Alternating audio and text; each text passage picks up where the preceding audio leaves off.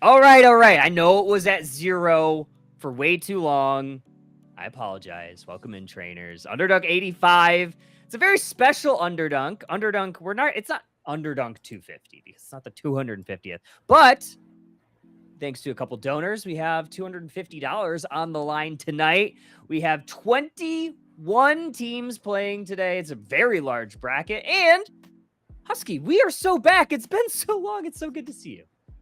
Yeah, we are indeed so back. Yeah, it feels, I guess it has been a long time. I was away, you were away, everyone was, NAIC for a while. There's been a lot of changes, a lot of stuff going on.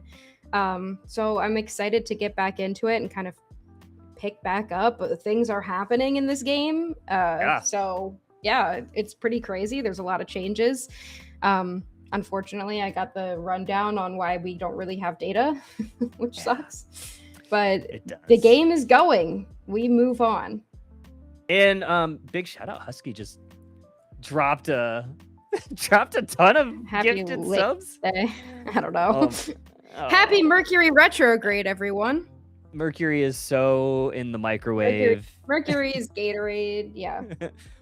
I have some Gatorade Light. Mercury is Gatorade. It's Cancer season. I recharge my crystals in the full moon because nothing really makes a white woman go a little crazy with it,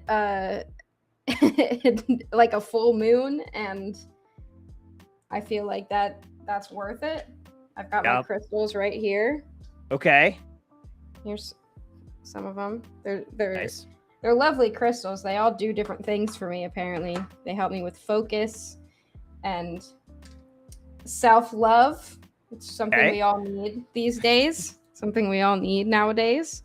I hope that everyone is able to get some of that from tonight's stream. Be able to love yourself a little bit more, have maybe some money on the line can help us out in these difficult times. Maybe you can buy a Pokemon license. Maybe you can buy coffee. Maybe. What do people buy with money? I don't really know. Probably one Hollowware. One singular Hollowware. Yeah, I guess one Hollowware. I guess there is some free ones coming out through this anniversary, so it is a good time to play Pokemon Unite. I've been playing actually a decent amount. I was trying to climb to Legend, and then I didn't play for like 2 weeks after I got to like 850, and I was like, I don't want to play for 2 weeks, and then the season was ending, and I was like, oh, well, not gonna happen this time. So maybe this season we'll actually do it, but I don't know. I've been having fun with some of the newer Pokemon. Meganium has been really fun. Yeah, they've released some fun new Pokemon recently, and they're doing a lot with the anniversary.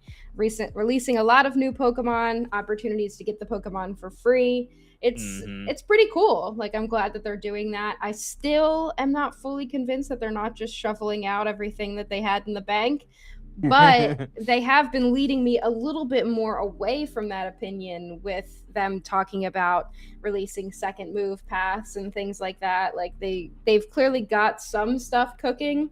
I would love to see them kind of fix some of the problems that they've created, but we take the wins that we can get in this community. Yeah, we take any wins that we could get. A little bit about the format tonight.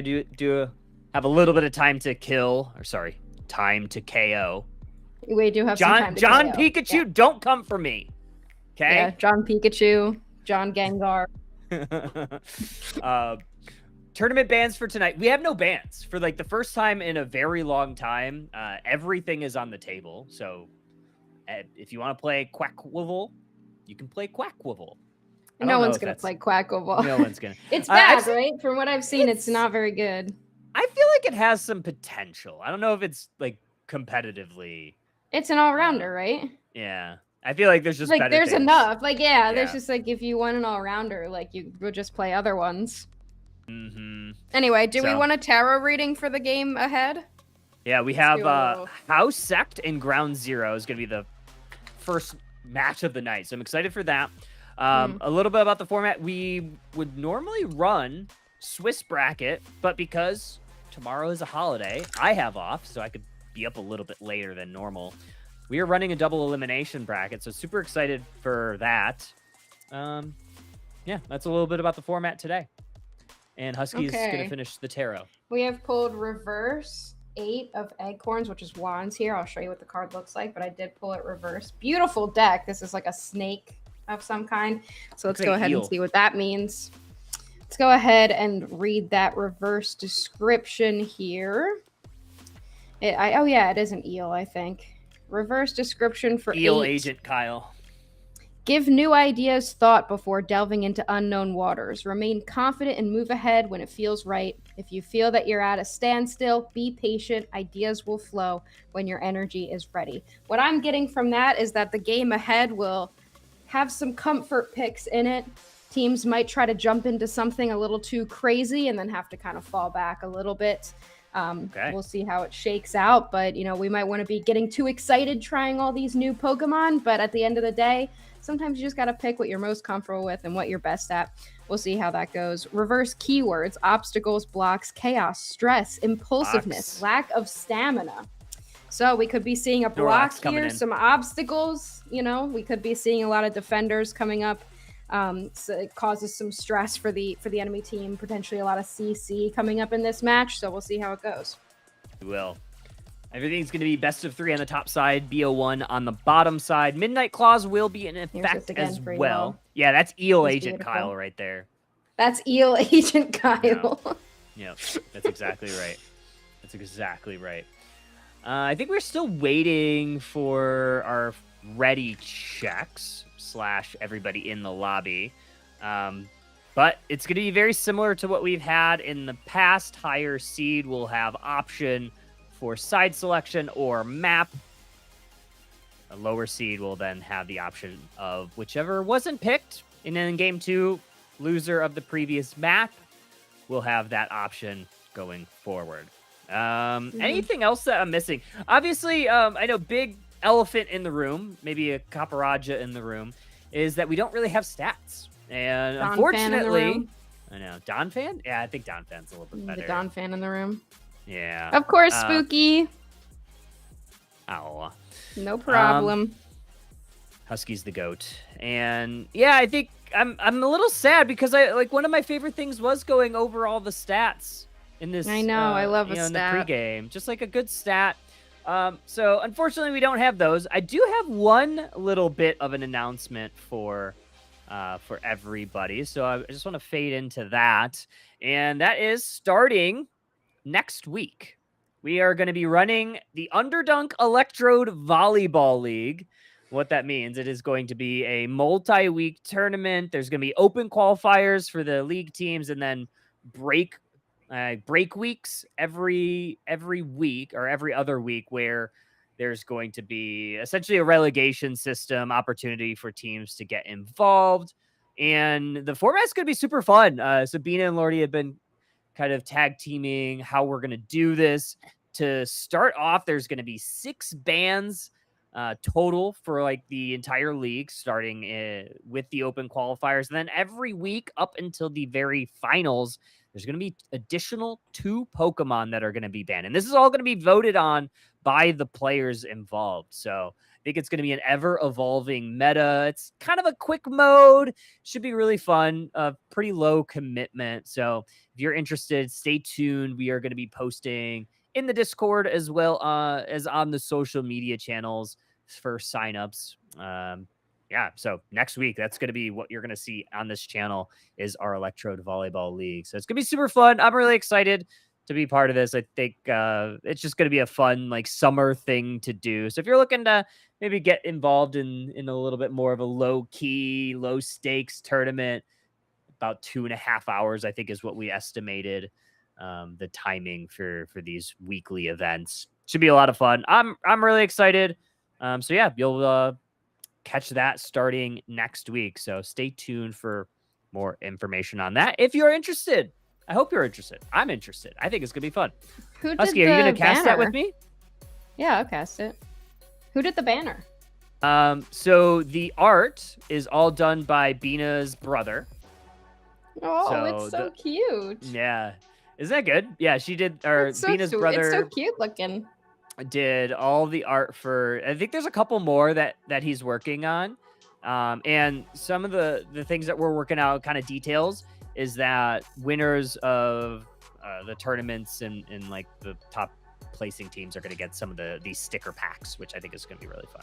Aw, So just I like love some small that. things that we're going to work out. Obviously, yeah, should be a lot of fun. Yeah, so yeah, he did a really good job on it. I think there's a Lucario, a Snorlax. There's a couple more in The there. things that are going to get banned. Yeah, things that are gonna From the definitely mode. Lucario and Snorlax. I feel like those things are certainly going to get banned. Looks like we are getting our ready check. So finally, Housect have selected Groudon, and Ground Zero have selected second pick. So Okay. I'm gonna actually have to So switch. starting off sides. on Yeah. Groudon this evening. Another Yeah. thing on the volleyball, why wouldn't you want to get some volleyball going? It's summer, some beach volleyball out there. Keep a lookout for more information, but it should be a fun, more chill kind of tournament type of situation going on. Wow, I don't remember how to speak words anymore. But yeah, I don't know. I lost everything. Anyway, we do have draft. I think I got so excited and distracted by draft that everything that was happening is now gone. It's all gone. Let's talk about the meta. It's been a little bit of time since we've been able to digest this most recent patch. I think we are going to see a lot of bans. Specifically, this Absol is going to be really difficult to deal with, so I wouldn't be surprised if we see that one kind of up in that top path a majority of the evening. The Comfey ban is a little interesting. I still haven't seen that Pokemon really flourish in the current metagame, but whenever there's like a really broken Pokemon, it's obviously pretty good. Yeah, I mean, I think Comfey is always a safe ban because any team can kind of come up with some strategy that involves using a really good Pokemon and then also putting a Comfey on top of it. So it's not surprising to see that. Sylveon being first picked here did get a recent buff, and it has been very strong recently. I've been seeing some teams picking it back up, and it's a Pokemon that a lot of people really like. I am a little surprised to see it that high up. I guess I didn't realize how good it actually got, but yeah, I'm excited to see it. Yeah, Sylveon. I've been playing that one a little bit when it hasn't been banned, and yeah, it's pretty dang good. And you see that it has that cursed incense on, so any Pokemon that does have any sort of healing within its kit, it's going to try to reduce that with that large area of effect on that Hyper Voice. And I think that Pokemon is just so good, and if it's available, I think it's going to get picked up pretty early every match. The cursed incense on it too. So we've got the Blissey over on the other side. Don't really know quite yet if it's going to be going the soft boiled or the safeguard build, but we're looking at a Mamoswine, we're looking at a Gengar on the other side. Safeguard could be viable. I feel like I've seen more and more soft boiled, but either way it is totally fine. But we do have that Curse Incense over there to look out for. Blastoise, Talonflame, Latios as well have also been picked up by Ground Zero. All really solid picks. Whatever they do to Blastoise, it still ends up showing up in these competitive games. It's just so good. That area of effect, the crowd control that it offers with Surf, the Unite move is really impactful. So yeah, really excited to see that Pokemon. The Talonflame, I think this is a Pokemon that I've actually picked up a lot recently. I've had a lot of fun with it.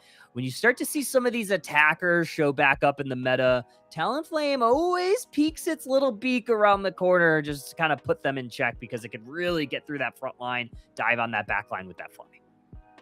Yeah, I mean, I think the difficult thing here with the Talonflame is it might not be enough damage to take out some of these Pokemon. I mean, you've got an Eldegoss over there going to be having a Pollen Puff. You've got a Gengar with potentially Hex that's going to be able to continue ripping through enemy Pokemon and a lot of CC. I think the problem here with House Sect is I don't know if there's enough damage. I mean, if Gengar goes down in some of these fights, it's going to be really difficult to kind of make up that damage because the damage that these Pokemon can do involves having moves up.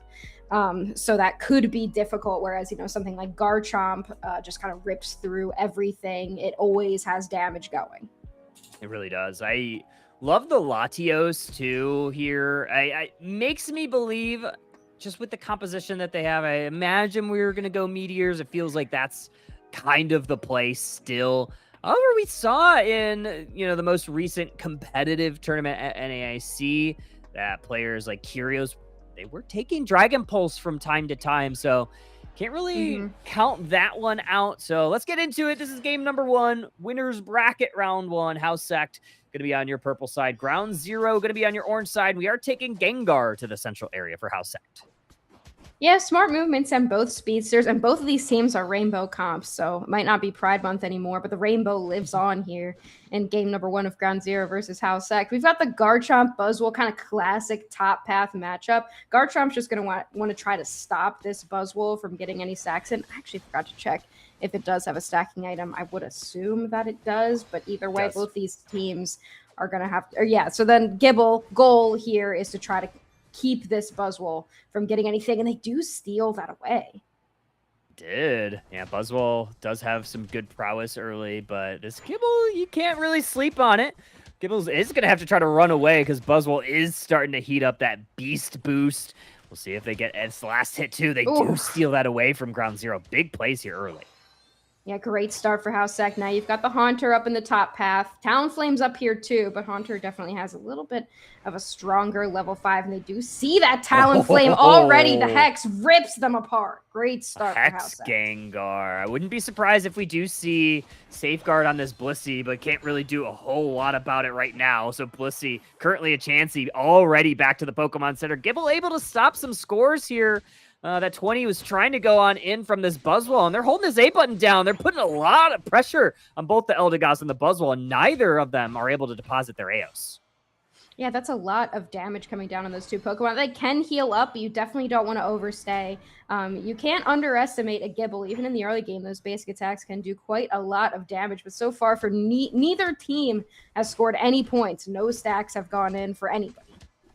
Yeah, Buzzwole trying to get back to this Gibble, and Chansey still unable to evolve. Level 3 has been kind of level locked here. Maybe Buzzwole gets this one. Steal. Oh no, Eldegoss gets it, or Blissey gets it, and they are finally able to hit that evolution. But look at this, Haunter, Sylveon heading down towards this Regidrago. I don't think Ground Zero really has any prowess to get there. Maybe this Latios with a very sneaky steal, but instead they are not going to go for it.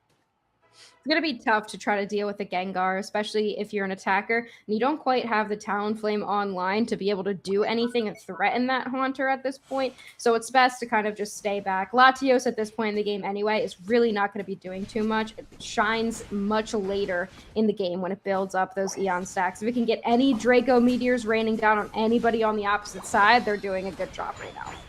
Well, Jack buttons burned right in that moment. Mamoswine, this currently a Pillow-Swine, was able to get away a lot from those Draco Meteors on that Latios, so very smart to try to avoid getting that thing online. But 4 members of House Sect are down here. Reg Ice going to be the basement Reggie, and they should be able to clear this very quickly. Ground Zero just looking to defend this T1. Blastoise online. We'll see if they're able to surf anybody. They surf the Pillow Swine, but instead, they're just going to go ahead and back up and give this. Yeah, I mean, that's probably a good choice, right? You got the surf pushing everyone away, but they have brought this goal zone down to 5 points, so setting themselves up for a great overcap later. Ground Zero does get the top objective, and Regieleki likely going to walk in, so finally getting some points on the board here for Ground Zero. Okay, and stop the score so they didn't break it, so now they can get some of these small dunks to make that overcap even better. And even get these stacks in on this Talonflame. So Tommy going to stall this out. Buzzwole waiting for him, going to pick him up. Blissey Safeguard not going to do a whole lot of lifting. There's that Brave Bird into the Flame Sweep, but it misses everybody. And Ground Zero going to have to retreat back to T1. And Sylveon's got a great Unite move for dodging a lot of that. It does have a little bit more tankiness than most attackers as well, so it makes it a little bit easier to get out of a situation like that. But even being a little bit behind at that point, Ground Zero has been able to make up a lot of experience with this Talonflame. They are already level 10, Gengar opting to break this in the bottom path, and now we're starting to see this late game composition from Ground Zero begin to come online. 57-108, nearly halfway through this match. Ground Zero try to do the Dragon combo, so Tommy misses the mark there on the Eldegoss, unable to pick up the KO there. Now, making their way down towards this bottom path, might look for a T1 siege. Sylveon's going to put a little bit of a stop to that with that Hyper Voice. Oh, Brave Bird misses the mark. No one in that tall grass area. That's so much Hyper Voice damage. It's actually kind of crazy. It is. Seeing it, like, I've seen it, but not, like, seen it. You know what I mean? But anyway, 10 seconds left until this basement objective spawns. Most players are down here right now, and the Buzzwole is also on their way down. A lot of Unite moves available. This could end up turning into a huge fight. We have a couple members of House Sect trying to get online. Blastoise with great surf into the back line. Assistance into the Garchomp Unite move. Gengar gets the best of the Blissey, Talonflame, Garchomp, Blissey all down. Gengar and Piloswine the other way. Who's going to get the secure? Oh my god! Basic attack! A tail as old as time. Able to secure that one for House Sect. Yeah, everyone throwing everything at it, and then there was like 1 HP left, and everyone used all their moves already. Oh, the Hyper Voice. It pulls out the eject button from the Latios as well. And look at the Sylveon. Still nice and healthy. It was a great fight for Ground Zero. They did pick up a couple high-value KOs, but ultimately House Sect is having a fantastic game. Yeah, they're certainly enjoying this early portion of the game. 177-108. Still pretty close in the scoreline. Ground Zero going to look to capture a lot of this wild Pokemon on their map, try to get their levels up. There is that Regieleki up in the top path if they want to fight for it. It does look like they do. Blissey, Garchomp already making a little bit of rip here. The secure of that last objective, the Eldegoss, looming, but unable to press forward. Yeah, I mean, Eldegoss there kind of for vision, but there's really no reason to try to go for a secure there. There's 5 members of the enemy team. Ooh, Mamoswine caught a little bit here. The Draco Meteors come down. They have to use the Night Move, Kyle. Okay, Gengar in. 2 KOs found already. Garchomp into the back line. Eject, try to pick up the Mamoswine. This time with the Dragon combo, they're a little bit successful. Sylveon trying to get the Hyper Voice on them. They do. Eldegoss holding down that A button. Gonna get scooped up by the Garchomp, but the Hyper Voice back off cooldown seems illegal. I mean, Garchomp stayed up for a while. They did get a little bit of a consolation KO with that Mamoswine, who did get caught there. I mean, that was a good capitalization from Ground Zero, but a better response from House Sect to only end up losing that Mamoswine in that situation. They still got the Garchomp, and we do break top as well. So Buzzwole just able to make sure that they get in, get a couple more stacks up there. Now 227-108, dipping down below that 3-minute mark. And House Sect is set up to take this last basement objective. I forgot what the objectives were, and I forgot to do my job. Fire production in chat. What was the last one? Was ice. What was the first one? Was the first one an ice too? I wasn't paying attention. That one was rock, though, and Gengar secures that, obliterates it. We always have the option to rip a final objective, especially with a Hex Gengar, but you don't really have secure on the side of House Sect. I mean, there's always basic attack on the Eldegoss. We've seen it in action already, but knowing that there's a Brave Bird available, knowing that you've got Blastoise to knock everybody up and prevent anyone from using secure moves, makes me feel like we're not going to see a rip here, but it's always an option that you got to watch out for when there's a Hex Gengar on the other side. that. Not to mention the Garchomp as well, which they could honestly just go for, and they are going to start chipping at it. Oh, eject onto the Latios, try to reduce any of this damage that's going out. Blastoise drops their Unite move. More meteors falling down on the Groudon. There's that Hyper Voice. There's the Brave Bird, but Gengar able to secure it for Housesack. Are they going to be able to pick up any KOs? Oh, yeah, they do. It's a Gengar with the Groudon buff. Of course they do. 4 members are down. Talonflame looking for a back cap, but that's about it. All these burgers are going to go in. I mean, it was a great try from the Talonflame. They were set up perfectly with that Brave Bird potential secure. What a hex to avoid that as well from the Latios, but they are not going to be able to get that KO either. They're going to try to chase down this Gengar here. Finally will pick them up. So there is a chance here. We've got 1 buff now on the side of Ground Zero and not that many points to make up. So if they can pick up a couple more KOs on Housesack, it's possible. But with a lot of buffs still over there, that's a lot of attack coming your way. It's going to be a difficult one for Ground Zero. Going to be climbing up the mountain here, trying to get all the way over there. We'll see if they go all as a single unit. So far, it looks like it. At least 3 members going to travel through this top path. Talonflame, like you said, the one with the buff. We'll see if they follow suit. Start to migrate towards this T1 or T2 in the top side. Yeah, you're going to need at least 2 entire full scores here, which you might be able to do. We do have Gengar sitting on pad in case anybody comes to the bottom, and here comes the Garchomp Unite move. Okay. Livid Outrage in. Flame Sweep doesn't really hit too much. More meteors are falling from this Latios, but here comes the buffed up Sylveon. 2 KOs on this Mamoswine. A lot of heavy lifting by this Hyper Voice. They're going to get another one, and that's going to be all but it here for Ground Zero. Housesack's going to win game 1. Yeah, that's a whole lot of Sylveon coming at you in the end game, especially with that big Groudon buff. And what a great, well-played game for Housesack. Ground Zero played well. Also, I was going to say they played well as well. I feel like that's just not, I don't know. I should have something different. 487 to 208, your final score. Very well played game by Housesack there. They used a lot of their advantage from the early game as a more early game focused composition. And even though Ground Zero kind of clawed their way back, they had some good moments. The late game comp just wasn't able to catch back up. Yeah, that's the problem when you play something like this Latios, Garchomp, things that do struggle to get online until the late game. And if you fall behind, it just does make it very difficult, especially when you see what Housesack has. Yeah, you had the Gengar that tends to be a little bit slower, but you have really good early game. You have that Sylveon that gets online at 4, Eldegoss, also even really good as a Glossifleur, and then you have Buzzwole, who we know how good they are early on. Yeah, I mean, going back to our tarot reading from earlier, we kind of saw this idea of trying out new things. It's possible that Ground Zero was trying out a little bit of a new focus with this later game composition. We might see them kind of revert back to something they're a little bit more comfortable with. Maybe something a little more early game focused to challenge like this Sylveon, this Gengar. But keep in mind, Ground Zero chose second pick, so they gave that first pick option of the Sylveon that ended up being extremely valuable away. So what is going to be their plan in the next game? Do they want to stick with the Groudon map? Do they want to take away that first pick, or do they have a plan?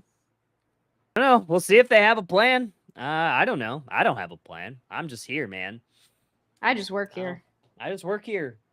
It's not my job. I don't come up with their plan. They're gonna have to figure it out. Fire production, by the way. Fire production. What is it? Exclamation point fire. Yeah, I think that's what it is. Yeah. Thank you. Someone had to do fire production quite a lot. I felt like every time I'm gonna be on camera, like Karma's gonna be in a different spot. So now he just rotated. So he rotated towards window. In the wall. Yeah. He won't leave me alone anymore. Poor little mister. Took him outside yesterday. He ate grass for a while, and then I came downstairs this morning and he had thrown up said grass. So yeah, he loves doing that. It's one of his favorite activities. Going outside, eating grass, throwing up the grass. I mean, I like that too. And who doesn't? And honestly, like, who doesn't? Like, for real, we all wish that we could be him. And sometimes we're just not. It could be a little bit upsetting. Yeah. But yeah, game 1. So what of the new Pokemon are you most excited for? That are coming out. I think of just like what Pokemon that I think I that fit my play style. Yveltal, I think will be really fun. I like playing attackers. But I I'm think of mad because like, I like Xerneas yeah, so much more. I'm like a big yeah. Xerneas fan. Xerneas support would be awesome. Like, I love Xerneas. It's like my favorite legendary ever. it's so cool. Big rainbow gay deer. Gay deer. Yes. And then they put the other Yes, one. of They always course. do that to me. They always put the other one that I didn't want. Yeah. Like we have Like they put Ho-Oh and not Lugia. We have Zacian and not Zamazenta. I know that's an unpopular opinion. I like Zamazenta better. We get Yveltal and not Xerneas. We get Miraidon and not Koraidon. They always pick the wrong one. They were like, how do we hurt her even more? How do we figure out a way? How do we hurt her? How do we figure like out her. a way? Yeah. How do we get away with just making Husky even more mad about this situation? And that's how. But the good news Put is Yveltal. I have Latios and Latias on my Pokemon Sleep team. Is that a shiny Snorlax? It's brown. Yeah, why is he brown? It's the island one. So like at this island, sometimes the Snorlax spawns a slightly different color. They do it for all the islands. A lowland Snorlax. Mm-hmm. But yeah, I caught like an insanely good Latios, so now I have a dragon type team in Pokemon Sleep. Okay. And I do like Latios and Latias. They've really grown on me as legendaries that I really like. Eat-Aters. Yeah. Well, they're siblings, aren't they? I don't know. Siblings are dating. Everybody put your guesses. They're from the south. Okay.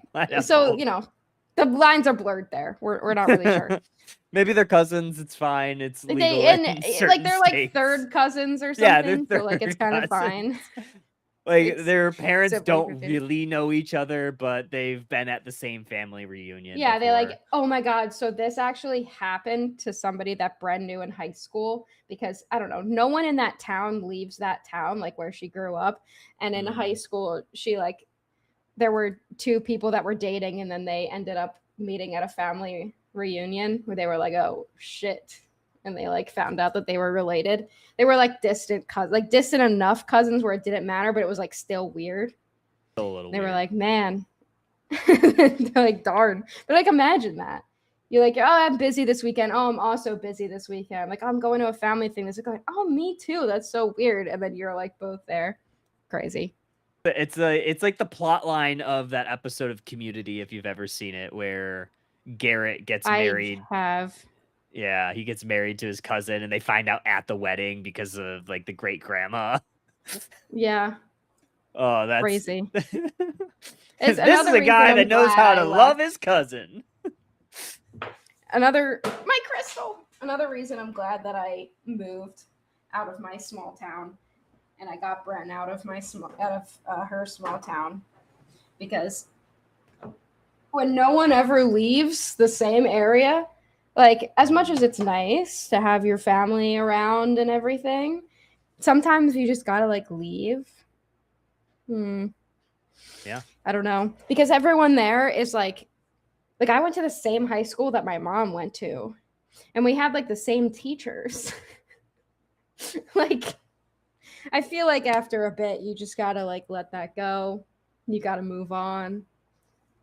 Anyone else have a similar experience? I feel like. Did you go to the same high school as your parents?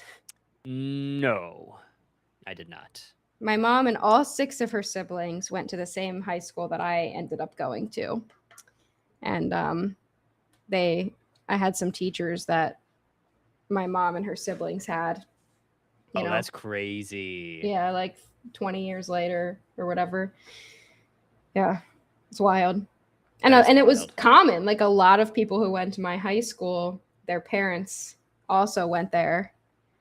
So they did this thing at my graduation where you could, like, if your parent went to the high school, like they could present you your diploma. That's fun. Like at graduation, which was not like my mom like presented my diploma to me like at graduation, because like, I don't know, I guess you can do that if you went to the same school. But yeah, I was like, it sucks being away a little bit, but also At least I'm out of the same area that my family's been in for generations. Like, at least there's that. At least I'm advancing, doing something. Doing something. You got to break the cycle at least like a little bit. Yeah, and I mean, like, I'm like 3 hours away, so it's not that far. So granted, it's like not that far. But we are playing Pokemon Unite. We are playing Pokemon Unite. Well, we're not. Someone is. I think specifically I'm certainly not. At least 10 people that we know of right now are lobbying up for Pokemon Unite. And we do know that they are not going to be playing for Alligator or Comfey. Is for Alligator These are just good? facts. It's insane. Like, for Alligator's broken? I've seen it, and I feel like I haven't seen it being like insanely dominant, but I guess in competitive it is. Yeah, in competitive, like when you have someone that's really good on it, it's pretty crazy. I think it just has like a little bit of a learning curve, and once we're starting to see like people figure out like what it's good into, and it seemingly it's everything. Yeah, it's just it needs to be banned. Yeah, and I don't mind banning the Gengar away here. The Gengar was pretty dominant in that first game. Looks like Ground Zero wants to pick up Sylveon, but I doubt they will get it if Housect, follows the same path that they did before. Banning out the Urshifu as well from Saotami's smart move kind of forces them into a situation they're not as comfortable with. Instead, though, we don't ban out the Absol. We pick the Absol and give the Sylveon away. So Absol, another one that got a recent buff, which is always dangerous with speedsters. So it just kind of obliterates things. Is the Sylveon just rendered completely useless at this point when you're going up against an Absol? Maybe a little bit. It's still like really tanky, and you could still play Mystical Fire. I still think Mystical Fire is pretty insane, especially with some of the buffs that they gave to it plus the passive. It's still very good, so we could potentially see that. Although, like you said, Absol incredibly good. The thing that I'm my mind is being blown right now. I'm gonna have to check to see if like someone crashed or something. But we have a second pick guitar and a Phalanx. Like, what's going on? I'm like, are we trolling? Like, are we? What are we doing? I'm like, what's going on? Are we trolling? What's going on? That's the rule. We've got Tyranitar as well, which makes me want to see a Blissey. We're not seeing it yet. We've got the Blastoise consideration. I wouldn't mind seeing that. Phalanx and Slowbro on the other side is particularly interesting. I don't mind the Slowbro ever into a comp where you're worried about something, and now you're picking Leafeon into it. I feel like that's just an immediate Slowbro up, but I do like the pivot from Ground Zero to focus a little more on their early game, especially if they want a late game Tyranitar to carry in the end. Yeah, I also am wondering what we pick for our support in our last spot. Maybe we go Eldegoss here. I think it does really well into the Phalanx. I'm trying to think what else. Like I'm surprised that we have maybe not a lack of Phalanx counters after it was selected, but I think T-Tar probably once it gets online does pretty well into it, especially with Phalanx having all that shielding. So we'll see. Okay, there we go. We do lock in that Venusaur in that last slot. So maybe this Sylveon being more of like a supportive type role. Yeah, I guess we could be seeing kind of support Sylveon here, potentially with that Mystical Fire. We do see Drive Lens on it, Shell Bell. We could see them pivot over to Mystical Fire. And then I'm going to imagine that this is going to be a Venusaur. So adding a little bit more range, potentially outranging this Mewtwo Y. That's going to be pretty impressive. Really not sure what this Phalanx is going to do. I guess the Mewtwo Y is kind of the supportive style Pokemon on this side. But it's a weird composition that I'm looking at right now. A lot of damage on both sides, right? Like there's not a whole lot of tankiness. I mean, maybe you got to support Buzzwole, support Mewtwo. I don't know like who is kind of playing that more supportive type of role, but either way, I'm excited to see this one. We're going to get to see Pokemon that we don't normally get to see, and that T-Tar and that Phalanx. I can't remember the last time I got to see a competitive Phalanx. It must have been 6+ months a long time ago. Yeah, a long time at this point. We have to remake, she said. Oh, we do? Okay. Was it real? Was the draft real? Or like that's what I want to know. If we were just lying. I just You're want to know if the lying. draft was real. And Was Karma's it back. real? Now Karma's he's back, giving and he's himself a bath. He's in a new position. Oh, we have a little bit of time. I do have a pack. Oh, a pack. A pack to rip. America 250. Has everybody been watching the World Cup? Mm-hmm. Of course. Real life Blue Lock. Well, okay, not really. This is kind of crazy. The last on Saturday when I was doing AUL, I opened a couple of packs. I think I opened 6 packs, and every single one of them was on electric energy. Every single one. And we got another one. It's interesting. Like, what are the chances? Okay. What are the chances? Is that a good sign, or I don't know. We'll see. We'll see. Tail fossil. The Danny. Fighter. Podon. Okay. Rat Eye Kate.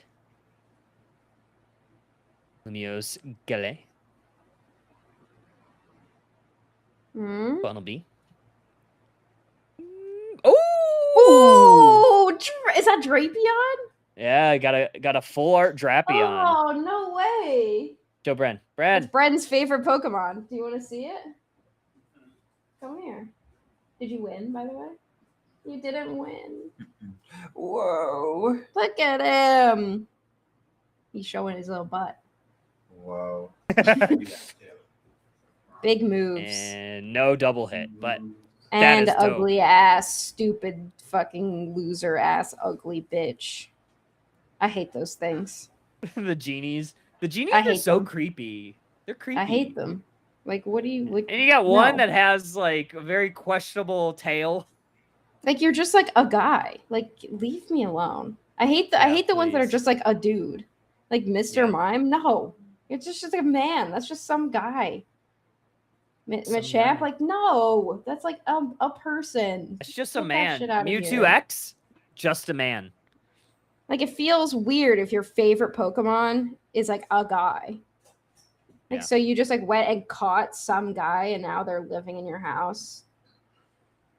Fighting battles for you. Like, it feels a little bit wrong. Like, I'm not gonna lie. Like, at least if it's like an animal that's like furry bait, at least like you could be like, that's an animal. Yeah. You know? Anyway. Anyway. This is what I've decided to be mad about. I don't know. Yeah. We gotta be mad about something at all times. Looks like we were waiting for the redraft. So we did find out that the draft was not real, similar to birds. Not real. So we are going to be redrafting. I'm not sure about the bands. Speaking of birds, now that I'm like old and decrepit, I love birds. And I've been doing a lot of birding. I love birds. I've got bird feeders in my backyard and my front yard. Yeah, I guess it just like kind of happens to you when you get like old and senile. I love birds. And I've got my app that tells me what birds are in the area. Okay. And then I walk around. I've got my binoculars. Not right now because it's stupid hot. Is anyone else in spots where this like heat wave is going on? Oh my God, it's been awful. I'm like a little bit better because like I'm up in elevation a bit. It's a little cooler in the mountains. But not the best. It's still kind of gross and there's a lot of humidity going on. Oh yeah. Yesterday was high of 98 and it felt like 110 and I wanted to die. It was awful. Just terrible. It got up to like 92 or something, and then it's just gonna thunderstorm all week, or all weekend, all the following week. Yeah, it got up to 94 today, but it was kind of gross. We're in like heat advisory warning or whatever. Yeah. We're banning Zeraora. Okay, we banned the Zera. Hopefully, this is a real draft, real ban, real boy. Psyduck. So okay, same bans on the side of House Sect. only different ban here was Ground Zero banning that Zeraora. So that's Instead of the Gengar. yeah, the slight difference between the two games. And I don't know. I don't know. Yeah. I think you're just still leaving this Absol on the table. So it's like pick your speedster that you want to ban. They're going to ban the Zeraora Absol. Well, Zero wasn't even in the previous True. game, so I don't know what the reason is to ban it. My only thought here is that they want to ban it because they wanted something specific on the other side, which I thought was going to be Sylveon, but I guess not. I'm really not sure what Ground Zero is doing, and I hope that it's not another like crash thing. I don't know. So they're gonna give Sylveon back, and then they also give Gengar back. Seems fake. I don't know. Yeah, it does seem fake. I don't know if we'll go double speedster at least this early in draft. I think getting that support and defender core would be wise, especially since you're that Mr. Mime on the other side. Try to figure out what you want to do. Slowbro, I think, is still pretty good. I think Slowbro was hurt at least a little bit by the bug fix to the cursed item, so that now can apply to Slowbro. So it's doing like a little bit worse than it was, but it still has the Unite button that just can delete whatever you want. So still going to be pretty good. Yeah. Hoopa's still pretty good. This Espeon though, okay. I think we've seen a decent amount of Espeon recently. I think that Pokemon still quite good. Yeah, Espeon is really good. I've seen it a lot, actually. A lot of teams like picking it up. It's got the secure, it's got a little bit of range early game. How has Typhlosion been? I feel like I haven't seen it played. I guess the last time we did this, it was still, or it was like broken enough where it was banned every time, and I haven't seen it played a lot. And I know it got pulled back a little bit, but I mean, it's being picked here, so I think it's still pretty good. Is it being played like? Is it a top path? Is it like is it a top laner? Is it a jungler? I've seen most people, at least in competitive, take it in the central area just because it needs to get online. Like, it doesn't have like the best level 5, but it's at least like okay at level 5. And it doesn't like have like really good smite, so it doesn't have good last hitting down in the path. There's just a lot better picks there, which is why you see that Espeon. But I think it's still pretty good. I think it's like a better version of like Flame or Fire Spin Armor Rouge. So it's kind of in that same vein. Yeah. Yeah, so a little bit of a tankier attacker. And on the other side, like, it's interesting that we went from first picking Sylveon to completely ignoring it, and it did perform really well. I thought it would surely be picked up again. Instead, we're opting for this Miraidon, Alolan Raichu, so double mage with the Absol, just trying to deal as much damage as possible to this tankier, slightly tankier team comp on the opposite side with this Mime Lapras core. Let's get into it. House X going to be on your purple side, up 1-0 in our round 1 matchup. Ground Zero needs to get back to work if they want to force a game 3. We're going to take this Alolan Raichu to the central area. Miraidon heading down to the bottom path. It's going to be a top path Absol versus this Mime Zacian on the opposite side. Yeah, I mean, I guess I'm not really sure what I expected. I guess Absol in the top path makes the most sense here, just in terms of like early game. But I did think that they would send it into Central and then maybe switch some things up for a little bit. But that's going to be a tough one for Absol up there fighting against this Zacian. Meanwhile, on this bottom path, Slowbro and Miraidon, very classic, solid bottom path. Doing pretty well, but here comes this Raichu to help support this top path. Mr. Mime already can put a ton of damage on them. Are they going to be able to get away? Doesn't look like it. E-Ball should be able to close the door there. And this Zacian going to look for a last hit on this little Bunnelby, able to scoop it up for themselves. Yeah, we are E-Ball here, so truly mage-focused Alolan Raichu. We're not going with the stored power, a little bit more like auto-attack focused mid-range mage. Instead, we're going all mage here. Blows up these immediately. Zacian gets absolutely obliterated, and Absol goes home. Oh, wrong neighborhood, Zacian, and now here comes the 4-person push on this top path. Eos Energy deposited, cleared out, leaving it at 28, so 52 points in. Maybe another stack here for Absol for good measure. They should be able to get out of this no problem with the support of the Hoopa. Very surprised to see Sacred Sword, honestly, on this Zacian. I thought for sure for a little bit more range, a little bit more chase, we would be seeing that Metal Claw. It honestly makes me wonder if it was a move select issue. Oh, maybe. I feel like I run into that like so much. I just forget if I haven't played a Pokemon in a while to switch the moves. Yup.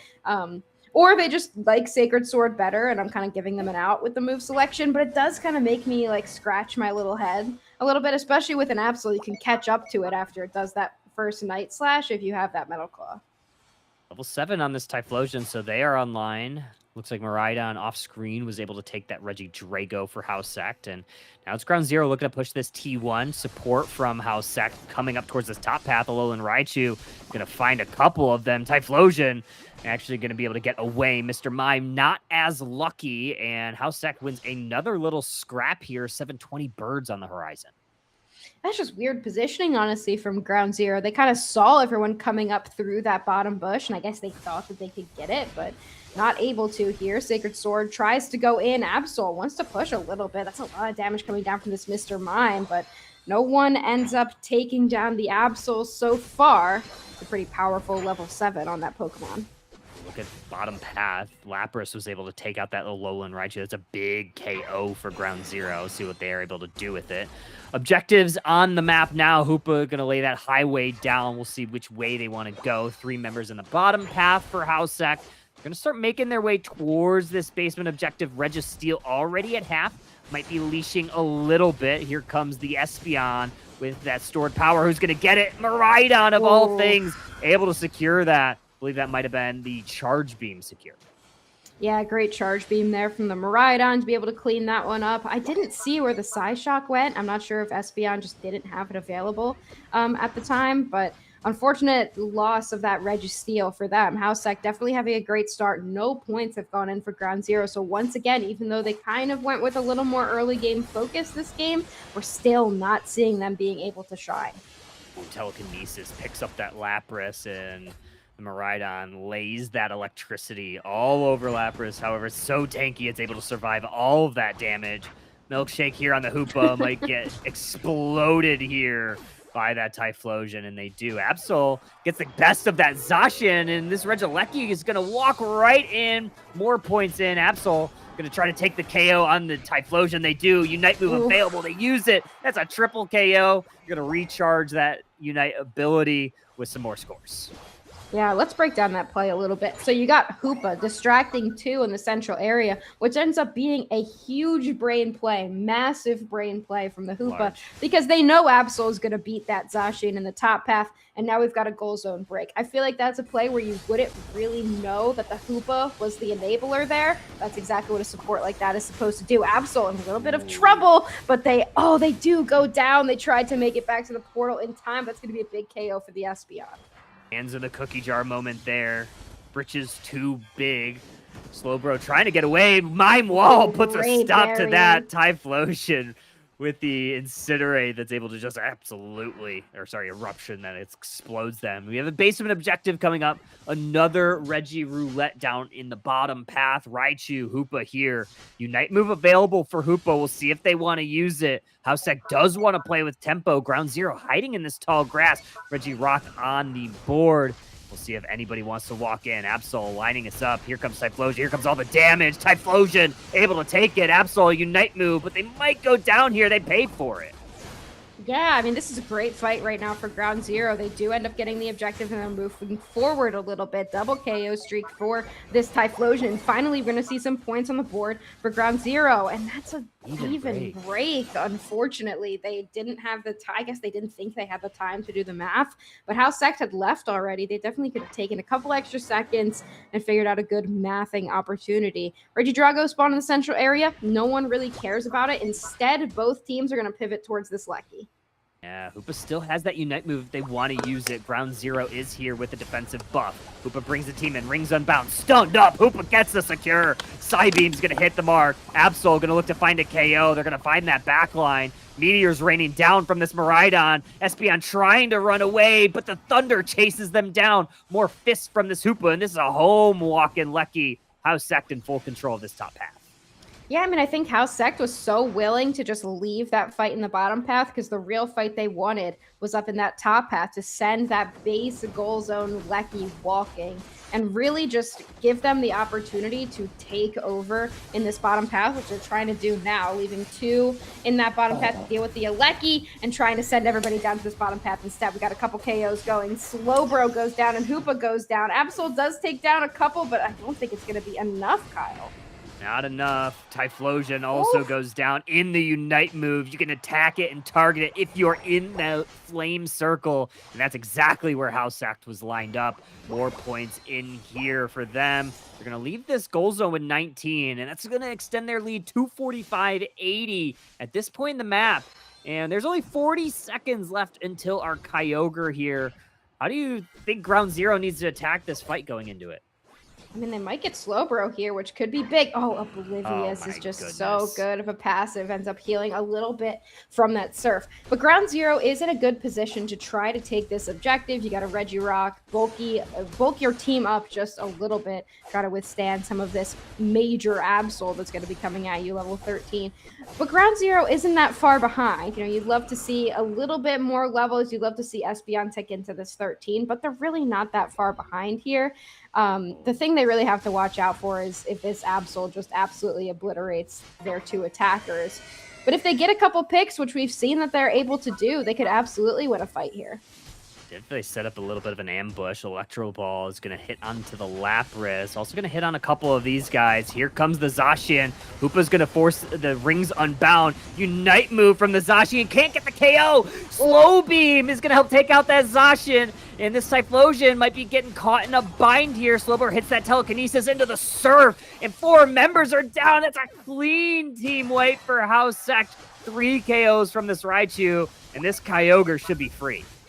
I mean, Absol goes down, but that's really it there. They do get the Slowbro in the end, but when you have your 2 mages up that can easily take down this objective, this is why some of these team comps work. You know, if you get ahead early, it makes Absol look like the biggest threat, but then you find out in the end game, you do take down the Absol, but there's 2 more huge threats on the board that you're not going to be able to take down in time, and Raichu cleans up that fight. They're quietly the highest level in the game here. They've had a ton of KOs in a really good game. So 345-80. I'm not sure that Ground Zero even wants to try to put the work in to bring this back, but, you know, miracles can happen in 45 seconds. Miracles can happen. There's a lot of buffs on the side of House Sect if they want to try to push. Gotta be very careful if you're Hoopa, but luckily it has the Hoopa abilities. That Hyperspace Hole is able to get them clearly back to safety with no problem at all. One final push here. Ground Zero lining up this T1 goal zone. E-Balls getting the groundwork laid on that T1. Mr. Mime into the back line. There's that Unite move from the Raichu. First KO is going to be on that Hoopa. Espeon's going to give some space with their Unite move. Ground Zero might get some small scores in here. I don't know if it's going to be enough, though, Husky. Yeah, 10 seconds left, and they still need 2 big scores, and here goes Miraidon onto the other side. They're just not going to have enough time. Hoopa went down, but it's just not going to be enough. Couple points last second will go in here for Ground Zero. Well fought from them, but House Sect is going to take this one in a clean 2-0 sweep. Stuff here. House Sect 2-0. Ground Zero going to be going down to that lower bracket.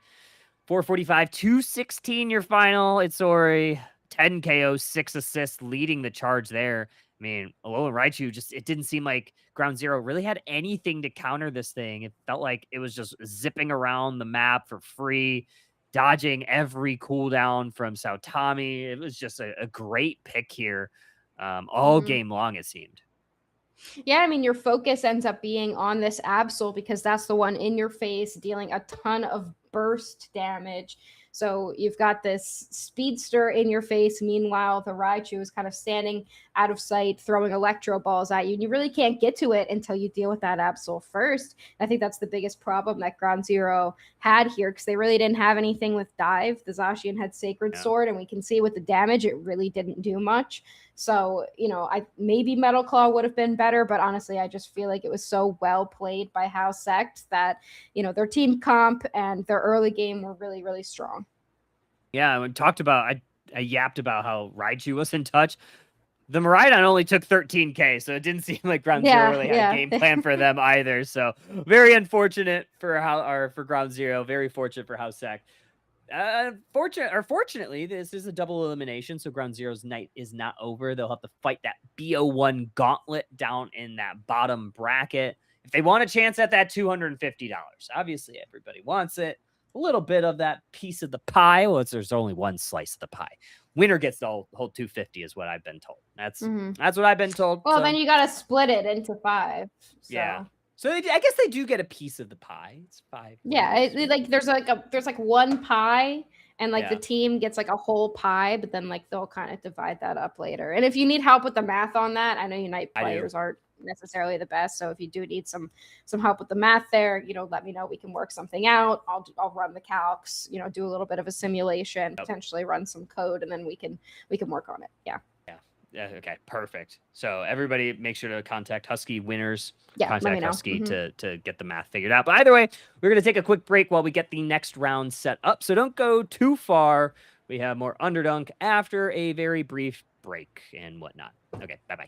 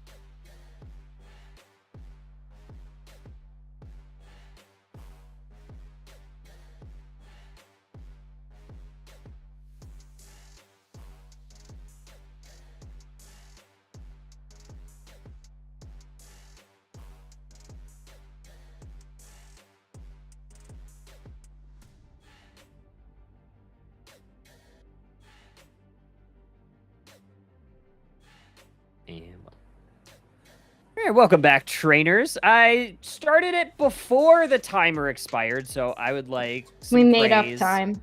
I made up time. It's fine. Yeah, we're fine. It's fine. It's going. But we have T2 Zenith going to be next up, and Husky, we are jumping right into draft. So no time wasted here. We're getting into round 2 of our top side of the bracket, and this is going to be a good one.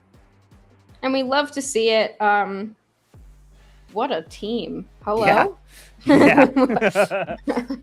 Hello. All right, so Zenith is going to be it's going to be an interesting one for them. We're going to have to pull out all the stops here. We are banning Mega Charizard Y, which we have not seen come out in that last set at all, neither banned nor picked. So I was kind of wondering if it's still in existence. Maybe it is. Maybe T2 just doesn't want to see it here. Banning out Espeon, Psyduck as well. Absol, Sylveon, Fraligator banned on the other side. So banning out a lot of carries here, plus the duck. Plus the duck. Honestly, crazy work. For some reason, my Absol is not showing up in my bans. Either way, that's a me problem, not anyone else's problem. Mew's going to be that first selected. Go ahead and fire here. production again. I don't even know where it went on the sheet. It is pulling from something that I have no control over. We'll figure it out somehow, some way. But Snorlax Hoopa on the other side. Yeah, Snorlax Hoopa, always really, really solid core.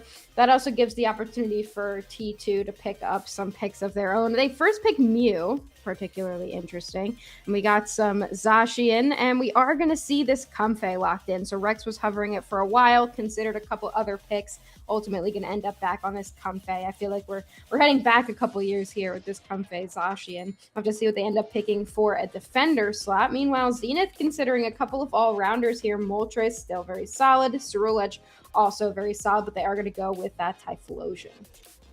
Yeah, Typhlosion. Definitely we saw it in the last match. It did do pretty well. Unfortunately, it was in a losing effort, so we'll see if it does really a lot here. I think they're going to be, regardless of what Pokemon they pick, the Zenith squad is going to be kind of battling up the mountain because this T2 squad's really good. I mean, you have some pro players, you have Rex, on Nemesis slash, what were they called again this season? I always forget. Extinction. That's the one. Zugrug, obviously, yeah. NAIC champ, Zealot, same. Reggie195, a LATAM demon. I mean, yeah, this team is absolutely stacked. I'm very excited to see them play this one. Yeah, this is one of those teams where it's like they heard $250 and they were like, "Do you guys want to like? Can we want some money?" Bina says that they have to remake and blind pick, but the drafts are going to be the same, so we can keep talking about it. Yeah, I don't know. I guess someone randomly joined, but the drafts are going to end up being the same here. So Lapras coming out, which we did see last time. I forget, did Lapras get a buff? It did get a buff. Yeah, it got a very slight buff. But teams are picking it up. It's enough for teams to pick it up again. It was very broken for a while, and Lapras is one of my favorite defenders. I feel like I end up playing, like I'm a better carry player, but I end up playing a lot of tank and support just because I like playing the roles, but also I just end up filling a lot of time in solo, and Lapras is just one of my favorite defenders to play. I feel like that and Vaporeon. Oh, and yeah, Zanseki, the items are cut off a little bit in the overlay. What we are seeing is Zorak was running Razor Claw, Excel Bracer, Charging Charm, and Cerulege was running Muscle Rapid, Razor Claw with X Attack. So, yeah. It's the match will go on. Oh, okay. I guess the match is we're going into game. Okay. Okay, so never mind. Yeah, never mind, I guess. Okay. No trolling is not trolling, I guess. I guess. We might have to fire production. Yeah, I pressed the wrong button. It's okay. We'll figure it out. Oh, and it's gone. Okay, Oh, it's back. All right, okay. let's take a look at the state of the board right now while we were yapping just a little bit. We already had a KO on this little Cyndaquil in the bottom path, just being super aggressive from T2. This Mew plus this Lapras. I mean, Whirlpool, such a good early game move. Plus, you have the Electro Ball from Mew secure. E-Ball is always a good one. I've been playing a little bit of Mew lately. It's been pretty fun. Reggie195 look to go on in and gonna dip right back out just like a Zoroark does. They do not want to mess with that Cero. Yeah, it's going to be tough with the Surge. Plus, you've got Moltres, a little bit of a tankier all-rounder. They're going to come right back up. I mean, you've got this Comfey. It's a little bit difficult to take this Pokemon down. Secures a lot of those birds as well. I think they got all of them. Yeah, Slow Smoke definitely doing a lot of heavy lifting there, making sure that Zenith wasn't really able to walk forward. Down this bottom path, it's still going pretty well here for T2. This Mew is absolutely dishing out a punishment. Zoroark also coming down to throw a little bit of a blow to Zenith's face. And now they're going to go for the invade. They're going to be able to steal this blue buff away. Doesn't look like it, but they're going to get it eventually via KO. I mean, what can you do, really? Like, we've got Zoroark, Comfey. Even if you know it's coming, like, it's still going to hurt. I don't know. Like, even if you realize what's about to happen to you, it's still going to happen either way. Zoroark just kind of ripping through everybody. You've got the Zacian. I mean, Zealot plays a fantastic Zacian as well, so getting a couple KOs for them. And this Mew and Lapras have just been comboing off in the bottom path. Mew with the big solar beam stealing a lot of damage. Lapras providing some of that insane front line. We've got 69-0 right now. Big nice here for T2. So far, Zenith not able to put any points on the board. Yeah, Snorlax is looking for maybe a little bit of a sneaky pathway down bottom, but Lapras staying true and holding the front door. Maybe shut. Hoop is going to go on in to try to stun the Zacian. Moltres is getting sliced by the sword, and Zacian picks up a very good KO here. 3-on-1. Supa better not walk forward. They're going to get met with a ton of damage and another KO for the Zacian. Yeah, that's just a lot of damage from them. And the Metal Claw is just huge right now. They've got almost level 8. Ooh, we've got Zoroark getting very low. They don't have their Comfey on top of them, but they are able to get out. Lapras comes in for the rescue. And the Typhlosion, currently a Quilava, has to walk away. They will be able to get away, at least for the time being. Here comes Snorlax for backup. Ooh, Reggie195, low HP, able to retreat back to base via the home pad. Zacian off screen, able to take out that Regidrago. Mew, they're going to be very low, going to force to use their Unite move. They might have a Surf up. Instead, they're going to hit that Musidauto onto the Snorlax coaching. And there's met by a heavy slam. Snorlax going to eject away. Zoroark going to chase them down in the speed flux zone. And T2 is going to break T1. Yeah, that's tough. Zenith will be able to get a couple points in the top path. Honestly, I don't mind that play at all. Just kind of pivot. You're not winning in that bottom path right now. See if you can get some stacks in the top path instead. Maybe break a goal zone. Just see if you can do anything. But T2 is just wrecking this T2 goal zone right now. I mean, as their namesake suggests, but big heavy slam there from the Snorlax will take out one. Doesn't look like they're going to get much more than that. I just sat on the Mew, and this push is still ongoing. Nice little block there, but Zoroark's able to get past it. Hoopa on 1 HP. Zacian takes care of them. This fight's raging on. Regieleki walks in. Some low HP bars, no HP bars for Zenith. And that is no T2 for Zenith, because T2 took it. Yeah, I mean, that's tough. You've got Zoroark Comfey, but not only is it Zoroark Comfey, it's Reggie195 and Rex. Like, I really don't know what you can do. And this is kind of why teams just ban out the Comfey because, sorry, geez, almost choked. It takes away a lot of, I don't know what I was Have you tried not to? I breathe too hard. Like, I can't even breathe anymore. Like, geez, all right. Really off my game. But anyway, it just takes away some of the options that a lot of teams like to have that a Comfey gives them. It's an enabler support. It just allows you to do things you absolutely shouldn't legally be allowed to do. But somehow it is legally allowed, and it does not currently give you jail time, though I do feel it should. But we'll be back to talk more about that later. Yeah, we'll try to get some statues written out. And it looks like Mew is able to eject away from the Cerulege. Solar Beam's going to miss the mark, but Zacian's going to try to 1v1 them. E-Ball is going to finish the job. Snorlax eject into the Heavy Slam. Unable to get anything, but they did buy a little bit of space. Here comes the Lapras Express. Choo-choo! And T2 is able to get all of the cleanups, all of the scraps all theirs, and now they're going to start migrating down towards the bottom path. Yeah, the Lapras right into the back line right there. I mean, it was good enough to break that top goal zone, but that's really all that Zenith is going to be able to get here.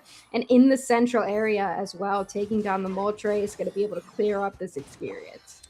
Oh, in the basement, Reggie is going to be a Regieleki. Could be a home walking Lucky if they get it quick enough. Registeel, though, is going to go the way of Zenith, so maybe a little bit of consolation prize at this point in the map, but look at the levels here, Husky. Level 13 on Reggie. It's outpacing by 2 the highest level for Zenith. Yeah, I mean, that's what you need on a speedster. It doesn't mean that you can't catch it, but it does mean it's particularly difficult. Taking down this Typhlosion as well. Just the Comfey Unite move for a little bit of insurance, but they really didn't need it there. There's just so much damage coming out of this Pokemon, and when you're good at this Pokemon and you've got a Comfey, it's just really difficult to deal with. See what they do if they can defend this. It looked like T2 was potentially looking for a push on the home goal zone. Instead, they are going to monitor the central area, take the scraps that Zenith has left away. Reggie195 looking for an engage, sees the Typhlosion with a low HP bar, but now going to have to back away. Mew did auto. Mew's going to get pushed and bullied by the Snorlax, forced to use their Unite move. Now going to hit a Solar Beam into a couple of them, but they're going to get met by the Moltres. That's a Unite move there. Lapras also down. Reggie195 going to have to run away. Going to have to dash away. Comfey going to lay down that slow smoke, but Sarah Legend hot pursuit. Nice little dodge there, and Sarah Legend unable to really close the deal. Yeah, maybe overstay a little bit there. You lose Mew and you lose Lapras in that central area, but I don't know how much it matters here. We do see Regidrago going down to T2. Here comes the Comfey. They're going to get off of Zoroark for a little bit, find a new home in Zacian, who's also now going to be the one in charge of monitoring the enemy central area. Yeah, that's basically T2's central area at this point. I feel like they've taken it more times than Zenith has. 2:20 on the clock. Big lead for T2. Can Zenith get back into this one, Husky? I don't know. It's going to take kind of a miracle here. We're going to even break this goal zone. I mean, like, look who we're going up against. You got to take down this Zoroark, but you also got to be careful for the Zacian because they're just going to start ripping you apart. We already see it starting here. Hoopa having to run away. Focus Band already popped, and T2 was not afraid of this Typhlosion walking in with the Unite move. Lapras Express is not going to bring anyone along for the ride. Going to hit a big wave crash, and Saralege might go down. Groudon, very low HP. Who's going to get the secure? Hoopa gets it for Zenith. What's going on? What? What? Did they surrender immediately? What happened? What's happened? What? Huh? Who did it? What? Illegal. Wait, did they surrender? I don't know. We have to see what happened on the next screen. We'll see who actually surrendered. It didn't say like victorious and like. It didn't say your team. Okay. Oh, what? I guess they surrendered immediately. Okay. But we didn't see that. We just saw the game end right away. Did someone stop? I don't know. What happened? I don't know. I mean, it says it doesn't say surrendered though. It just says defeated. Wouldn't it say surrendered? Or no? Not in spectate? I guess I have no idea. I'm trying to get a little bit of data on what happened.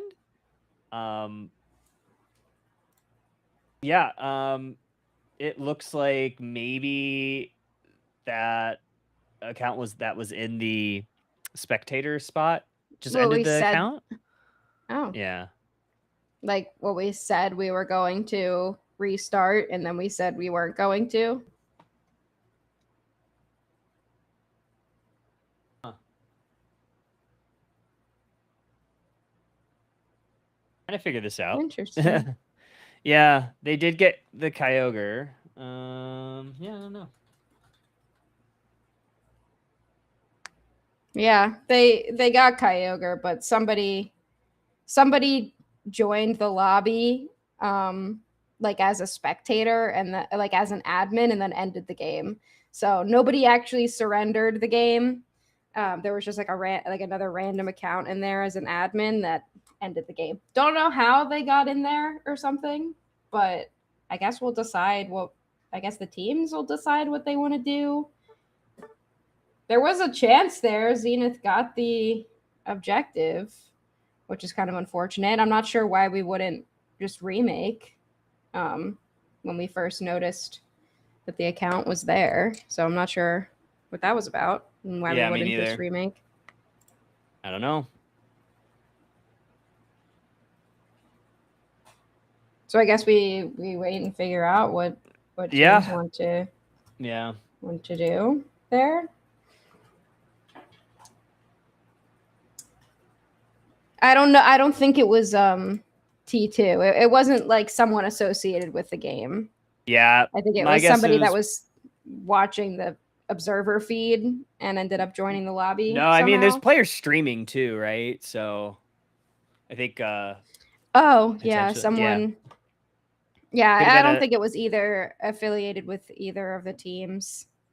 But they must have gotten into the lobby. Like we should have the production should have remade when someone else was in an admin slot to prevent it, but it's unfortunate because, you know, T2 was playing a great game and then suddenly Zenith had an opportunity to come back and, you know, someone had to ruin it.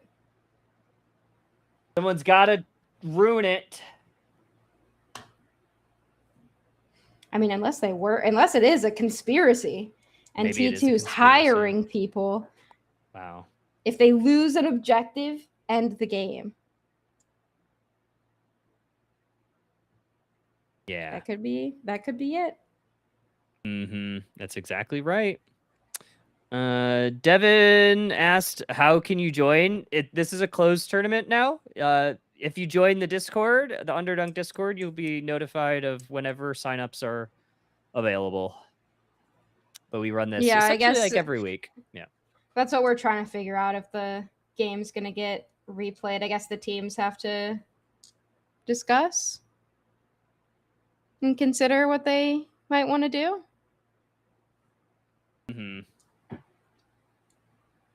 But we're not currently getting any information on what the plan is yet. So I guess they're still trying to figure out how they want to approach the rest of the set. But yeah, right now I'm annoyed because we should have just remade. I don't know why we didn't. I don't know, man. I don't know if they would have won, but now we won't find out. Yeah.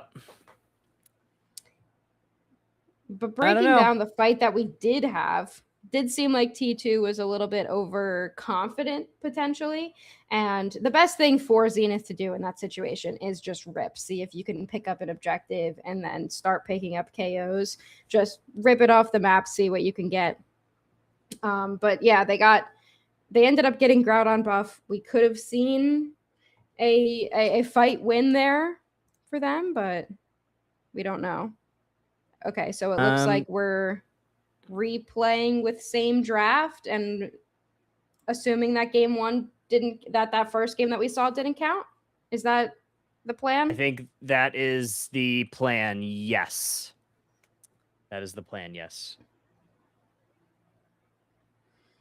Yeah, it could have went either way, honestly, which is unfortunate, but you know, that's why we usually don't show lobby.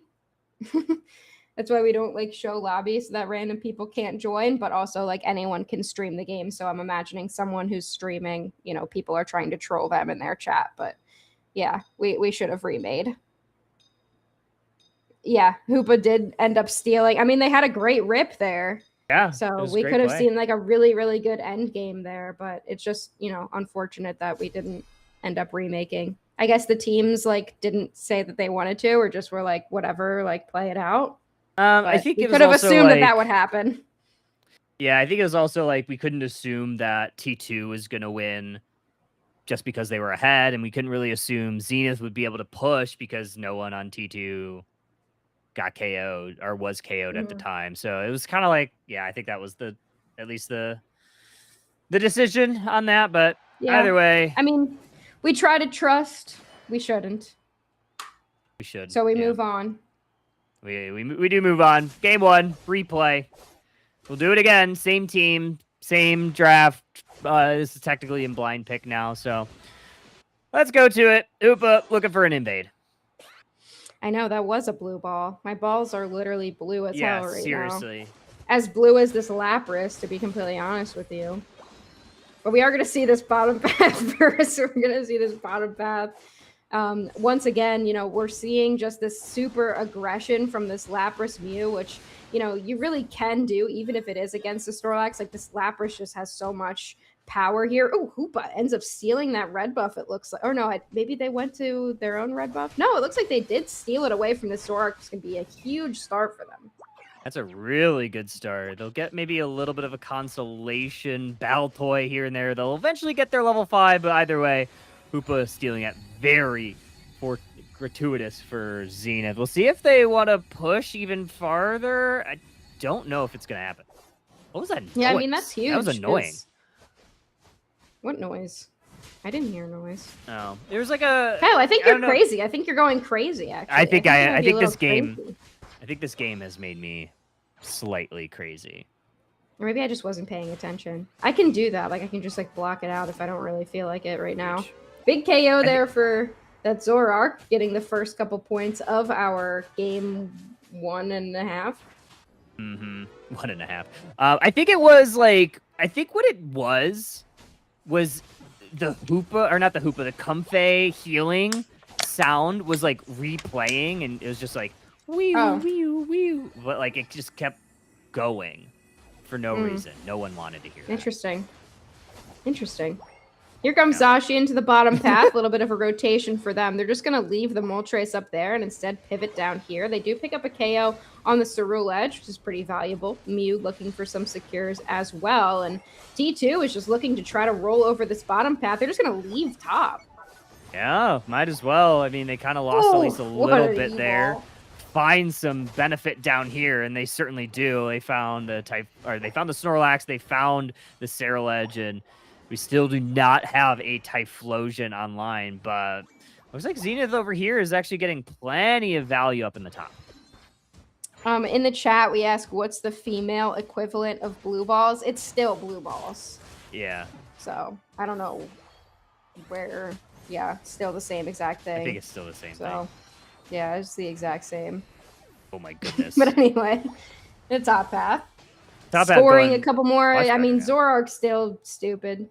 Zoroark's still being the Zoroark that it is. Comfey, as a matter of fact, has switched over to the Zacian, which is, you know, Moltres has gotten a couple of levels off being left alone in that top path, but I mean, going up against the Zacian Comfey is a thing of nightmares. Okay, Snorlax Heavy Slam is going to land on the Zacian, but a little bit of Comfey healing is going to negate any of that damage. 4 members of Zenith. We're going to push to the top path. Regieleki up here. Here comes Reggie195. There goes that Alecki. Stolen by Reggie. And this Zacian might be in a little bit of trouble. Rex unable to get them to safety. And are they going to be able to get on top of anybody else? No, Typhlosion closes that out. Yeah, I mean, getting the Comfey there, you just got to kind of chase it down. So, big Solar Beam while getting pushed by the block. And here comes the Lapras. Big Lapras Express coming in hot. Mew with a triple KO streak. They're looking for a 4th as well. Can Hoopa get away? They do pick up a berry on their way out. Regieleki walks in. And they're just going to kind of hang out in that flux zone. 195, 162. Reg Ice on the table here for T2. They close it out before Moltres can respond. 3 levels behind this Zoroark. You got to wonder if this Moltres can get online. You also have this Zacian that's level 9. It's looking pretty good for them. Mew, somehow level 10, dishing out a punishing blow with that Solar Beam. Zacian able to get back to safety because all 5 members of Zenith all down here in this bottom path.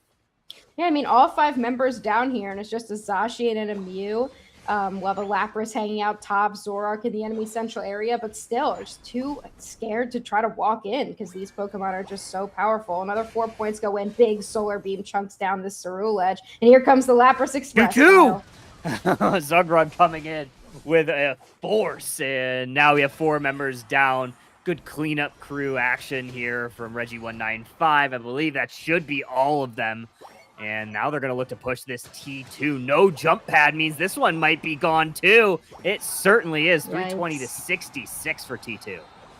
Yikes. What a Lapras Express there. Just giving the stuns enough time to be able to work through every single member of that team. You do get Zacian, though.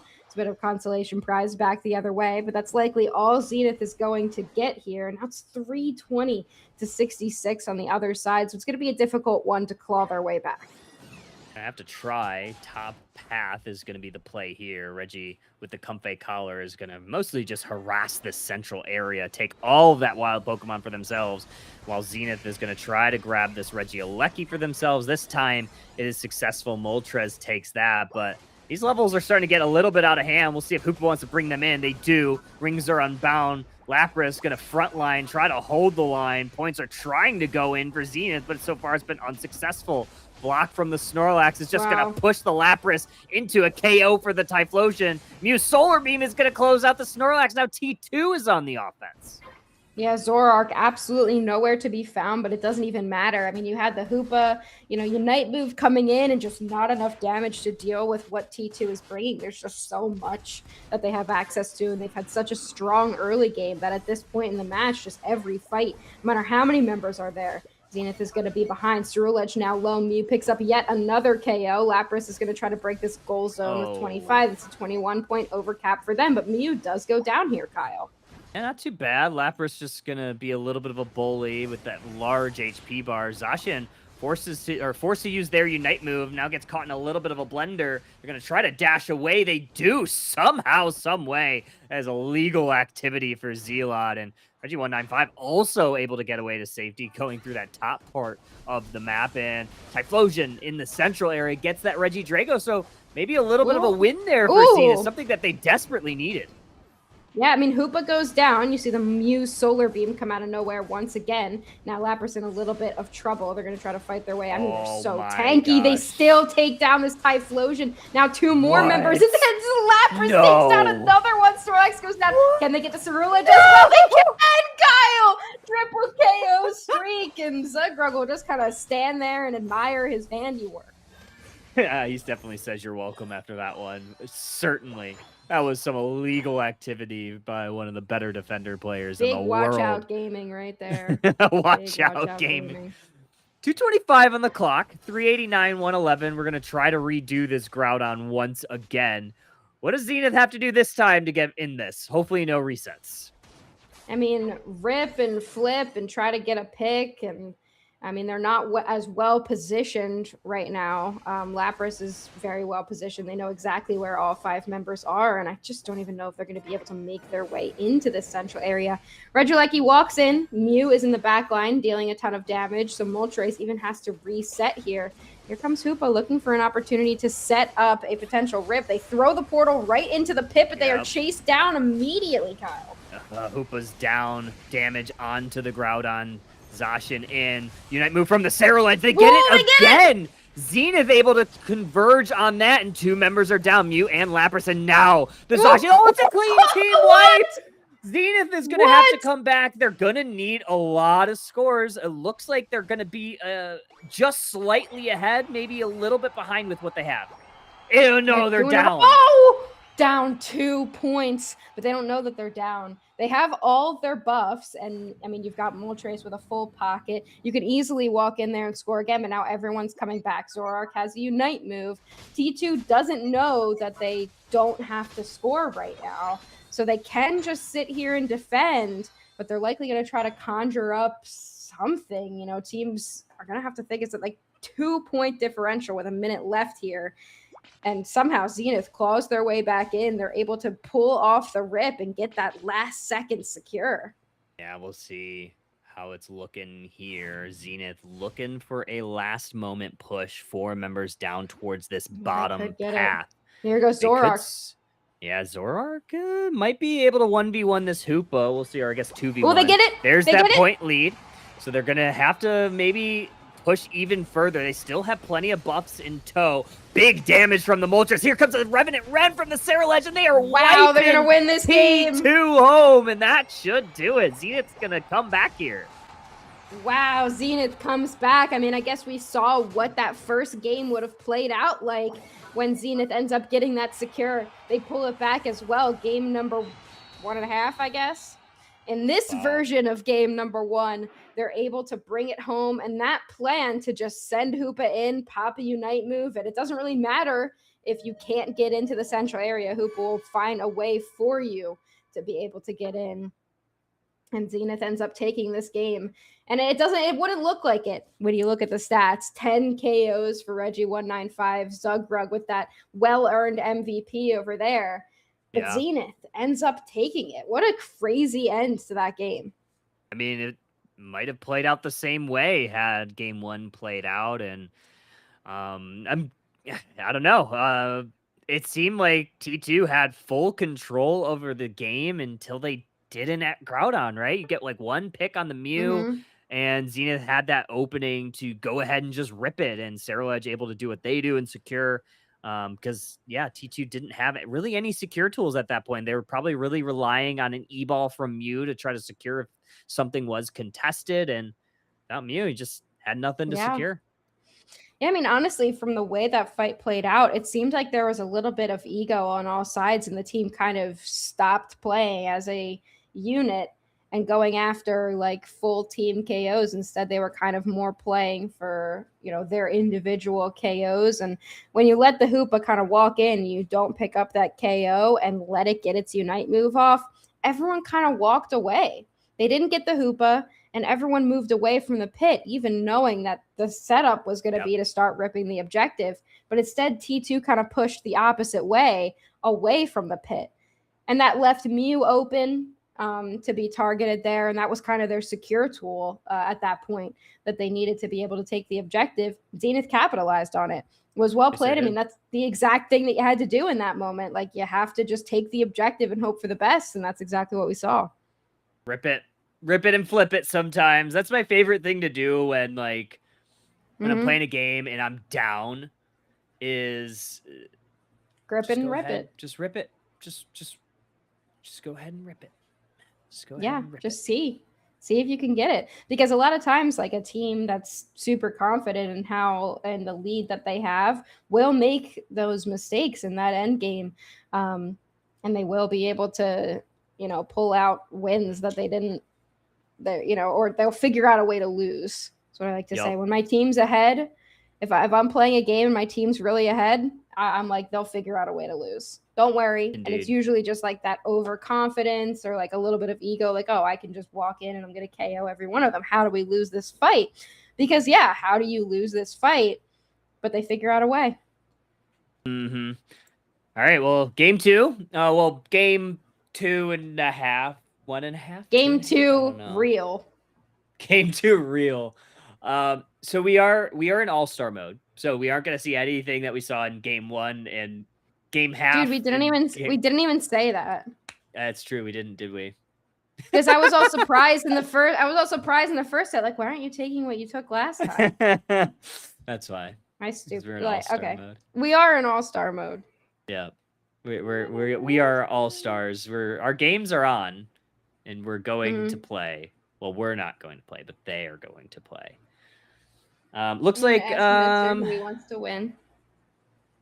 It looks like we are going to stay on Groudon, and T2 will be on first side. Mm-hmm. Yeah. I feel like Groudon's a really good map for that comeback, because the attack power is just so insane that even if you're down, like, the boost to attack that you get, like, you can pick up KOs that you wouldn't have otherwise picked up. So I feel like it ends up being really valuable. Mm-hmm. You guys want to see my crystals again? So this one, I forget the name of it, but it's for sleep and focus. Okay. And this one that I also forget the name of. I forget what this one's for. I think it's for it's for like creativity. It does look like a cough drop, doesn't it? For like creativity. This one is a moonstone. It just really stood out to me. This is like feminine energy crystal. You evolve with that. Yeah, I do. I evolve. Yeah. I evolve with it. And this is a pearl. That's my birthstone. Real pearl? Mm-hmm. Get it from a clam. It's my birthstone. Yep, I fished out the clam, and then I'm wearing this bracelet. This is rose quartz. It was recommended to me by the shop lady, like the witch who was running the store. So I listen to them when they tell me what's up. You know what I mean? They usually know what they're doing. Yeah. So when I was in Charlotte for this conference, not only did I win an award, but I also met this lady who was some sort of divine being who was sitting in a coffee shop. And I was like, you know what? I'm going to go up to her because this is weird. Like she had a whole little setup over there. And she was like, yeah, so you wouldn't have been able to approach me unless like you were a good person, unless like you had good energy. But I swear to God, this lady just yapped. Like she didn't tell me anything about myself. Like she didn't tell me anything about like my future, like what you'd expect, or like she was just kind of like, oh, you like take on everyone else's shit. And I'm like, I mean, you're talking to a woman. Like you probably gonna talk to any woman, and they're gonna feel that that happens to them. Mm. But so I went, and then a friend was meeting me at this coffee shop, you know, for conference related activities. And so I cut her off after 30 minutes of her saying like, we're not humans, like we used to be able to fly, and like all religion is fake, and like all science is also fake, and like you know, she's just going on. I'm like, okay, yeah, it's, you know, yap, whatever. So after 30 minutes I cut her off because I'm like, look, my friend's here. And she was like, okay, cool. My friends ended up seeing her later, and this lady yapped at them for 3 hours. About the same kind of thing. And it was just kind of like, did we just like get our time like hella wasted? And we were like, yeah, you know, I think so. I think that's what happened. But we were like, you know, we should do something witchy anyway, so that we get something out of this interaction. So when we were in Charlotte, then we went to a, you know, crystal shop, like a crystal witchy shop. We ended up talking to the ladies in there, and they helped us find some crystals.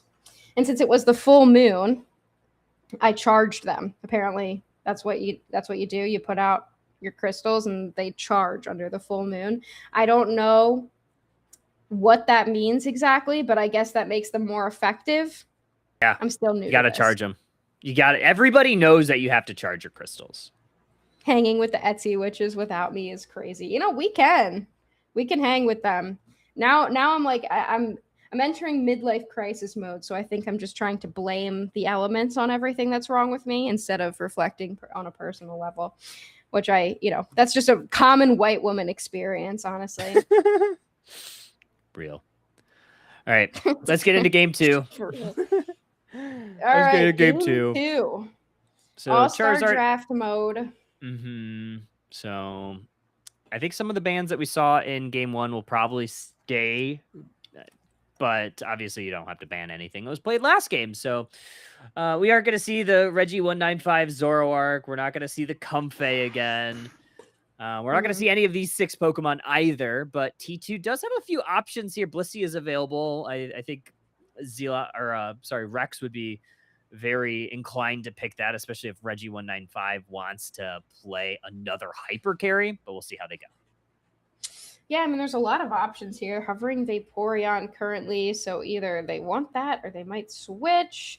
And it looks like they are going to lock in Vaporeon. Strong defender, good first pick as well, because, you know, there's nothing that you can really expect that directly counters this Pokemon. It's always kind of safer first pick, but we'll see what Zenith wants to do. Considering Blastoise, I mean, when you have less options, like just picking things you're comfortable with kind of tends to be the play. Blastoise, Blissey, really great start here for this comp. Indeed. Blastoise Blissey is very dangerous. We'll see how T2 wants to kind of counteract it. I like Zealot on the Garchomp. Obviously has really good A press, can shred an objective.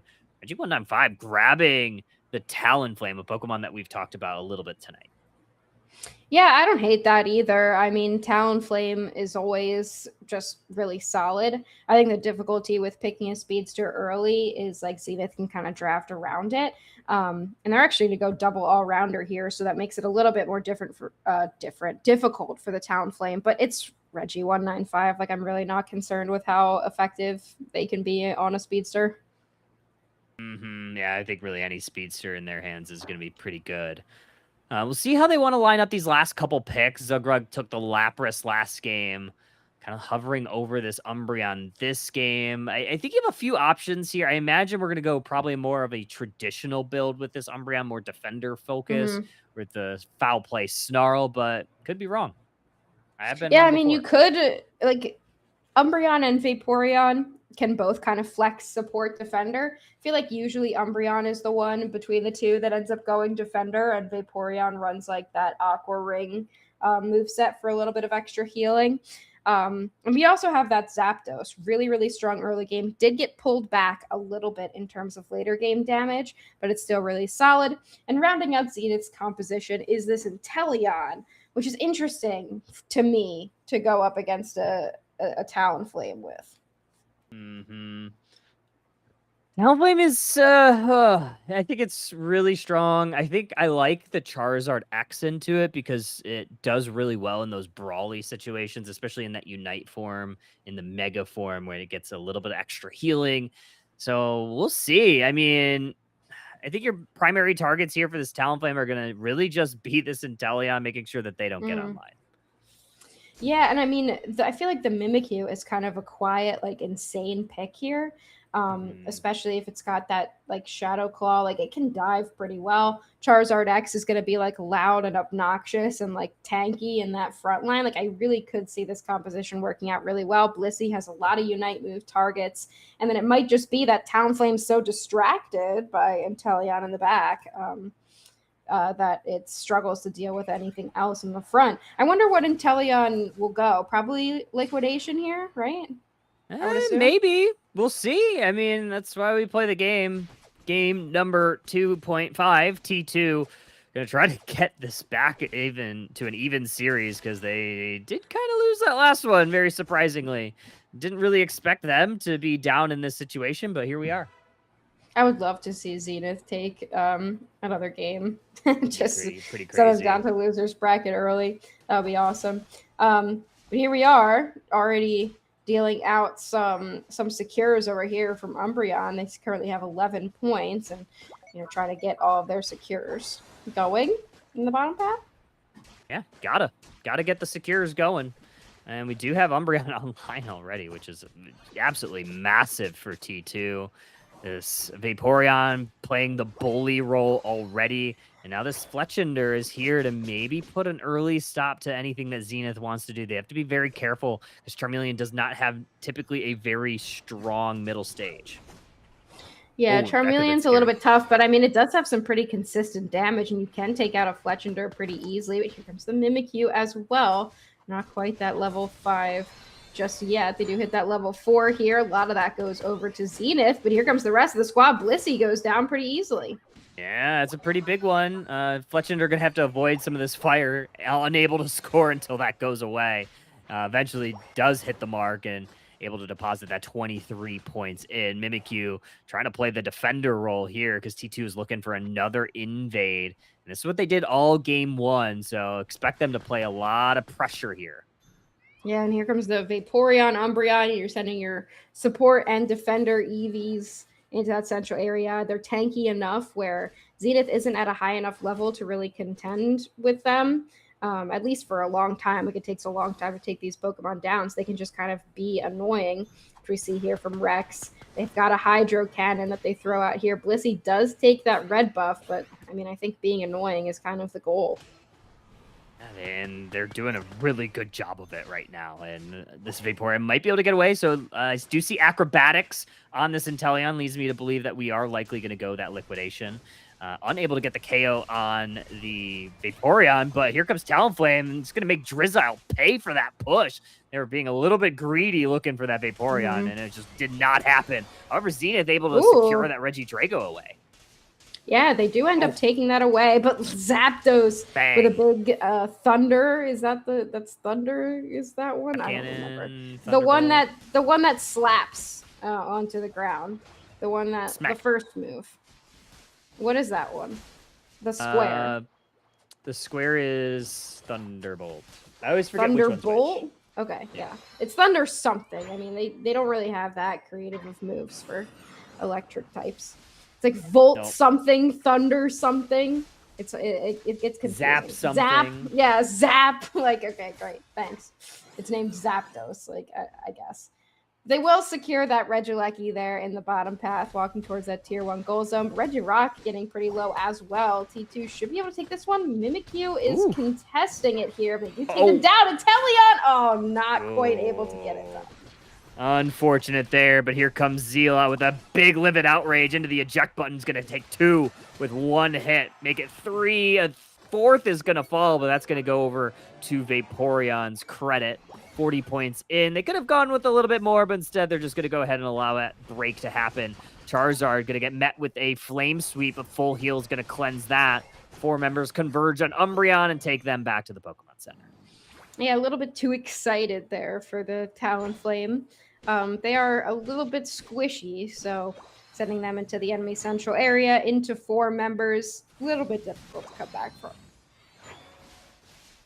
Indeed, and Zapdos looking for a way in on this Blastoise, who's just hiding in this little electrical field. They're going to get any secures out of it. So far, no. T2 able to get a lot of that experience for themselves. Yeah, I mean, they're pretty well positioned right now. We're kind of seeing shades of the same game that we've seen so far, 205 to only 11 here for Zenith. And they got to start, trying to figure out how to come back. They've got like this Charizard and this Inteleon, both of which need a lot of experience to succeed in this late game if they want to do the damage that they need to do. But so far, T2's been able to do a lot of bullying because it takes so long to get online for some of these other Pokemon. Zapdos, meanwhile, they're just going to throw some points into this bottom path, use the Unite move, open up that goal zone, but while Zenith tries to push in the top. All right, we'll see if this fly can land. It does. Gets a KO there. Charizard on the retreat. Garchomp looking for them. Good combination from Charizard. That's going to take out 1, and some eggs are going to heal up Charizard back all the way to full. T2 has to be pretty careful here, because they do not want to keep giving these KOs to this Charizard. They gave another one, almost getting it to the Zapdos, but now unmega'd. Charizard might be in trouble. Yeah, I mean, they zipped the Charizard over the wall there. Now, they're a little bit low HP, but they do find the Blissey. Luckily for this Talonflame, they are able to get away from the Charizard for the time being. But right now, Zenith looking really good in these fights. I mean, this Charizard seems really strong. They've been winning these fights, maintaining some decent levels against the squad. Ready. Regieleki going to move towards T2. T2 on the defensive here, and Garchomp goes down, and now it's going to be a little bit of problems here for T2 as they're going to have to defend this T1. Blastoise is actually going to have to retreat for Zenith, and they got exactly what they wanted. However, Zenith hasn't really been able to capitalize anything in points category. Yeah, I mean, you definitely want to try to break the goal zone out of some of these victories in these fights, but I also think that winning any amount of fights is going to be good for them, especially if you can pick up some more KOs for this Charizard, and just any opportunity that you see, use a Unite move, get Mega Evolved, and try to get in there. Regice does go over to T2. The Zapdos will take it, but it definitely doesn't seem as dominant right now for T2. They might want to try to change that here with a potential push into that T2. Oh, they're going to put the Zapdos Unite move on the goal zone, so this will make it defenseless. We're going to see what scores go in. Zenith on the defense. Good scoop there by Zila, but Charizard's going to pick up the Umbreon and go into the Mega Form. Going to put a punishing blow on T2, but however, T2 is going to hit that counter punch and send a couple of Pokemon, 3, 4, back to the Pokemon Center, and Talonflame on a defended goal zone. No defenseless from the Zapdos Unite needed. They're going to go ahead and break that. Yeah, I mean, a little bit excited there for Zenith, I think. They really needed to pick up something there in that fight, and they just weren't able to make it happen. The Charizard looked really good on an engagement, and I just don't think there was enough capitalization, and just a really good response as well from T2, especially, the Umbreon and the Vaporeon continuing to hang around, not going down so that they could provide their support, but also making sure that Garchomp could deal the damage that they needed to deal. Regieleki now in the bottom path. This is going to be a really solid pull for T2 while Zenith starts to set up in that central area. Oh, okay, Regieleki going to move towards that T2 side, 329-11. T2 going to be in the driver's seat. It's going to be Zenith that has to make the move for a third time in this Groudon. Yeah, they're going to have to find a way in. They did have the opportunity to position, but the Umbreon was also there, so it was a little bit scary. Trick Room comes out, caught in a snarl. They're going to have to back up a little bit. Charizard already pretty low here after running into that Talonflame. They're going to have to hope that the Blissey can do something. Mimikyu already comes in with the play with me. They've used the Unite move already. Okay, Blastoise down, Mimikyu very low on HP. They go back as well. Vaporeon gonna try to push away this Charizard, but the Unite move from them as well as the Blissful Assistant on them. Here comes Zila with a big old scoop. Zugra gonna help take them out, and now we have 4 members down for Zenith. This should be T2 on the counter. They're gonna secure the Groudon, and they're not gonna let a third steal of the objective. Yeah, I mean, that's, T2, it seems like they calmed down in that fight, and that's the exact kind of fight that you need to see in that moment. You have the Mimikyu trying to go in, capitalize on something, you wait for the other team to make a mistake, and you punish it. There was no one there for Zenith to be able to protect that Mimikyu in that moment. It was well played, well fought by T2. A much-deserved win for them. They're going to likely, very highly likely, take us to a Game 3. Gonna certainly try. We'll see how that goes. I mean, they still need to deposit some of these points in.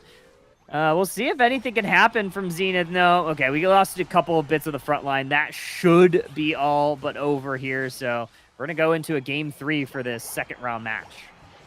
Yeah, I mean, I think that T2 definitely, they realized in that first fight, well, I guess, the first 2, based on the first kind of game that we saw, that they can't make mistakes, that they can definitely win these team fights. They just have to let themselves get into the team fight instead of letting Zenith have the opportunity to make it a little bit more chaotic. So they played it very well. They made sure that they won the team fight, before trying to take any objectives. Very clean win.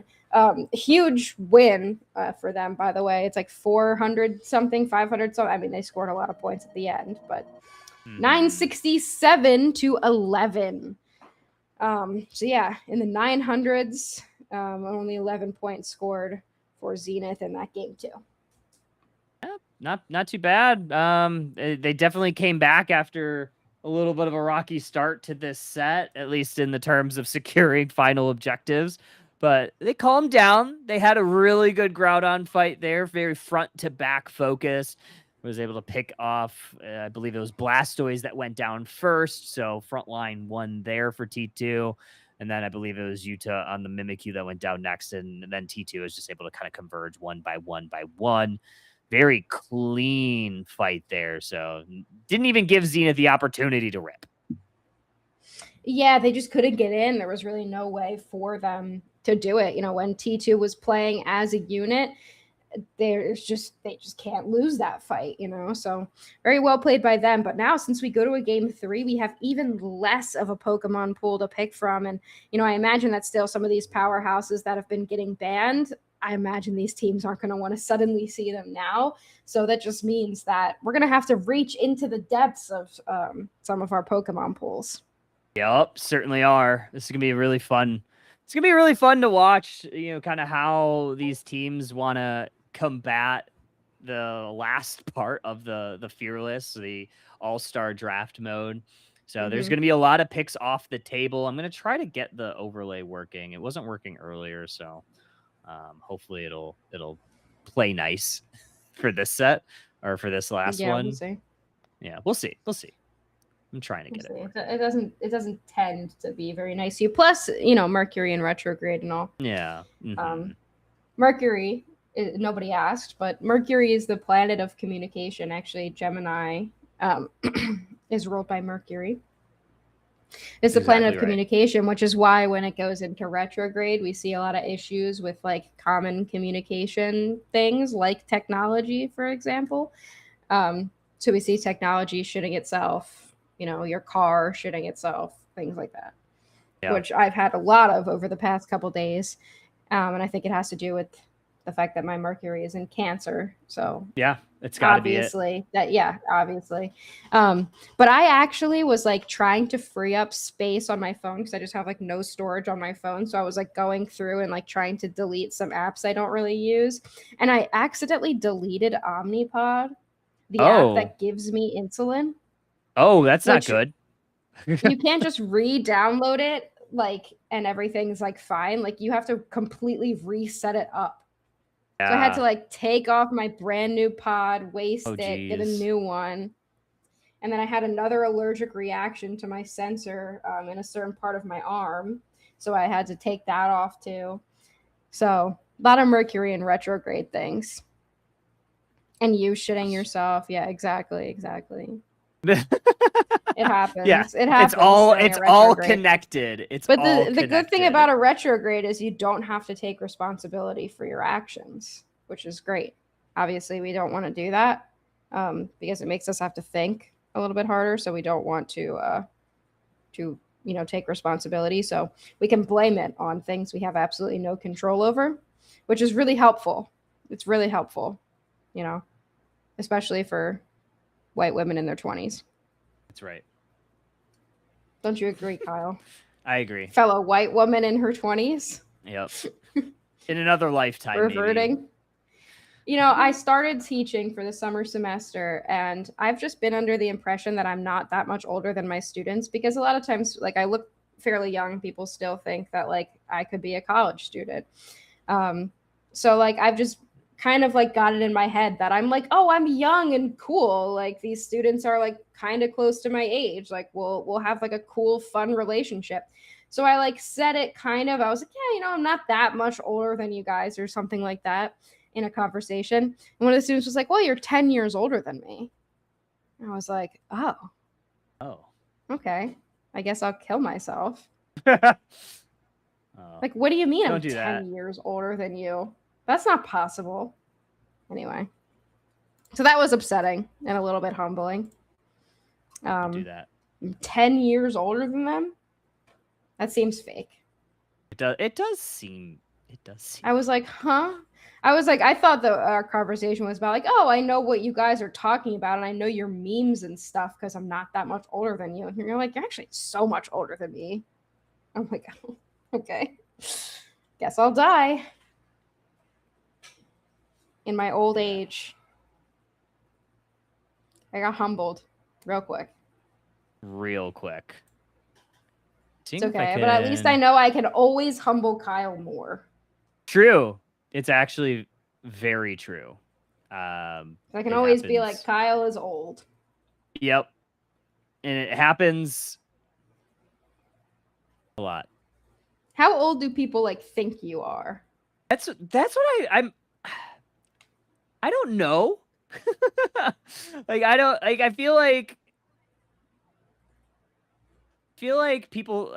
How about chat? Tell me how old you think I am. I mean, I think I posted on Twitter at one point, so people probably know. But, like, when people, like, see you or whatever, like, because people think, like, sometimes people think, like, I could be, like, 19. And I'm like, I feel like there's no way I look 19. Yeah, I don't. Like, oh, are you, like, a student? Like, I had another student come up to me yesterday to see if I was in the same, like, program that he's in for, like, freshmen. And I was like, do you think I'm 18 or 19 years old? I think people usually think I'm actually faculty. I was like, I'm actually faculty. Sorry. Yeah. You're 20 and you feel like you're out of touch. Yeah. People are saying 33, 31, 27, 26. 26, 27. I'm 27. See? So yeah, people think. I think, like, the most of the time, people think I'm like 30. People, yeah, I feel like that's, like, reasonable. 33. I mean, I guess. So far, everybody's wrong. So far, everyone's wrong, and he's actually older than that. That's true. Which, very, very, very great. I don't mind that at all. Yeah, I think I'm getting. I think to it's the lack of it's the lack of children. Yeah. Yeah. So you seem younger because you don't have kids. Yeah, that's true. I guess, like, having a child ages you. Also, that it, like, changes your brain chemistry for sure. Yeah, like, I guess my friends who have kids, they, like, seem older to me. That is true. I have, like, friends that have kids that are, like, younger than me, but I'm like, you're old. Yeah, because, like, you have a kid, so obviously you have to be young. Yep. That's exactly how that works. I'm pretty sure. 50? You have No, I'm not 50. 50. 50's crazy. You're great for 50. 46? That's crazy. No, I just turned 36 last month, or I guess, well, a month and a half at this point in May. Kyle and I are both Geminis, and we're both Unk, I guess. Yeah, we're Unk Geminis. I think I'm a little bit more Unk than you, though. Perhaps. But I spend most of my time with students 10 years younger than me. So it makes you feel. Yeah, it makes me feel a little bit older. But they do think it, like, a student stopped me and they were like, "Are you in this program too?" And I was like, "I'm a professor, but what do you need?" Like, that's okay. Interesting compositions that we've got here. Gonna get to see Feraligatr plus Skeledirge. I haven't seen Skeledirge played at all. Meanwhile, on Zenith's side, they are going more traditional, pulling out more Tradwife composition with that Cinderace, Slowbro, Eldegoss, classic Blaziken. And I'm also pulling out that Mega Lucario. Yeah. Lazy, you were very close. The first guess was not close, but then your later guesses got a little bit better. Like, you went 26 to 27 to 38. So it got better. You were very close. Kyle's 36 and I'm 27. Yeah. I kept forgetting. I kept forgetting what age I turned. I was like thinking about it the other day. And I had to like do the math. I'm like, if I was born in 1999, I was like, what did I? Yeah. Did I turn 28 or 27? I was like, I 27. Thank God. I have the nice thing where I'm born in 90, so it makes it very nice and clean, except for the whole year 2000 thing, which kind of throws me off. That it's like, oh, it's an extra 10, because sometimes I think that like 2010 was like, not 16 years ago. But yeah. That is a tough one. Yeah, that is a tough one.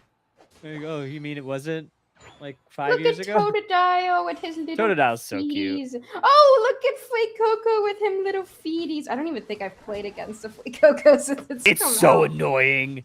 Oh, it's so frustrating to deal with. He's so cute and look at his little baby face. He's so cute. Look at this. We got an invade. It doesn't go well. T2 responds. Yeah, Reggie on the Dodrio is going to be probably a problem. Zila actually was able to help support that. They are sporting that red buff, so that's why this Mega Lucario is a little bit slower to retreat back to pad. But Rex doing a pretty good job of keeping the pressure on up there. Yeah, I mean, you can bat out Absol, but you can't. Sorry, I don't know why I'm suddenly yawning. I guess I'm EBC. Like it's after 10. It's past my bedtime, chat. Past your bedtime. You can't ban out Reggie 195. No matter what you do, you can't ban out that player. And he's got the drill peck too. Okay. And a couple of headbands on the Dodrio as well. We've got Croconaw online. It's got access to that crunch, which I hate that sound. Which one? The crunch sound. Like when you switch between them. Yeah, like the clink, clink, clink. Oh my god, yeah. Yeah, I agree with you on that. It's really annoying. Almost as annoying as like the Dodrio. Do you remember the Dodrio bug where the running was like the loudest thing? His little feeties. You could just hear the little pitter patter of his feet. Yeah, it was like way too loud at one point, and it was so distracting every time. I remember that. Remember Chandelure released? Oh my gosh. The Imprison was bug. Like a gunshot. Like it sounded like a full gunshot. I'm like, jeez, they brought a gun to Pokemon. It's crazy. This Pokemon. That's how it got to prison, I'm sure. Exactly. They had to imprison it because it shot someone with a gun. Like, it's crazy. Anyway, Reggie Drago now in the central area. T2 seems to be moving toward it. Zenith maybe wants to try to make something happen in the bottom path while T2 is distracted, but Mamoswine is there. Should be able to take it, maybe. I don't know. We'll see. Slowbro gonna try to push forward. However, the poor little reboot going back to the Pokemon Center. Combuskin It's an absolute frenzy KOing these first partner Pokemon middle stage evolutions, and we're gonna leave this goal zone at 1, setting up for a pretty nice overcap here. Yeah, I mean, if you can have the opportunity to continue taking experience off the map, you may as well clear it before you go for a goal zone break. So Valswine considering it here. Slowbro actually comes down to defend, but Registeel is in this bottom path. And unless Slowbro can get a quick steal here, it is going to be Reggie195 securing that objective. Okay, let's see what we can do up in the top path. Feraligatr is going to go between 4 members, getting caught in a blender. Unfortunately for Zenith, T2 is able to steal away, or sorry, they weren't able to steal away any of that. But Regieleki walking towards this T1, it walks in, and now we're going to look for whatever overcaps we can get. I don't know if you saw like this Skeledirge Unite move, like coming through. It almost got that steal. It's like the Mewtwo Unite moves. Like the Infinite Cyber, like when you randomly get that last second like secure with it, you can't even see it. But they almost got it there, not quite able to get it. But either way, I don't really think they care because they are just rolling through everybody on Zenith. They really are. Score buff on the Skeledirge is going to deposit it and leave that goal zone at 1. Mega Lucario able to take out the Alchemy, going to burn an eject button. Close combat's going to miss the mark, and Skeledirge gets the best of that Lucario. Also going to try to run away. They do. Oh my goodness, and the cleanup from T2, and this is looking like a stomp already. Yeah, Skeledirge on like less than 1 HP there. Yeah, the little feeties, he's going to...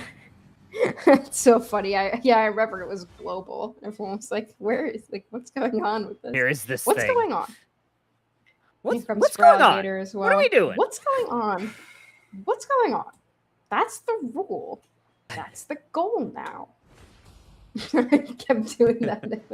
I can't stop. Anyway. I mean either. I can't stop for some reason. There goes this. Yeah, literally, it's so easy to just like, what's going on?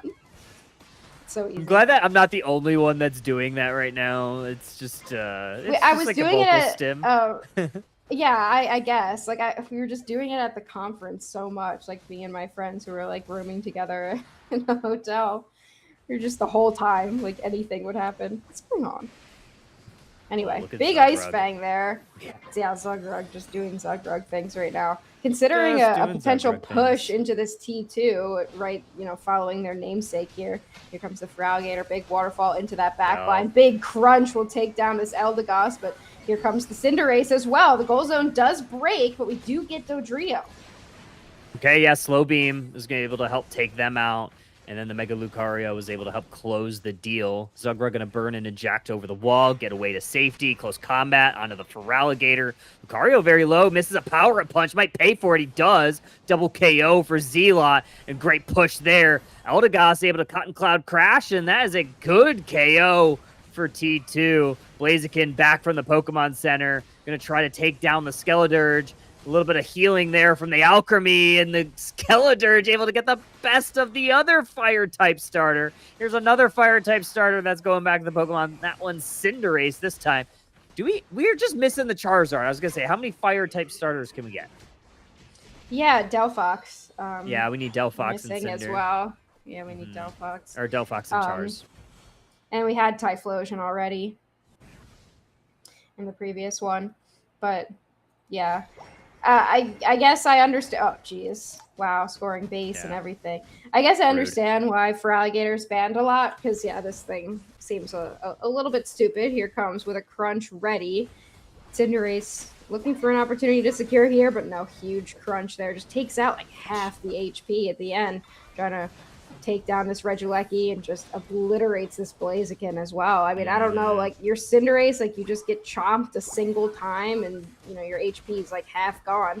It might get them there, but no, Alchemy with a big heal. Yeah, also like this is just a diff because that Feraligatr Zealot actually picking up the Alchemy Cream Puffs. My solo queue teammates never pick up the Cream Puffs. They just know how to find it. Regieleki trying to walk in, does. Goal zone broken, and T2 has broken both T2s of Zenith. 20 seconds remaining until our final Groudon of this set. And T2 want to push their advantage. I mean, we've got Unite moves on the board, but T2 has broken every goal zone here, and Zenith is going to have to try to figure out a way in. And that's been the problem for the duration of the match. They just can't seem to find a way into this central area. And the way that they win this game is by getting Groudon, so they have to figure out how to get in, look for a secure. They would love if T2 just ripped so they could try to steal it away from them, but T2 is not going to make that mistake. Well, here comes Lucario, is able to skirt away through the defense of T2. Now we got the Eldegoss Cotton Cloud Crash. Here comes Dodrio, triple trample met by a slow beam. Groudon getting very low. We got to hold some secures. Lucario going to get stunned by Mamoswine. Zugrug, perfect play. That's the target that you got to go for right there. Skeledirge able to close the deal, and T2 is not going to stumble again. Looks like they're going to hold on to their lead, and they're going to push towards the next round. Yeah, I mean, after a rough start to the set, and then Zenith ending up winning that first game, stealing away the objective, T2 claws their way back in very convincing fashion to take the next two. And I mean, assuming that they're going to take this next two, they would take a miracle at this point for Zenith to be able to come back here. But it doesn't look like T2 wants to let up either. They're probably just going to keep scoring, seeing if they can pick up more KOs. Yeah, I mean, might as well. 877, and scores only increasing from here. Maybe we'll get to that fabled 1,000 point mark. They're going to be very close. Maybe they'll get it after some of these KOs. Yep, we got it. Finally hit it. Yeah, there we go. As Pokemon Unite doesn't format their scoreboard, it's going to kind of encroach onto the timer, which has always bothered me. I don't know if that's always bothered you, but it always bothers me. Okay. Yeah, it's not very nice to look at. It would not be that hard to just like expand. Like, it doesn't have to be completely centered either, because it's only going to be for likely like the last couple seconds of the game. Just push it a little more. Like, if greater than 1,000, expand the size of the box a little bit and push like the rest of the stuff in the top over. I don't know. Call me, Pokemon. Oh, wait, they hate me. Never mind. Never mind. They would never call me. Yeah. 1,059 to 111. T2 is going to take this set 2-1. And look at these KO numbers for them. Extremely convincing fashion. 13 and 15 for Skeledirge. 12 and 10 for Dodrio. Yeah, that's kind of the T2 that we were expecting when this set first started. Dominant from start to finish, no stumbling along the way. Looked really good. Yeah, 13-15 from Skeledirge. That Pokemon's crazy. Look at these damage numbers, too. 94, 82, 84. Even Zugrug putting out 56. Yeah.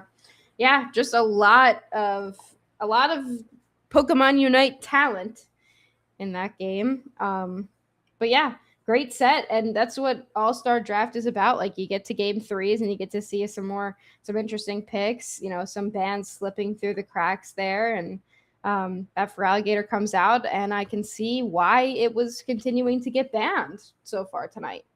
Indeed. Well, that's going to be it for this set. T2 is going to be victorious. They are going to be moving on, and we are going to be moving on in our bracket, so don't go too far, folks. Husky, any final words? I assume that you're going to be done after this. Yeah, I'm going to go put my ass to bed. But you guys have fun. You guys stay safe out there. Yep. Yeah, fun meta going on right now. This is the time to probably get into Unite since they're giving out so much. So, you know, hopefully people are having fun playing Unite along with us here. And I don't know. We'll see if teams contact me for how to do that math to split the prize pool. So, you know, my DMs are open. I can help you with that as well. Alrighty. Well, you heard it from here, folks. Go grab a drink, grab a snack. We're going to be hitting a break, and then we'll be hitting that next round matchup as soon as possible. More Underdunk 85 is going to be back very soon. $250 on the line. We'll see you very soon. Bye-bye.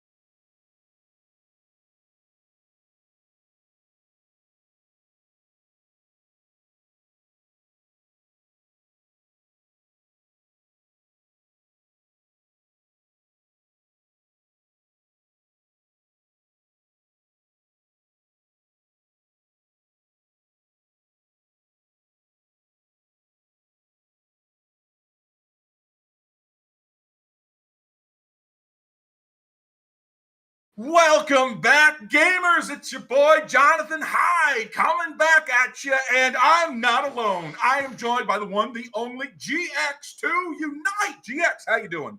What up, everybody? We're back and we're better than ever. And it's here. We're here for draft. We're here for All-Star, the best star, the All-Star draft.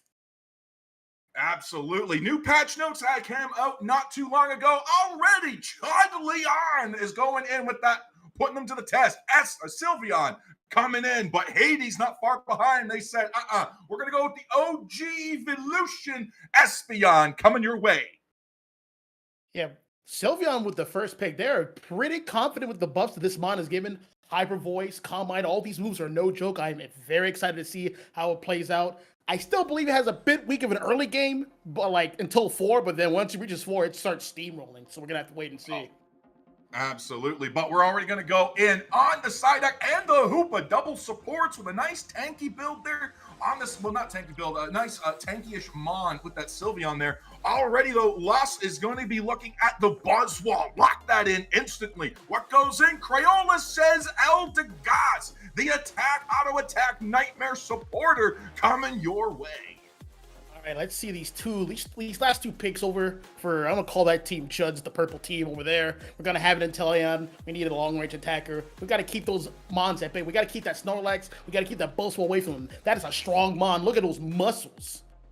Ooh, yeah, we got that Garchomp coming in as well, going toe-to-toe with the Buzzwole. Accelerate coming down, then Inteleon coming in. We got Chudleon. It's not an Eon without an Inteleon as well. The additional water evolution you didn't know you needed. And Tokito coming in with Dodrio, another triple-headed bird.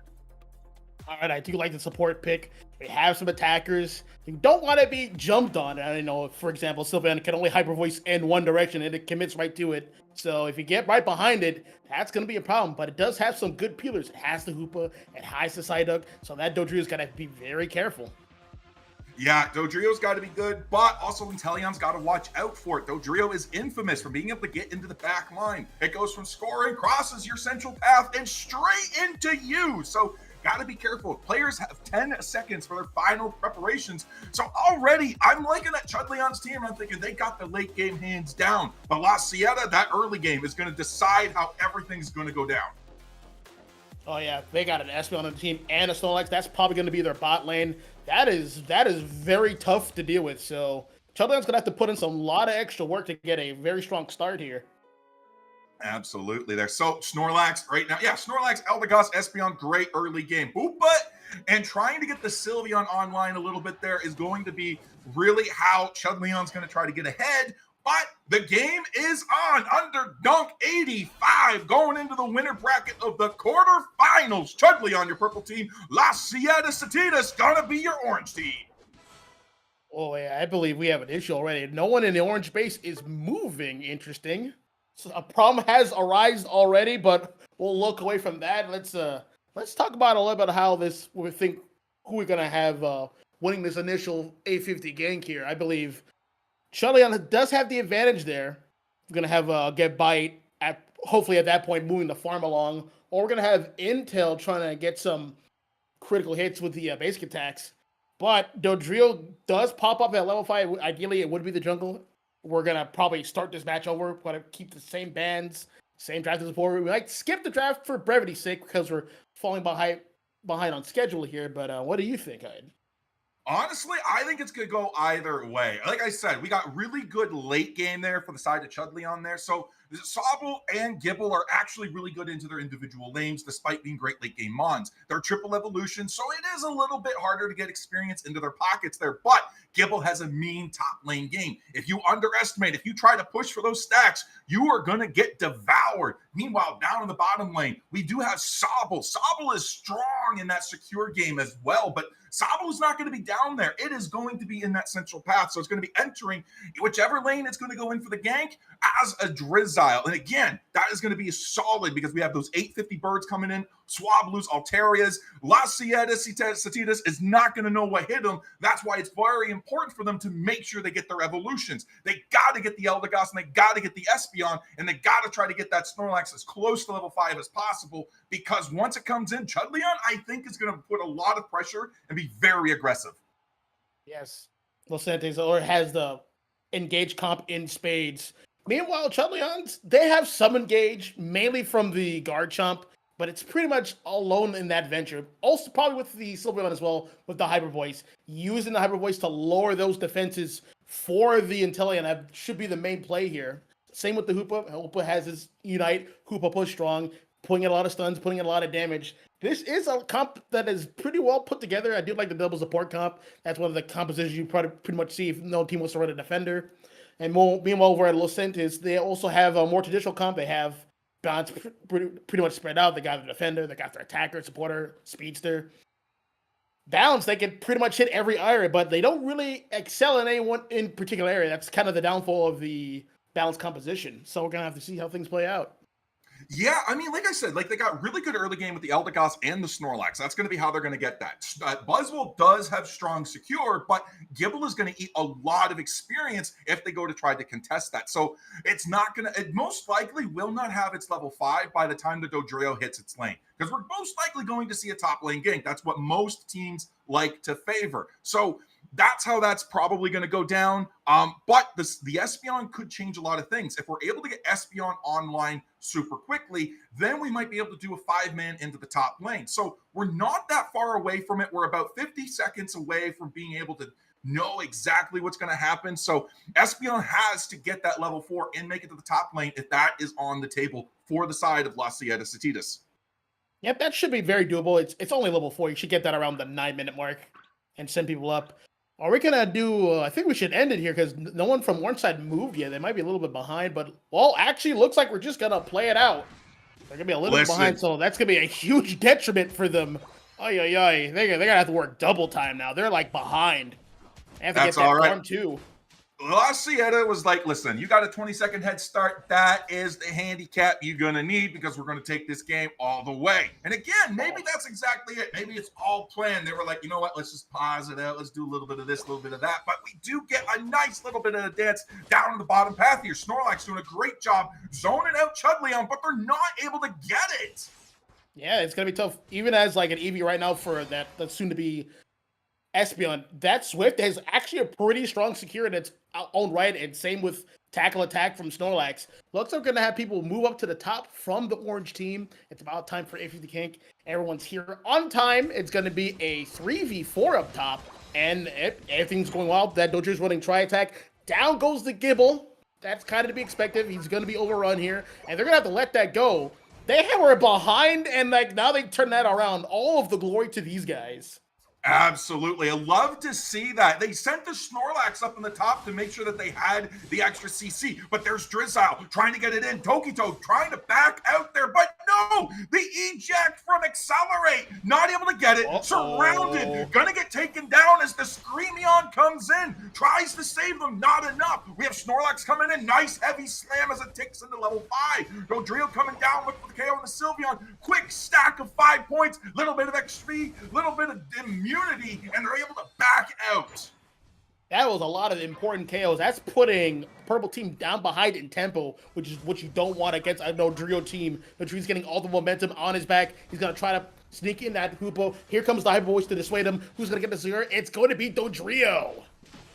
Absolutely. Dodrio is a monster. Just comes in. It can drill peck. It can try attack. It can do all kinds of stuff. You got to watch out for this Pokemon because no matter what move it's going to pick, it's going to be annoying. But already we have Nico up into the top here. 720 birds coming up here in 10 seconds. This is a big objective, but Boswell's getting ready. They're putting Nico down in the HP department. They're forced to eject. Now Hoopa tries to come and save. It's a trick Hoopa, so they're not able to escape quickly, but they're chasing the Hoopa. They get it up on the XP. Hoopa goes down. Now they're trying to get as many birds, but there goes Nico. Gone. Points raining in. La Sieta Citadas has taken the top lane. Silly Hoopa, tricks are for kids.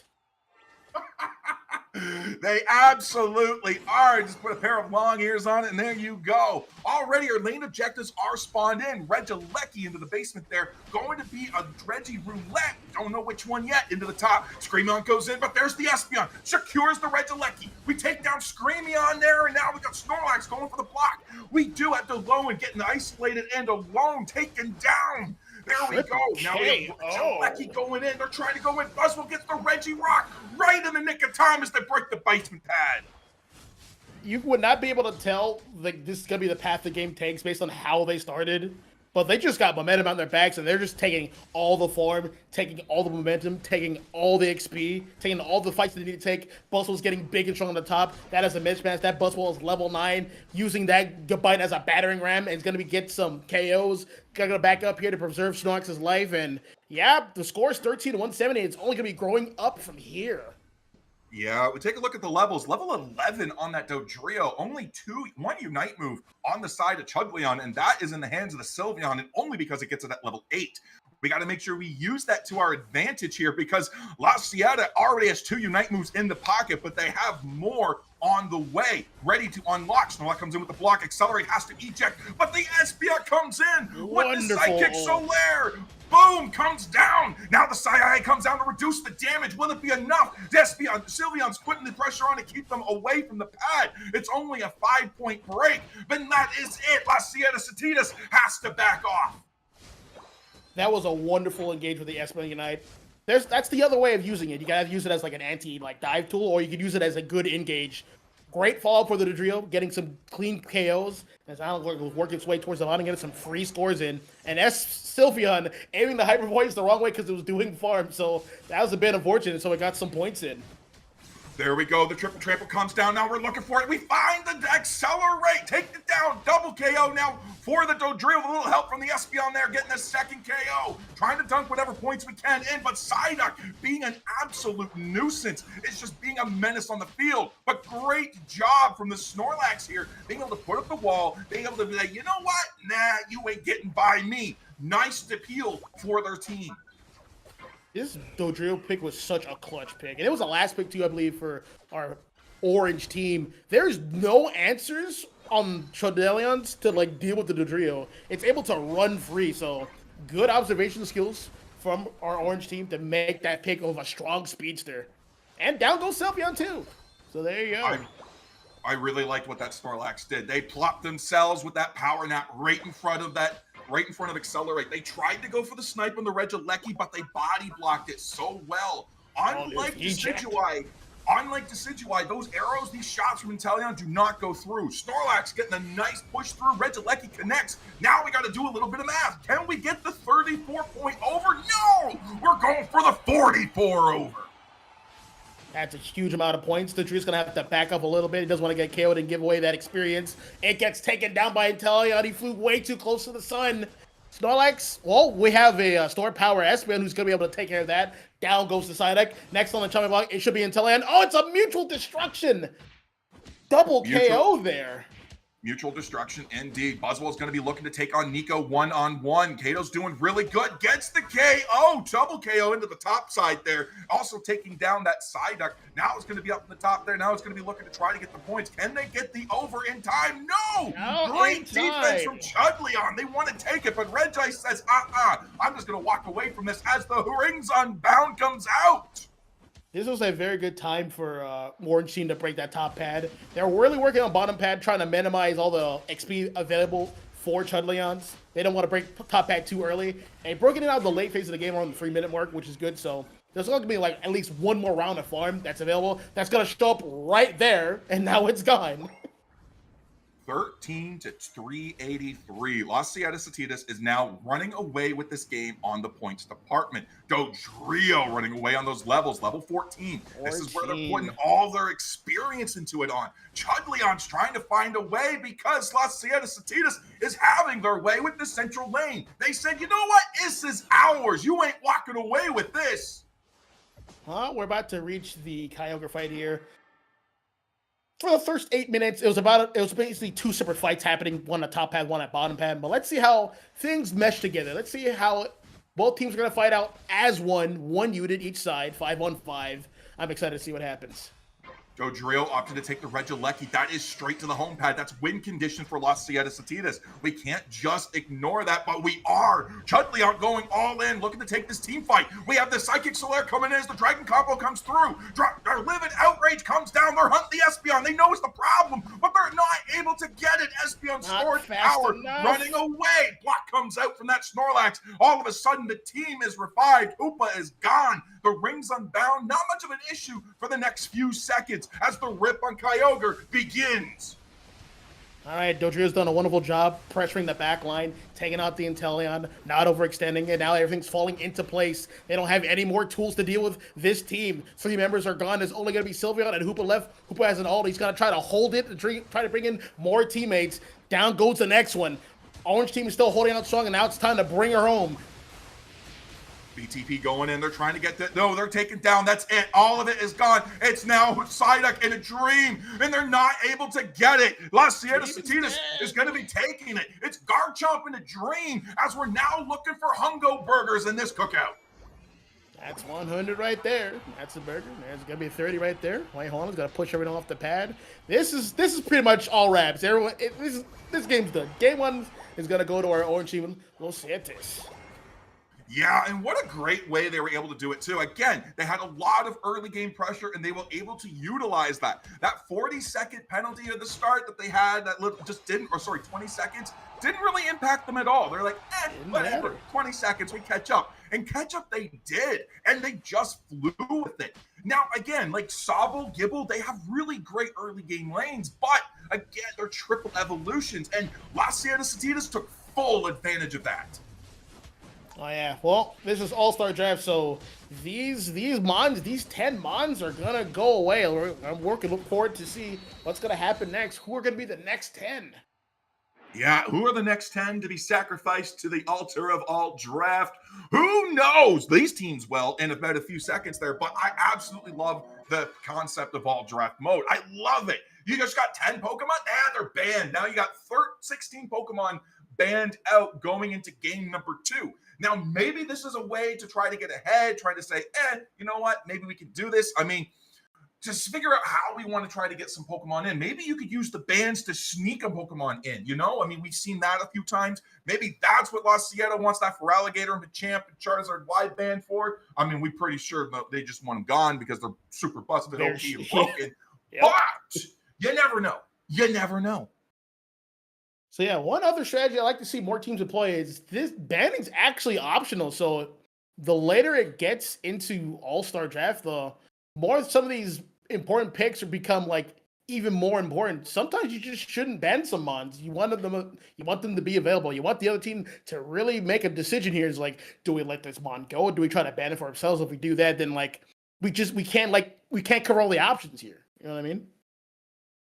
Yeah, absolutely.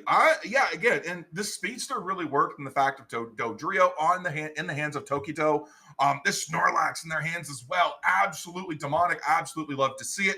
I'm excited to see what kind of Pokemon they're going to be bringing into round 2. We saw that Absol get banned. Is there going to be an Absol in round 2? Is there going to be maybe a Meowscarada? Play somewhat similar to Dodrio, hit and run tactics galore. Maybe Meowth, or maybe we're going to swap it up and go all-rounder.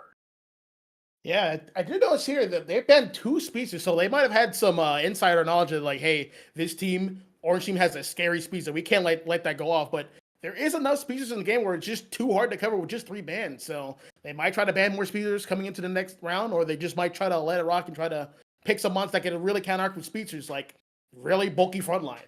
Or, type of picture, the classic. Absolutely. And I think it's really awesome too, because all draft mode is going to allow a lot of other Pokemon to really shine. I mean, you have to dig deeper into your pockets. You can't be a 1-trick. You can't be a 2-trick.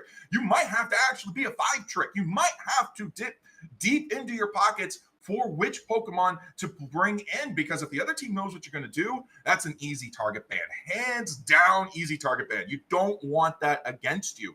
And something else that All Draft does is it really makes you think about which supporters to bring and when. Maybe you use a ban slot to get them gone, because that supporter pool, that tank pool, that is a shallow pool to pick from.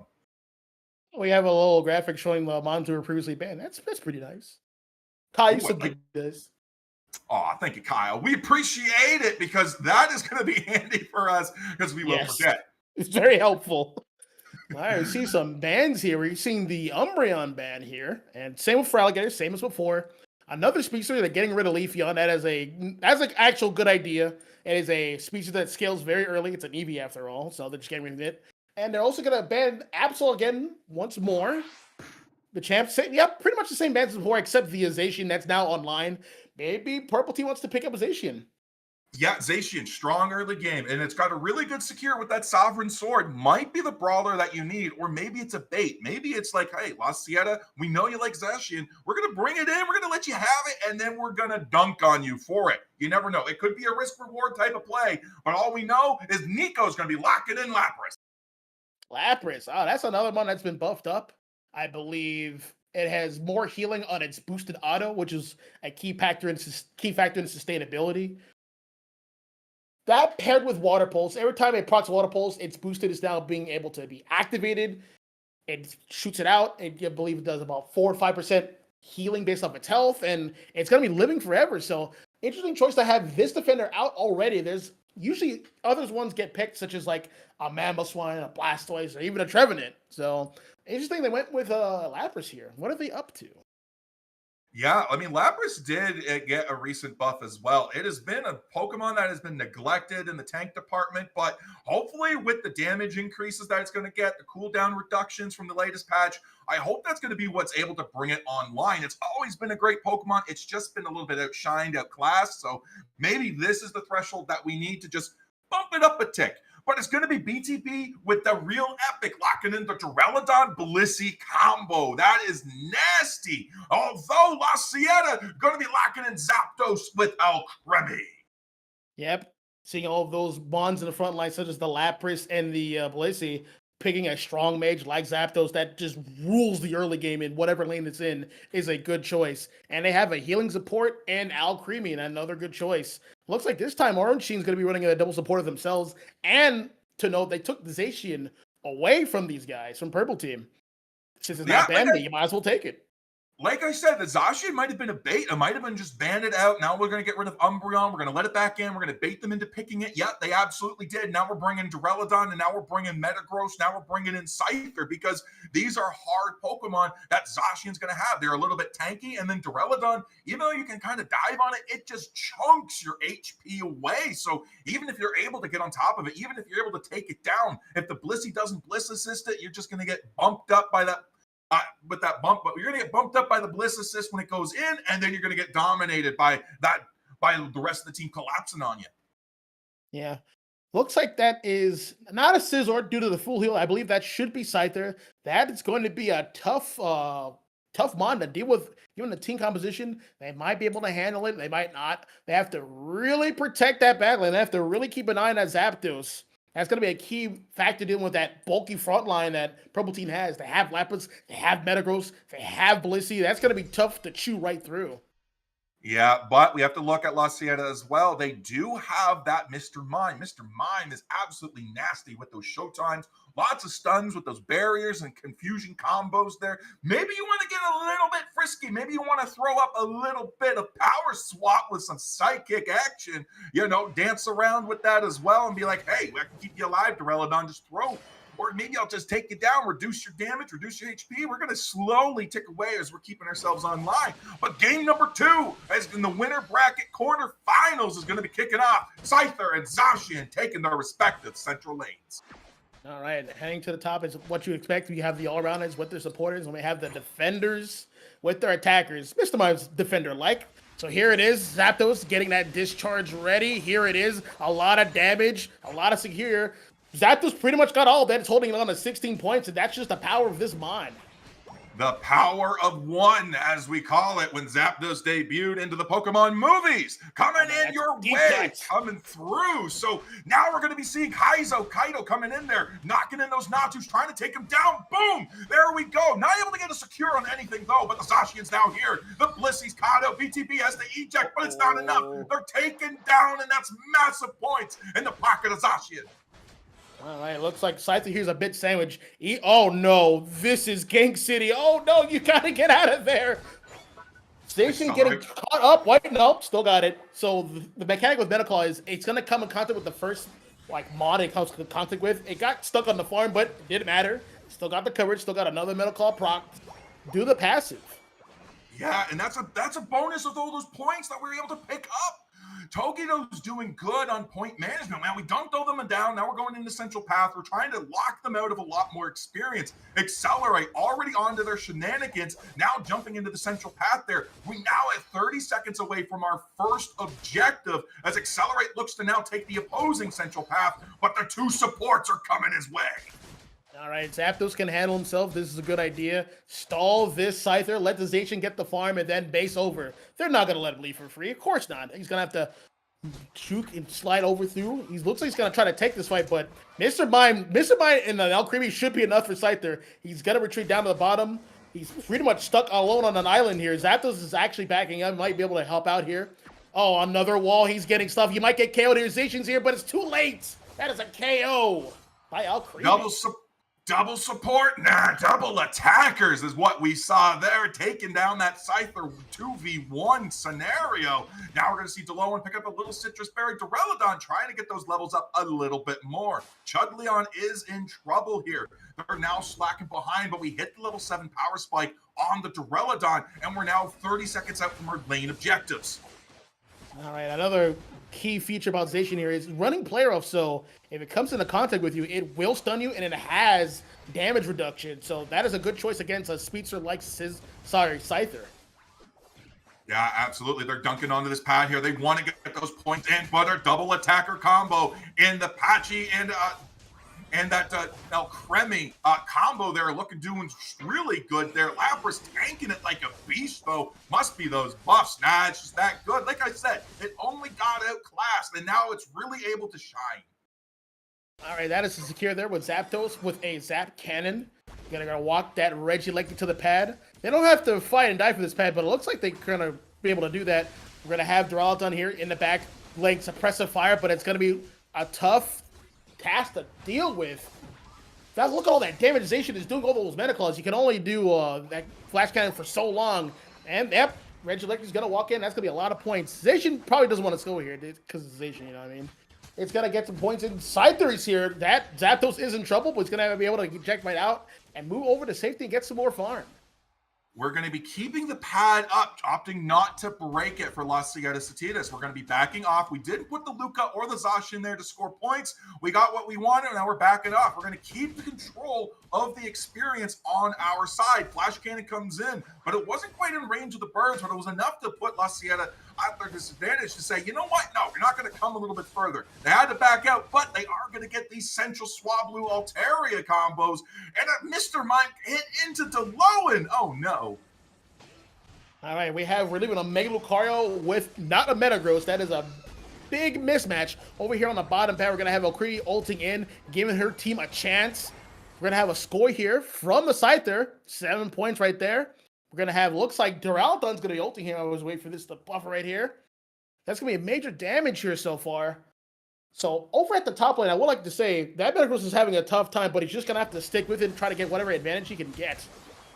Yeah, we got the magic number on the board there for Chudleon. That's exactly what we want to see. Those kind of points dunking in. Now they're coming in. They're like, you know what? We don't need to score until the end of the game. Now Chudleon is getting dunked on by La Sierra.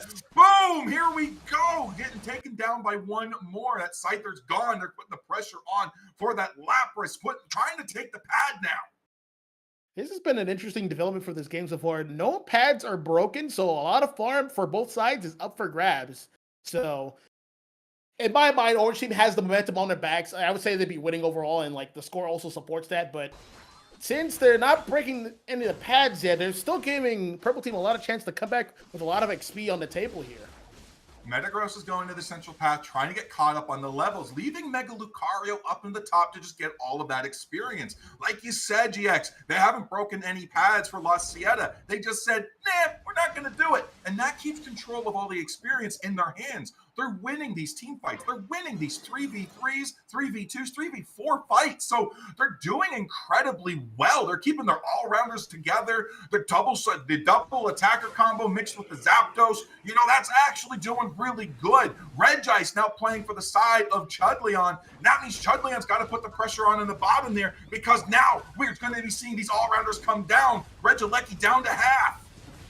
Yep, it looks like they're going to deal with this Lapras in the back. They're going to let this objective go, which I do agree with. Get the KOs first, and then deal with the Amons. That's the secondary objective here. We're going to have Mega Lucario in, getting a lot of close combats, getting a lot of power punch. There goes Metagross. Now going to be moving on to, looks like, the jungle for Chudleon.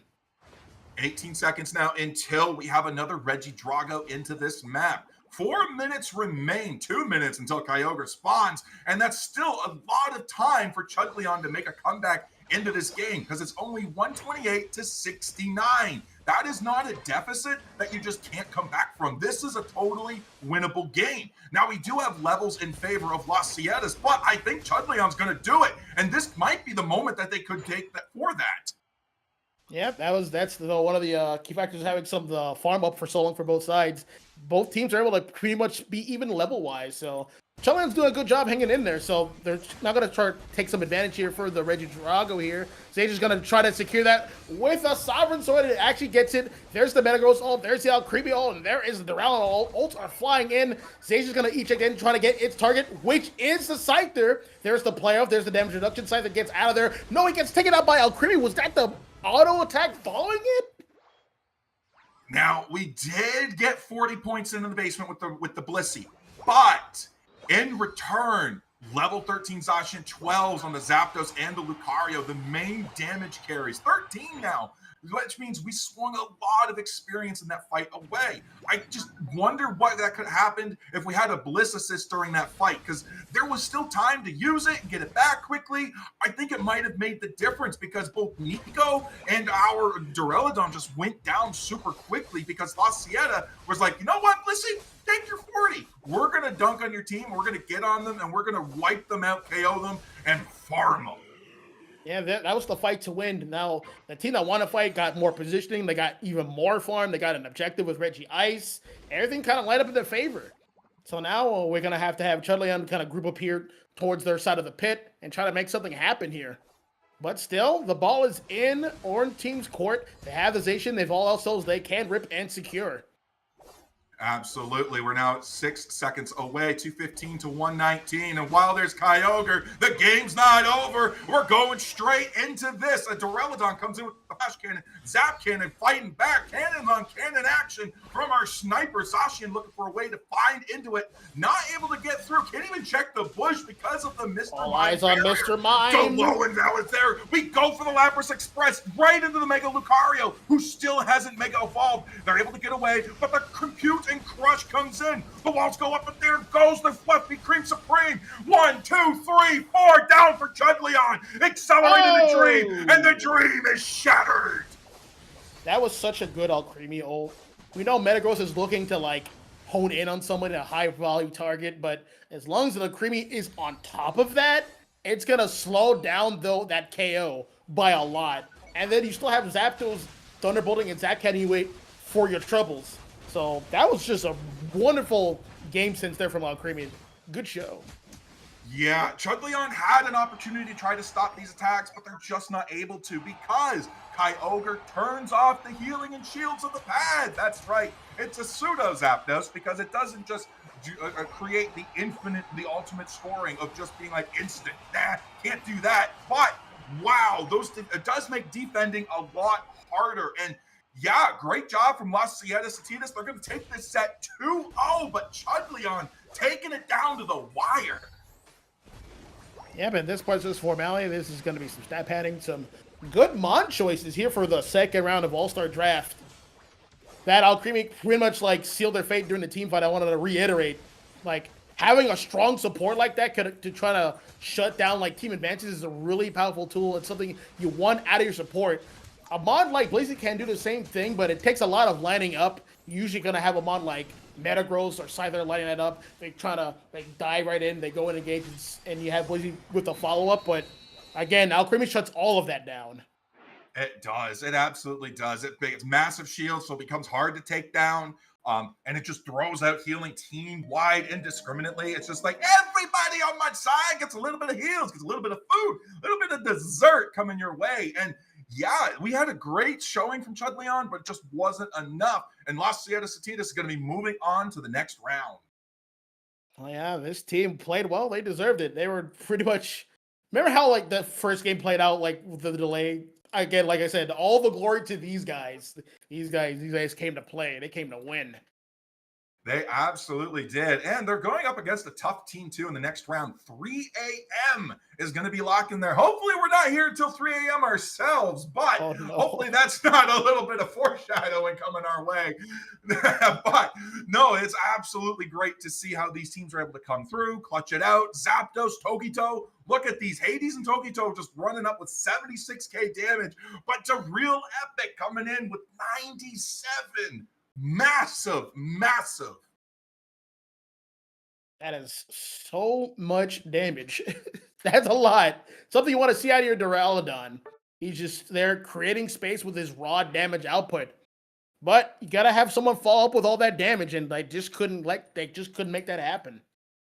No, absolutely not. But it's going to be great to see how it's going to be coming in. I love all draft because it really makes teams stretch into their pockets. It eliminates things. But as I said before, GX, supports, tanks, they're going to suffer the most from this because we have a lot taken out. We had Snorlax. Snorlax wasn't in the hands of the low end for that last match because Patchy took it. They said, we're going to take this, and that's going to be ours. And in the hands of like a good player, Snorlax is just really, really strong. So with Snorlax gone, I mean, yeah, you still have like Blastoise, you still have Mamoswine. I love the Lapras pick. It's spicy, it's out there, and they almost made it work. But ultimately, like, yeah, I can't wait to see it. But we are going to take a quick break. And when we come back, we'll figure out who we're going to have next. So we'll see you then. Sit tight.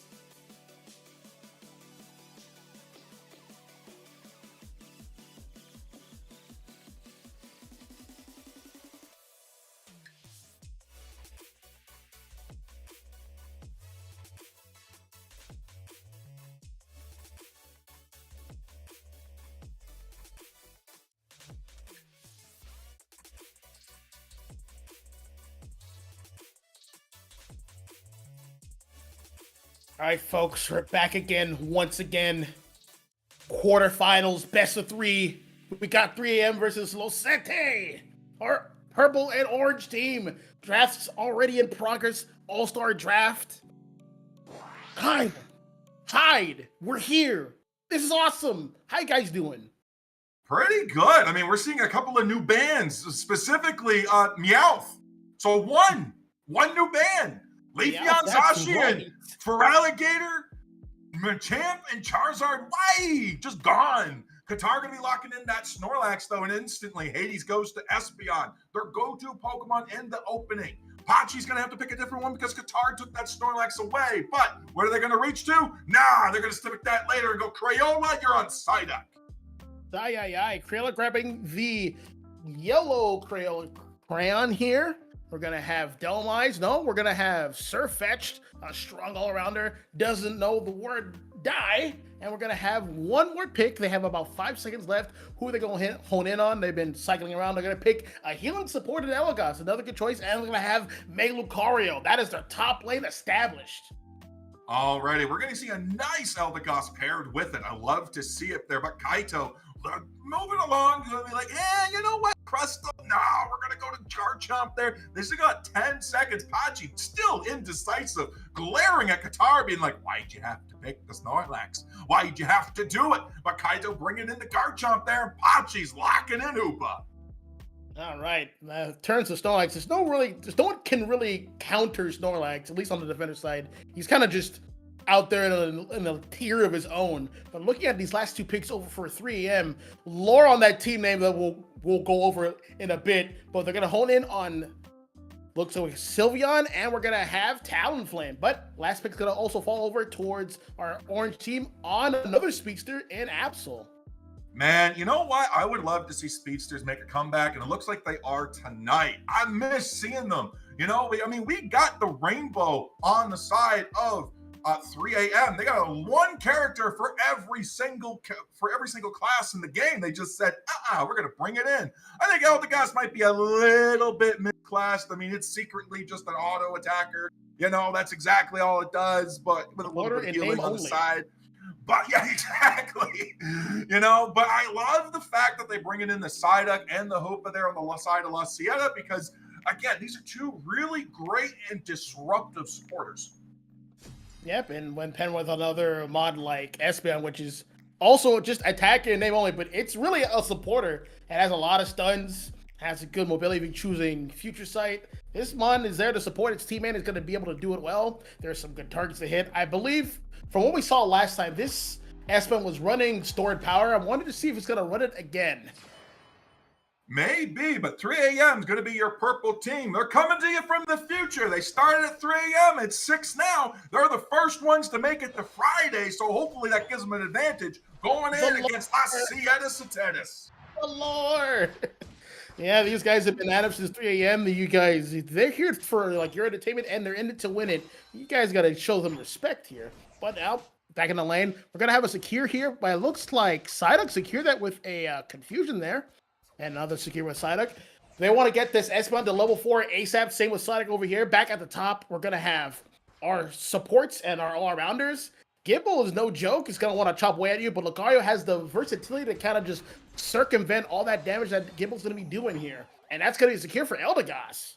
Talonflame going to the basement there, followed by the Absol. Amazing how these guys just kind of know exactly where they're going to go for the gank. But Hoopa and Eldegoss are now starting to make their way down, but Eldegoss doing a little bit of a roundabout. Talonflame finds out where the Absol is. We do see the pursuit go in, grabs the Absol, grabs the Talonflame there, but it's in danger. Sylveon comes in, but they can't redirect the screens. Pursuit goes for the juke, and it's now Eldegoss paying the price. Oh, another back shot for 1100. The humanity. So much damage from the Absol. Getting the critical hit, working its way down, and we're going to have a fight down here at the bottom. You don't typically have that, but I guess anything is possible on a Rayquaza map, and there goes Snorlax too. Another critical hit, and that's going to be a lot of scores, a lot of stacks going in for this Absol. La Sieda's already putting the pressure on in the good old-fashioned way they only know how to do. 3 a.m. has been on the back foot there, but that's Sylveon, Screamion coming in, putting a little bit of pressure, chunking the HP slowly away from that Absol, being like, we're going to put that lifesteal to the test. But Regidrago here about to hit the map in 5 seconds. Regidrago, you are mistaken, my friend. Should be Rayquaza. There is no Drago. There's just more bees.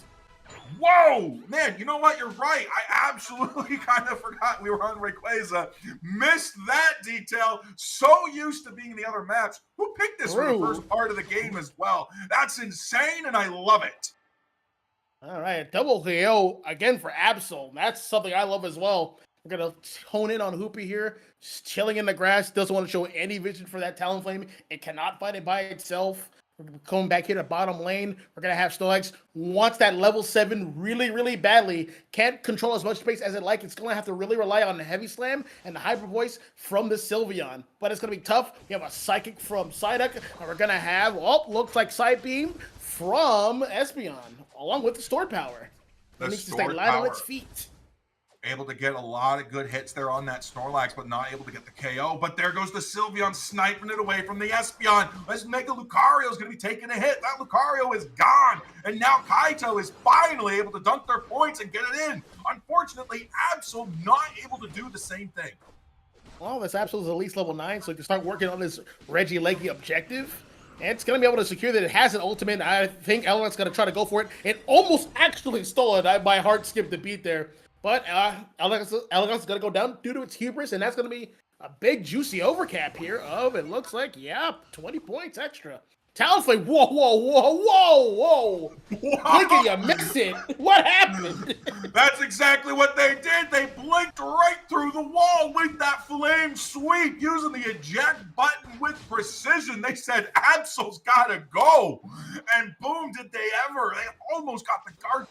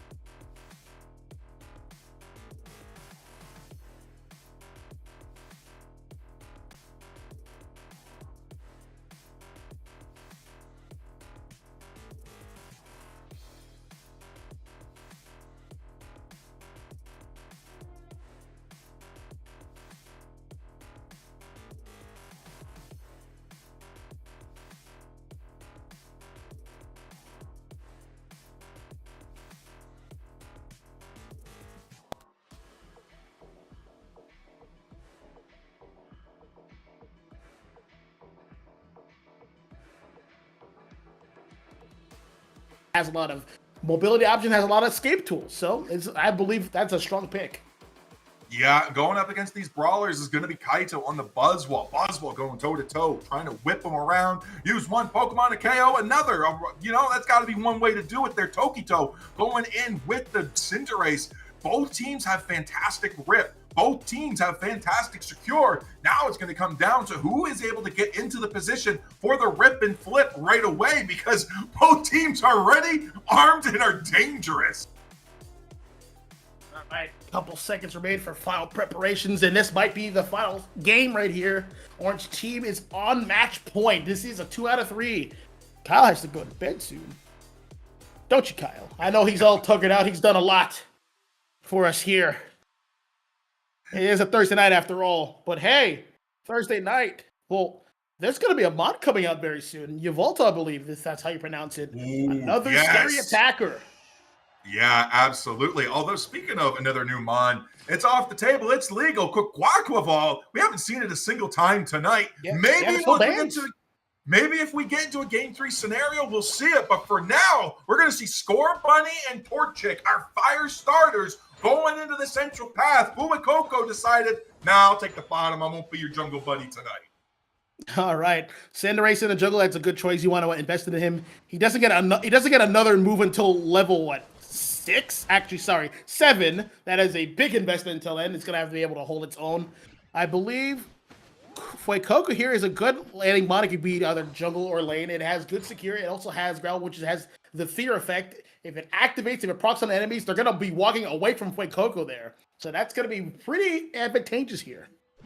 Yeah, both teams already ready to go. They're looking for the Indeedee, and they go for the secure. Boom, gets taken out into the hands of 3 a.m. Lots of experience swing their way. They're looking to win that lane early. Score Bunny's already there, and they're going into the central path here. 9 minutes hits. Both teams are like, hey, wait, where are the birds? But the birds aren't there because the Natus don't spawn, because this is Rayquaza. Another Rayquaza? Who are these people? 2 in a row, a reprisal act. Well, that's going to be a lot of secures for 3 a.m. They're going to dominate here at the bottom lane, but as a result, they're going to struggle a bit over at the top, and they're going to have a Buzzwole getting some stacks in. Dangerous. Alyssa also going for the secret stacks as well. I don't remember what the items were on it, but maybe it is secretly stacking as well. Who knows? But Rest are going to come into the bottom lane there along to try to get their level 7. Already level 5. They're trying to get back into the game, but we're going to see Kranix up in the top. Only a level 4 on Steenie. Trying to go into the Buzzwole, but no, gets used for the secure. Doesn't mean they get it. That is such a funny visual. It's like, hey, I need something to secure it. Wait, I'll use you. Slam grab. Exactly. Oh my gosh, absolutely. Buzzwole, one of the only Pokemon to use another Pokemon as a weapon in this game, as a way to do damage, is absolutely diabolical. And already they're back on Kranix is behind, looking to put the pressure on and be like, haha, what are you going to do, little Nail? You got to get out of here or I'm going to get you. Absolutely. We're winding down to 7:20. More farms about to show up, contested on the both lanes, top and bottom. Both teams are getting into position here. We're going to have a 2-on-2 over here at the top. Both all-arounders are going to get ready for this. Buzzwole does have the advantage there. It has a safeguard Blizzy. Back at the bottom, we're going to have a Blaziken, overheat Blaziken, moving the farm over, getting ready for the secure. That's going to be falling towards mostly 3 a.m. here at the bottom.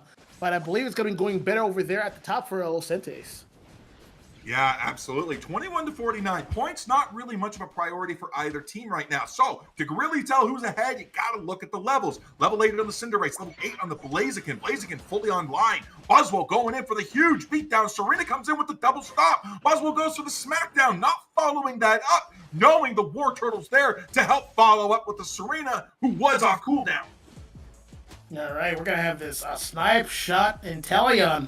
He's gonna have to try to get some of those snipe shots in. It might be difficult with a mon like Blastos on your team, but it might be a lot easier with a mon like Suicune on your team, freezing them.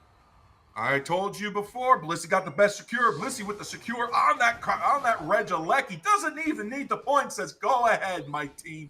Take it. We're going in. Smack! Steals the Buffett walks away. Oh, wait, no, never mind. It didn't get it. He almost got it. Listen, that was the remnants of helping hand on it that made me there. But that was close. Almost got it. Ooh. Huge freeze, though, down the bottom of the Suicune as we're able to see Blaziken go in, but Stun's too strong. Mr. Mime said no as Cinderace claims the KO. That snarl from the Skeletor's, it jammed it up. That telling you, the fear effect, it's a real thing. That's Skeletor's main defensive mechanic. It activates the snarl or the growl in for Coco's case, and you're just going to be moving away from it. Unable to hit it. And if you do hit it, you can take reduced damage on Skeletor's part. And they decided to buff it too? Come on, what's going on here? This Pokemon did not need a buff, and my gosh, did it ever get one? They got the Snarl effect, that fear effect going on a little bit longer now. 3 a.m. going to be up on the top side, though, thankfully away from that fear effect, looking to try to back off as the points are now only 7 apart, 92 to 99, as now we have 3 a.m. locking in to triple tens. All right, so I see here that Skeletor's has reached level 9, and why is this important? It has access to its ultimate, but why is that important? It can, in theory, get a downtown snipe with its ultimate, so 3M's gonna have to be very careful. You don't want to get sniped off screen by the Foghorn. That could be potentially very dangerous. Absolutely. Now we're going to be diving in. We're going in. We're looking for it. It's Reggie Brock on there. Slow taps. There's a huge surf comes in. Do we see the Hydro Typhoon follow up? No. Too many stuns, and they're able to get out of there. No eject, no follow-up from the team. They do pick up the Reggie Rock. So, despite the fact of not being able to pick up a KO or find a pick, they were absolutely successful in being able to zone out La Sieta. And now Serena's alone on the top side, just getting 3 stacks for days.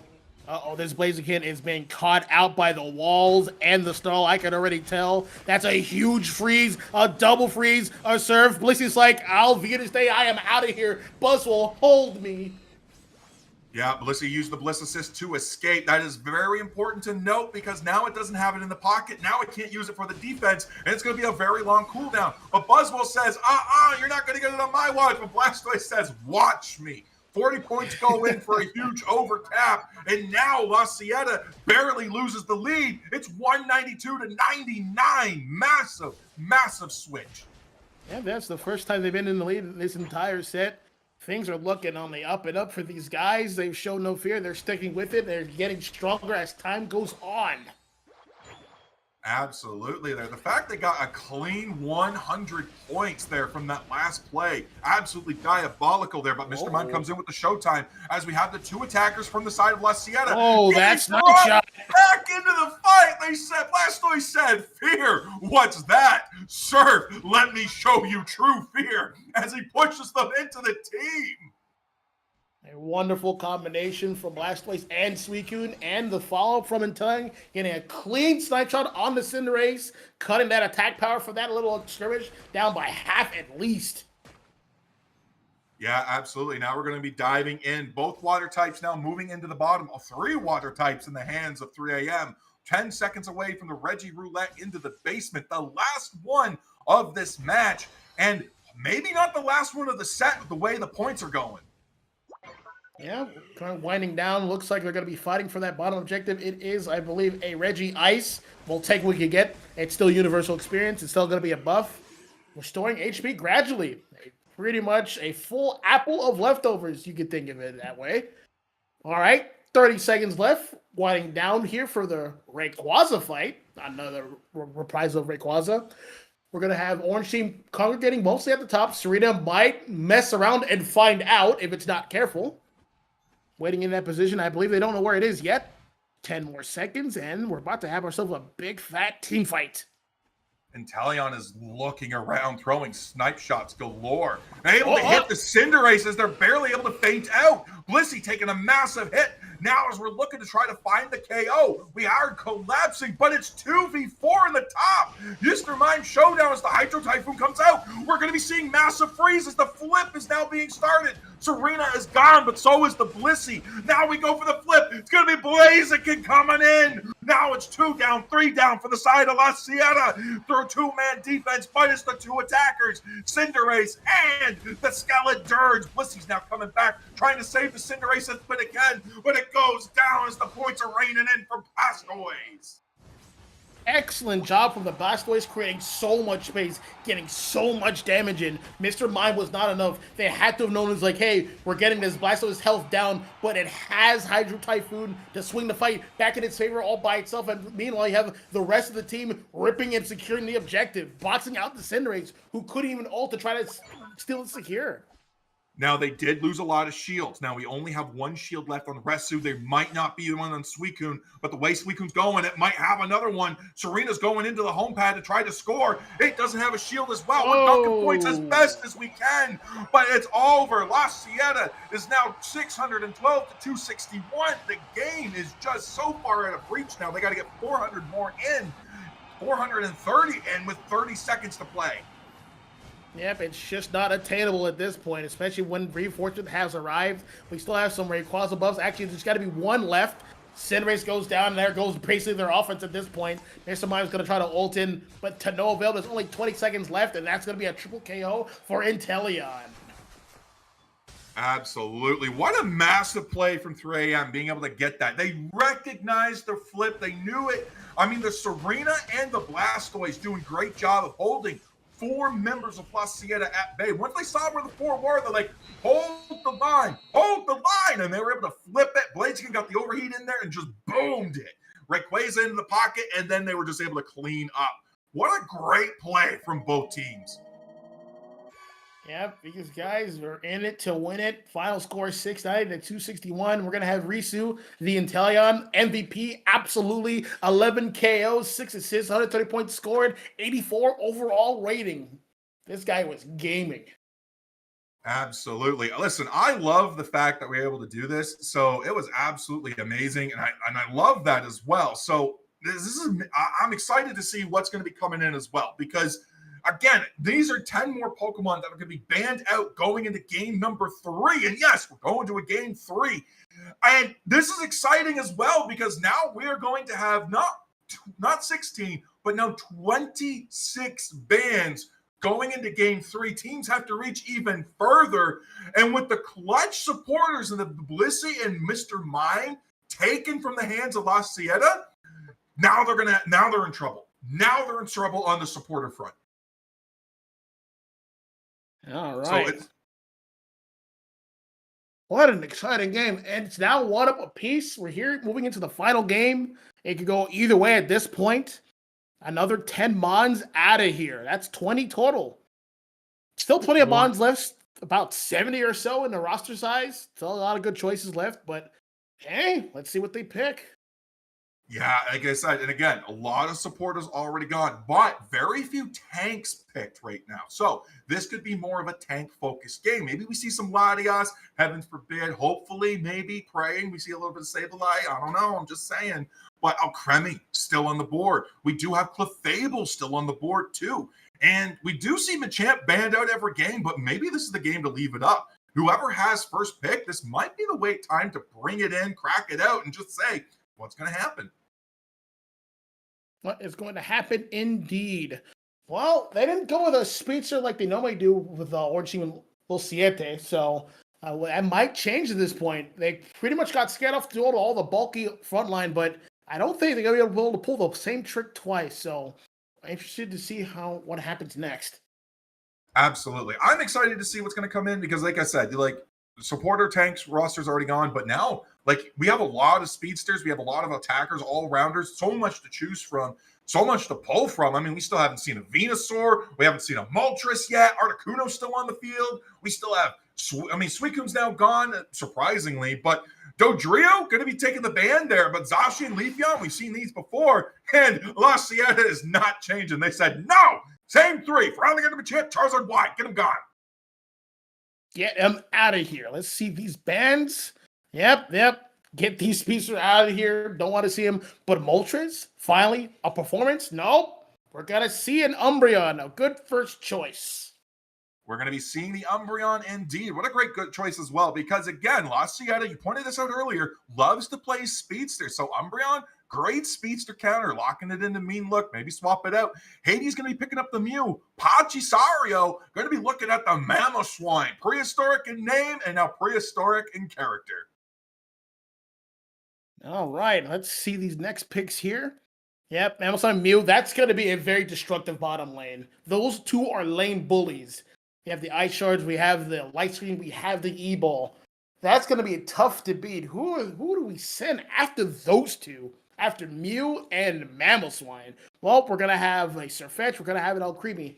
They're setting everything up for the composition as it's being crafted mid-draft. Yeah, we've picked our opposite lanes now. So, we're going to see Surfetched and Alcremie into the top, Mew Memo into the bottom. Now, how are teams going to counter this as well? Crayola going with Kato up into the top there. Comfy into Moltres. Absolutely nasty if this is Sweet Kiss. I would imagine so. It looks like these guys are going in for the kill. But it just might be the healing moveset they have on the other team. They have Alcremie. They're most likely going to have Wish Umbreon. So they're going to have to keep up with heal somehow. If one team has a healing support, it would be in your favor. It would be ideal to have a healing support of your own. Oh, Urshifu into the Miraidon there. But we see La Sieta pick up the palm.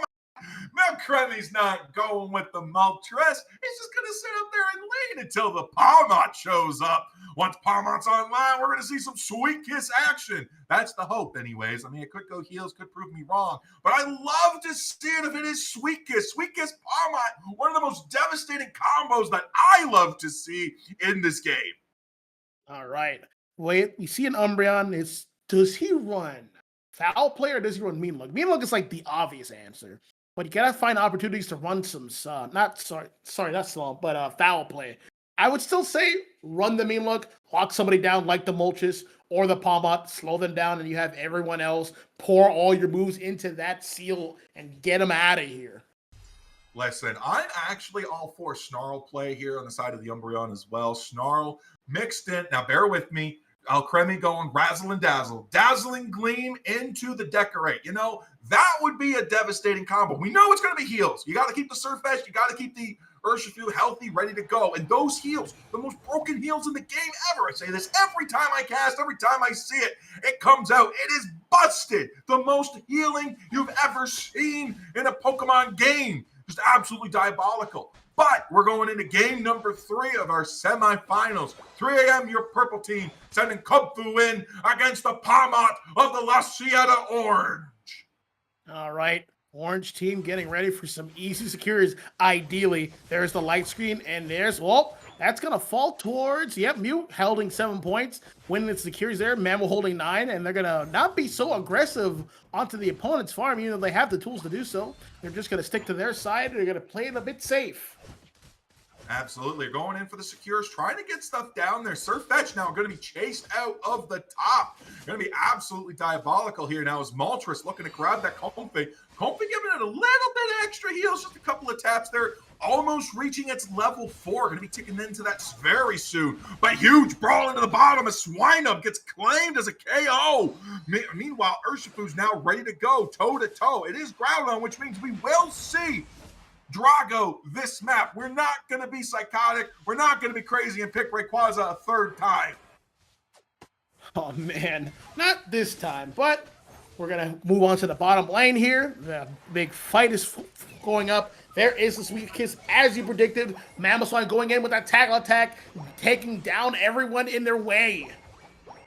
Absolutely diabolical. Moltres coming in the top there as well. Urshifu going in for a quick stack there, trying to get that in there as well. It is going to be our Dark Bear. That is going to be wicked below. Urshifu going in for the throat chop here once it hits level 7. Not going to be seeing that surging strike, so no dashes there. But again, we are seeing massive work here from that Sweet Kiss already in play, ready to join the Palmont, but the Palmont's not even close. Alcremie's now look at me. It's going to be the Comfey looking to find the Palmont there as Moltres hunts down the duck of Surfetch. This is the ground on my, so we're going to have a Raging Draco here at the center. Palmont's going in. There is the Sweet Kiss. We're going to have Urshifu backing off due to the slow smoke. They're creating a lot of space here in the center pit. There is an E-ball. Down goes Moltres, getting caught out, isolated by himself in a 1v4. Unfortunate, but because of that, they're able to secure Regidrago. Absolutely. There's a huge buff there going into the side of the the player who took it, because that's going to give them increased score speed as well. Suika's coming in, going to be disrupting that surf edge there as it's trying to bounce out. Massive super slam coming in from the Palmot. Huge 2 KO streak for it, as it's now looking to dunk some points. 59 points going, almost 59 points going in there. 59 minus 1, 58 points going in for a 107 to 117. La Cieta climbing their way back into this game. All right, 3M's going to focus on what they can have their hands on. It's going to be Reggie Ice here at the bottom. We have a Mammo, the little Mammo that could. Looks like he's just going to be brawling the Umbreon. Can't really do too much about that. He's going to have to go back towards his pad. Meanwhile, back at the top, we're going to have Moltres ripping away this Reggie Leggy all by itself. I don't think Servant is going to contest that. He has some form of himself to procure himself. Yeah, absolutely. Moltres going to be grabbing the Regieleki, sending it down to the T2 pad. 136 to 117 as Umbreon looks to peel for the Urshifu. Mamoswine could be a bit of a problem, but no follow-up from its team. Not going to be any useful there. Just kind of dissuading the 3AM from making any sort of push. But Palma and Moltres with the Comfey, they're now pushing onto this Regieleki. They want points to go in. They're looking for an opportunity. They're looking for a dive. They're looking for a way to get on top of the Miraidon. And Suicus is ready to go, and there we go. There's Regieleki, though. They waited too long, not able to find it, as the Surf Fetch claims the Mew.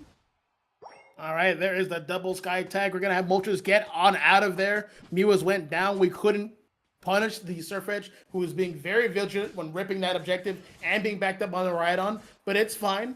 There's a lot of fun for everyone.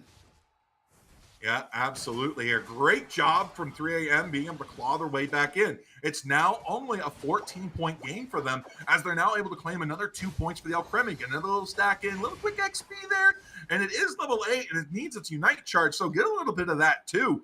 Always good there, as they're now putting the push on the top, but Moltres guarding the top vigorously as well. Surf Edge not able to find an opportunity. Both teams need to find a way to come together to figure out what they're going to do, because 20 seconds now remains until our basement Reggie hits the board. At this point, Moltres holding that top pad, it's actually starting to become its detriment. It's getting starved out of experience at this point. I mean, look at Surfetch. He's level 11. He has a pad broken too. He's getting all this extra farm on his side. Yeah, absolutely there. We're going to see Qatar go deep onto this Mamoswine there. Mamoswine just on the edge of evolving. Level 8 needs level 9. Let's go. Get it done. You can do it, I believe. But the huge bright future meteor storm looking to catch the Palmont. Huge hit from the Umbreon Urshifu. It's Comfey in a dream, and Comfey's trying to escape to a berry. Lead the Urshifu away, because that's all they can do. But the rest of their team is falling. La Cieta is able to get broken down and taken out as the Registeel blesses 3 a.m.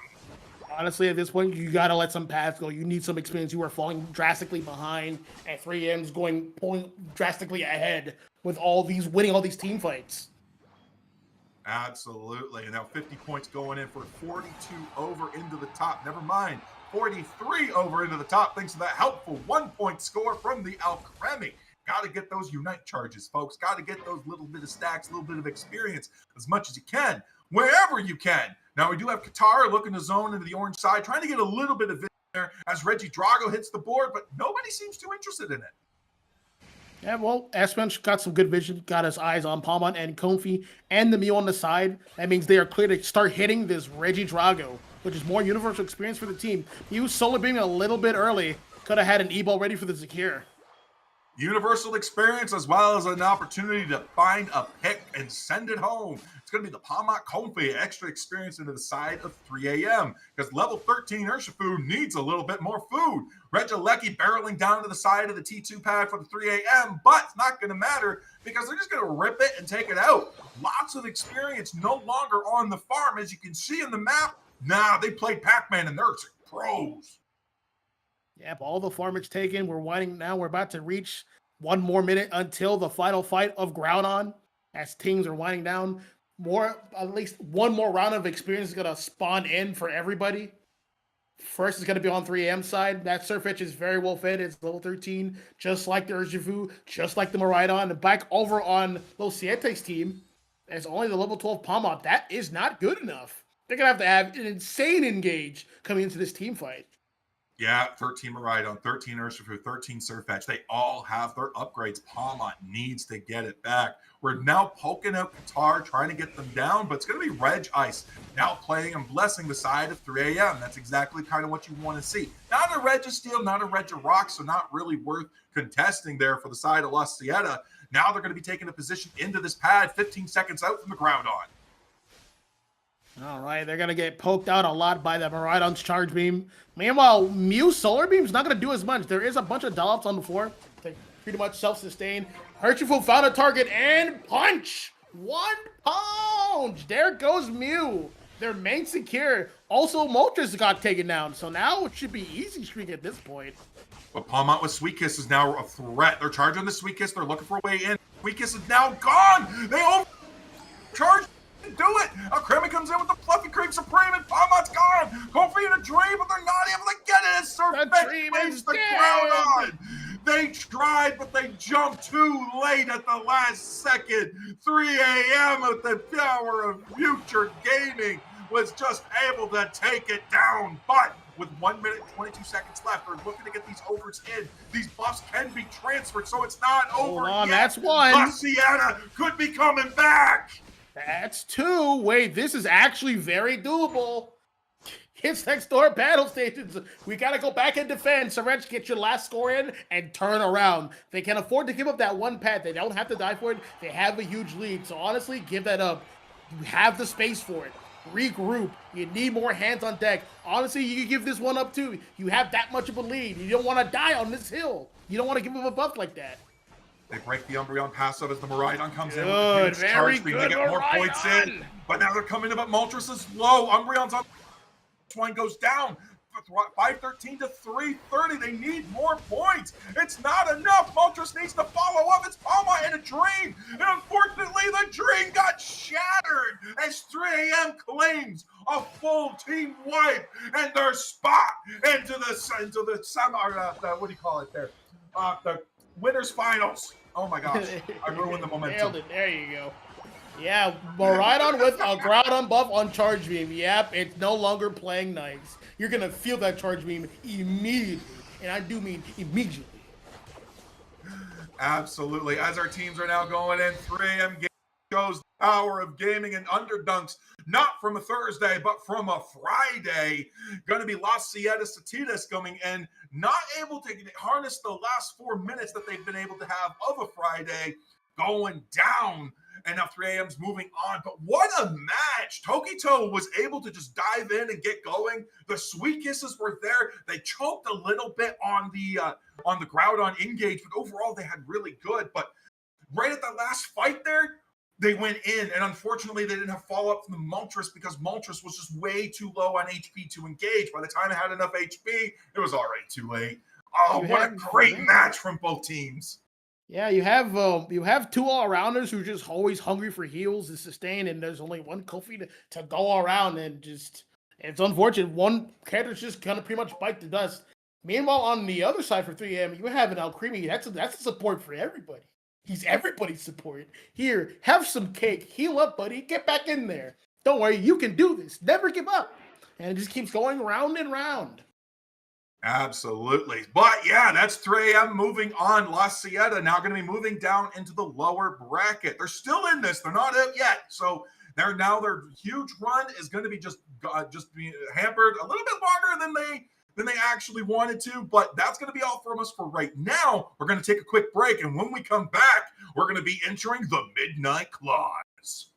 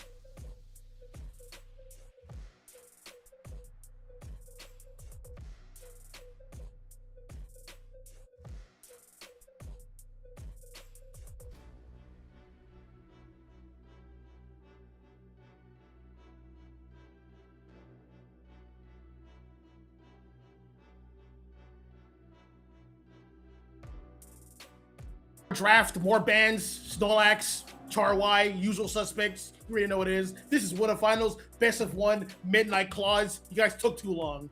We're here, we're active. Yeah, exactly. You take too long in your sets, you get turned into a best of one. That means, that lessens your chances at being able to get into the finals of the grands, which winner takes all. And for once, Underdunks has stakes, a $250 pot. And since it's 1 a.m., that's the difference of whether you get to buy breakfast or make it. That's an expensive breakfast. That breakfast is going to taste so sweet. Now, I would like to say that Espeon ban is a very good choice. Get rid of a lane bully. This is a best of one. We're not taking any chances. We're going to take you, by the way. Good luck finding your own lane bully. We also took Snorlax. It's gone. Figure something out. Oh, they got Blastoise. They're mine.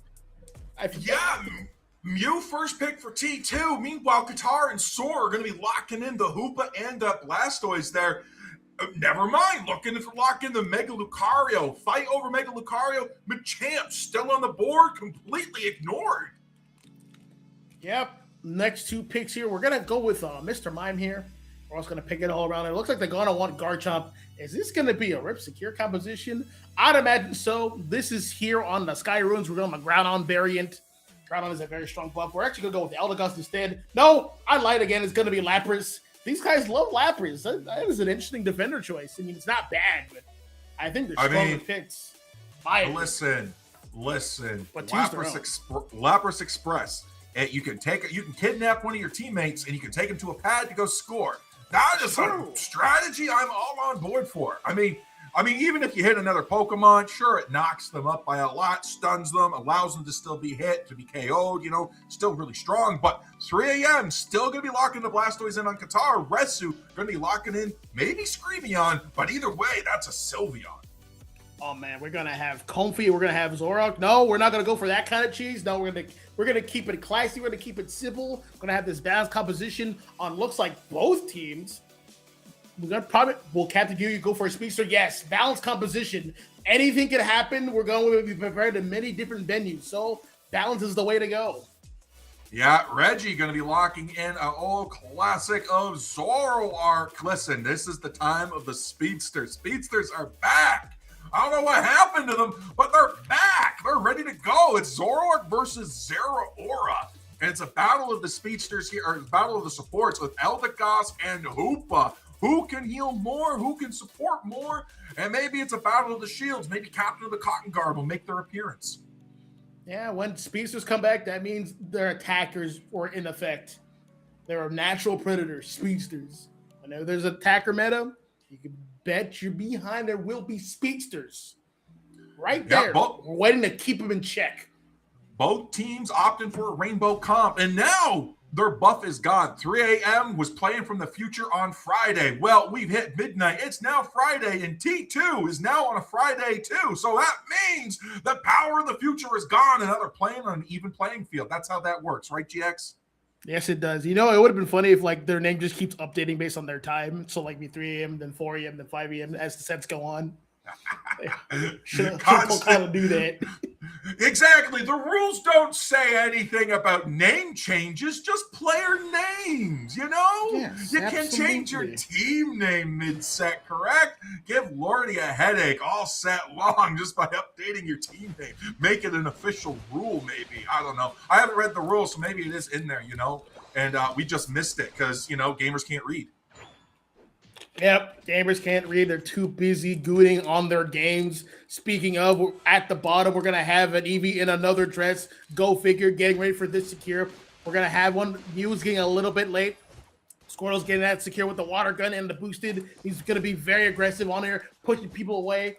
Going to go for this Indeedee here. And it's, another push away from Squirtle. Doing a wonderful job keeping their farm on their side of the map. Our farm is ours. It's not yours. Keep your hands to yourself.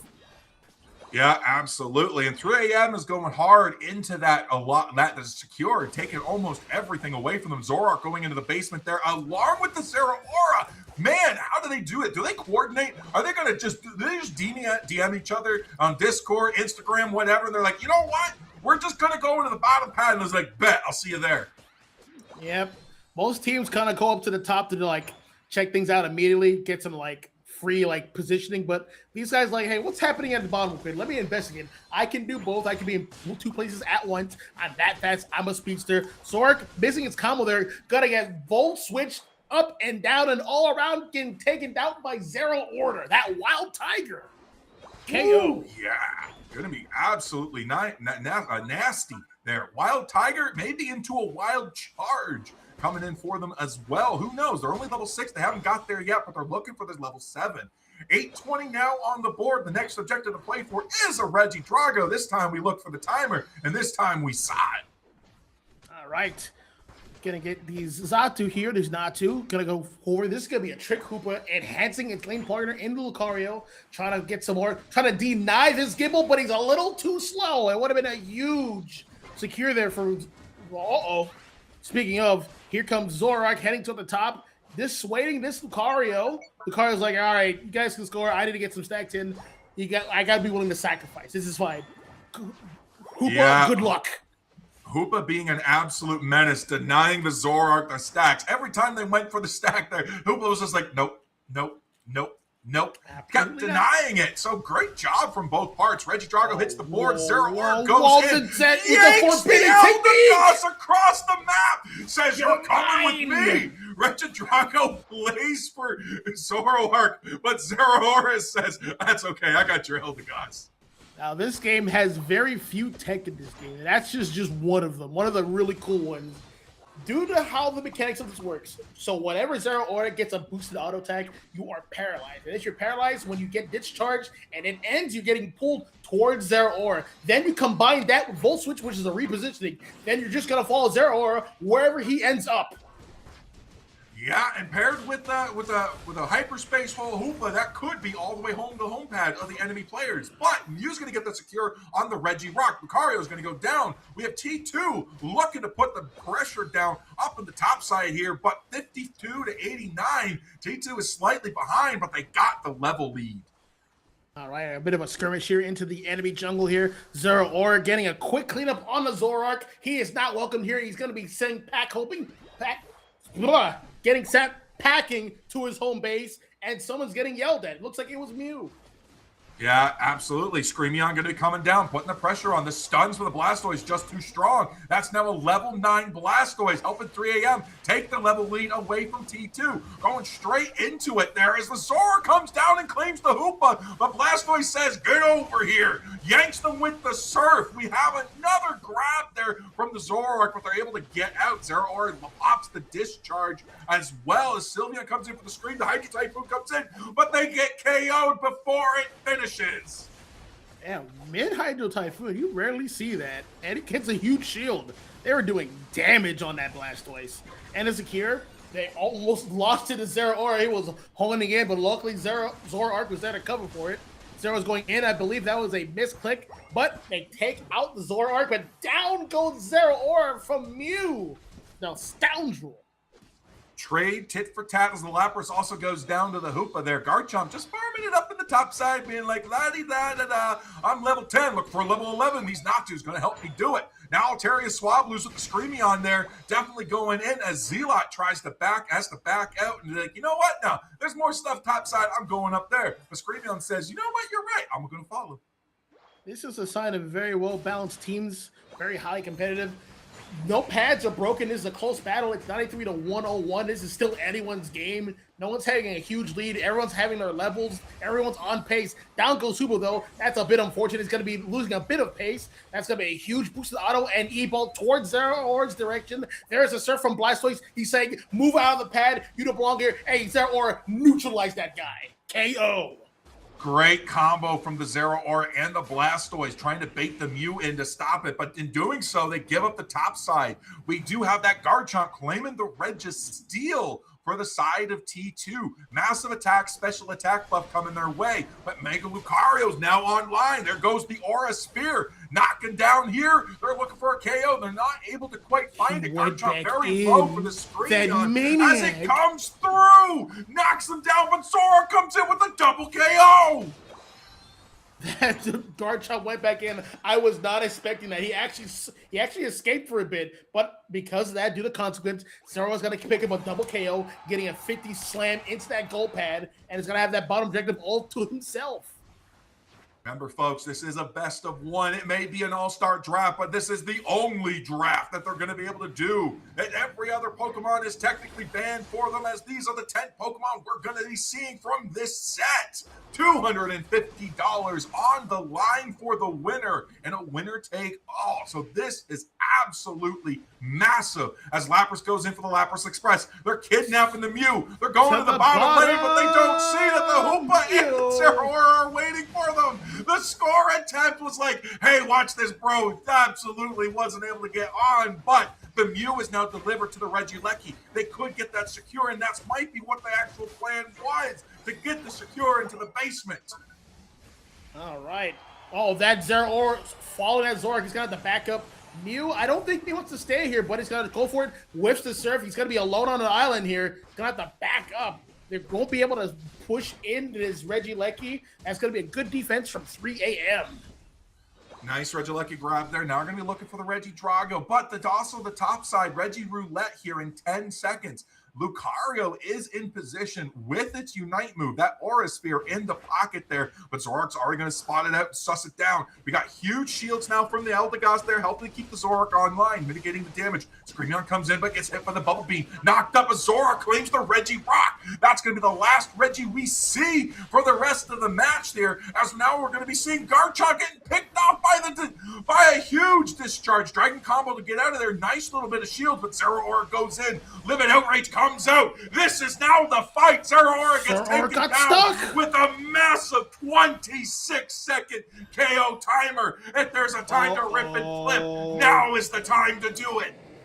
All hands on deck. Blastoise, you got to get in there, man. Lucario's going to be ulting in. He's saying, I don't think so. You're not going to take this from me. Mew with the secure. Oh, no, this might be it. Zeraora is still KO'd. Still waiting in the spawn bay.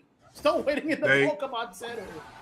They do. They go the Plasma Storm in the pocket there, but they go into the basement. 387 to 284. That they take a KO, they could get some buffs in the pockets, and that's exactly what they're going to need at this point. Zoroark farming up a little bit of extra points there, just trying to get a little bit more experience. A little bit of ult charge there. Zeraora, captain of the Ginyu Force, looking to get a little bit more in their pockets too. They got to try to find something to come online, because again, right now, Hoopa and Zeraora are the only ones with the Unite moves now. They're going to have to make that work. It's going to be pretty much a full frontal assault at the bottom. They're just going to have to let things go here. They're going to have Lucario coming in for a back cap. It's going to be 42 points. Well, no, wait. Coming in from the side. There is the ult for Hoopa. Hoopa plus strong. Hoopa unbound. We got to get some KOs here. You're not going to kill that Lapras like that. He is too strong. He is too bulky. Here comes Zoroark coming in. They pulled in all five. Lucario coming in at the last second now. They're getting points in. 335 to 287. 487 now as the Hundo Burger comes in for the Garchomp, but another one comes in for the counter. 587 to 435. There are 30 seconds left to go. One KO down as the Zeraora goes down, but the Blastoise is still up. They're still pushing and they're still on the board. This isn't good enough. Yep, this should be. Yep, this is game. They've held the line beautifully. Now, if I remember correctly, during that entire team fight initially, before Ground showed up, I believe Zeraora was in mid-volt switch or something. He got stuck somewhere, and Garchomp got a clean KO, heavily swinging the fight in their favor. That pretty much cost them the match.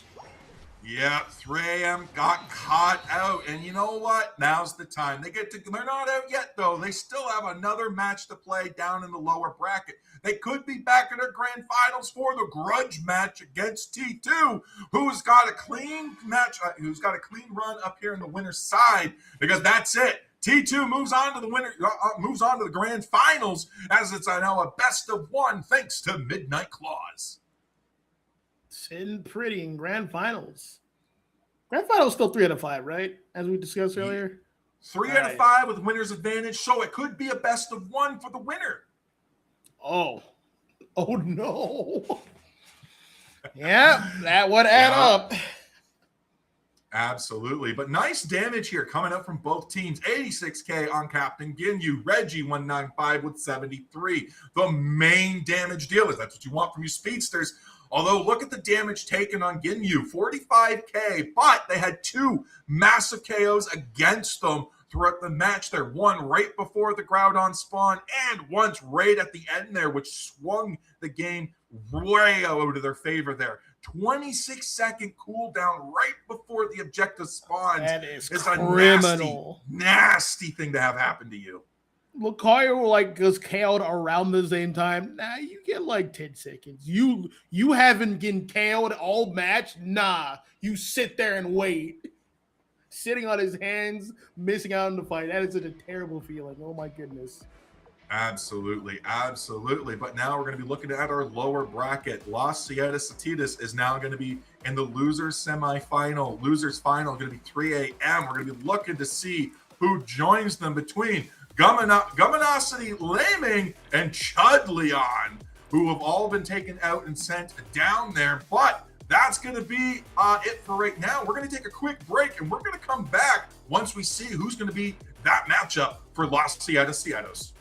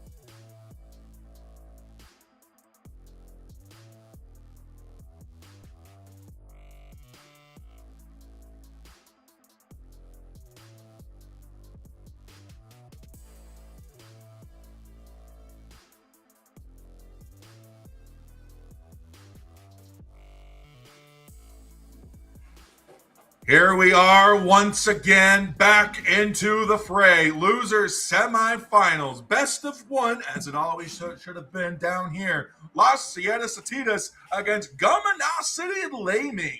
Coming in, it's now in the draft there, and $250 is on the line. Loser will not be playing to get it. This is it. This is the end of the line. And already double speedster on the bands, GX. I heard one of the games that was just, a best of one took like over 30 minutes and just everyone was just rolling their eyes. Kyle looked like he was ready to throw his kitchen sink at somebody. What a time to be alive. So here we are in the semifinals here, getting finished with all this drafting and pretty much banning the same minds because we're at the end of the bracket. So these are pretty much the same teams with, especially with the team's name with the Gubanosity Laming. I just love that team name. Absolutely. Listen, one of the things I love about Underdunks is how creative teams can get with their names and what they can do with them. So I love to see it. So we're going to be seeing Psyduck rounding out the bands for Las Ciudadesitas. We're going to be seeing Feraligatr, Machamp, and Charizard Y, who we're used to seeing on La Ciudad as bands for Gumanosity Laming. And it's going to be Sylveon into Zacian and Snorlax. Yep, Snorlax, a very strong early laner in the bottom lane. We wait in anticipation for his partner. We'll see in about a moment. But back on the left side, the purple team, we got the Sylveon, we got the Lapras, we got the Hoopa. This team really loves its Lapras. I don't understand why. That's just their thing, I guess. Listen, Lapras has actually been pretty good. We've seen some awesome plays from it as well, especially with the Bubble Beam, able to hold a lot of Pokemon, has a very long stun time. Unlike other stuns, which can't hold it as long, it can do some freezing. You can even kidnap a player and go straight to the enemy home pad if you want to dunk 200 points, Like, there's a lot you can do with the Lapras, and Reggie's here to show us exactly what that is. Gravy on the Gengar, though, that's a kind of insane. Doubt and hate onto that Hoopa, along with Kirtan onto that Garchomp. Now, I do not doubt you with the Lapras, but all these buffs are just pretty much undoing the nerfs it had before as we get back to Lapras Prime, pre-crisis before it got nerfed in the war, when it was just the Godmon. I want to see that Lapras. I miss that Lapras, where it could just do whatever it wants. It was just a glorified all-arounder with all the bulk and mobility. Whenever it had its ult, that mon could do it all. But we're just trying to reenact that plays and that availability there. Back on the right side, we're going to have the Eldegoss. We're going to have the Espeon Nets. So some strong early laners. I would say they have the advantage in the early game. Let's see if they can really capitalize off of it. Gengar, if it's a Hexgar, which I'd imagine it's running full heal, it could be there to trip them up if they're not careful. Hang on here. I think I got a little bit sidetracked there. I think we're actually seeing a flip of the names. I think it's actually Gumanosity Laming. That's your purple team. And Las Ciudadesitas, that's actually your orange team. Hal's trying to pull one over on us. I guess he got distracted trying to hook his kitchen sink back up.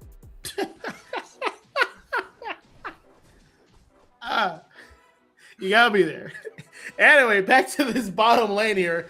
Espeon as the EB getting in position. Sylveon's way in the back. It can't really participate in this fight. It's secure. It's too weak. It just has to focus on the farm and get to 4 as soon as possible. So I understand that. Lapras putting in that double time to work for 2 people, doing the best it can with the Whirlpool, with the Ice Shards, but it can only do so much. It only has 1 set of hands or flippers because it's a Plesiosaur. Back at the top here, we're going to have Lucario trying to get all the farm it can, but Gibble's just chomping away at the bits.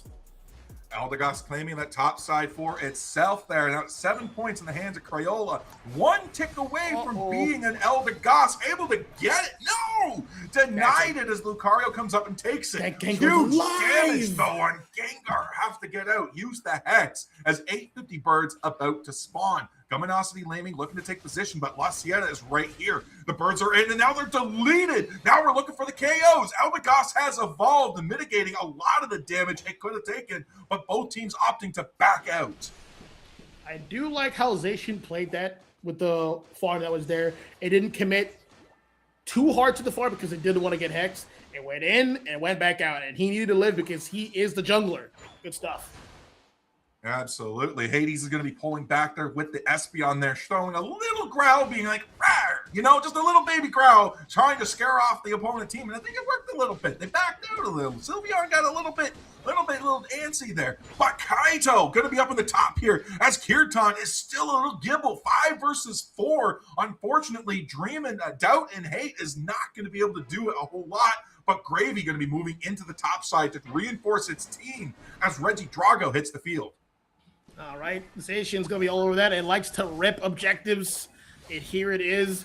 Hey, you get too close, it's going to go right in on you. But here comes the Haunter making some noise here. We have to really reassess what it means to be on this objective. Zacian does secure with the Metal Claw, and now the team fight's flipping on its head. You can only yell in one direction at so many people. Yell at this. That's the one thing you can't let Tokito get away with. Lots of points because those cooldown resets are plenty galore. Not 1, but 2 back-to-back Metal Claws will allow Tokito to collapse and take you down. Kirtan taking away those birds there. But we do have Gengar Gravy coming in, trying to get whatever experience they can, but that's not going to be enough. Now they have to defend the pad from Scourge. They barely are behind on points, 27 to 55. Not a large gap, but the levels is a different story. If they slip here, they could fall further and further behind. Yeah, this Gibite's being starved of experience.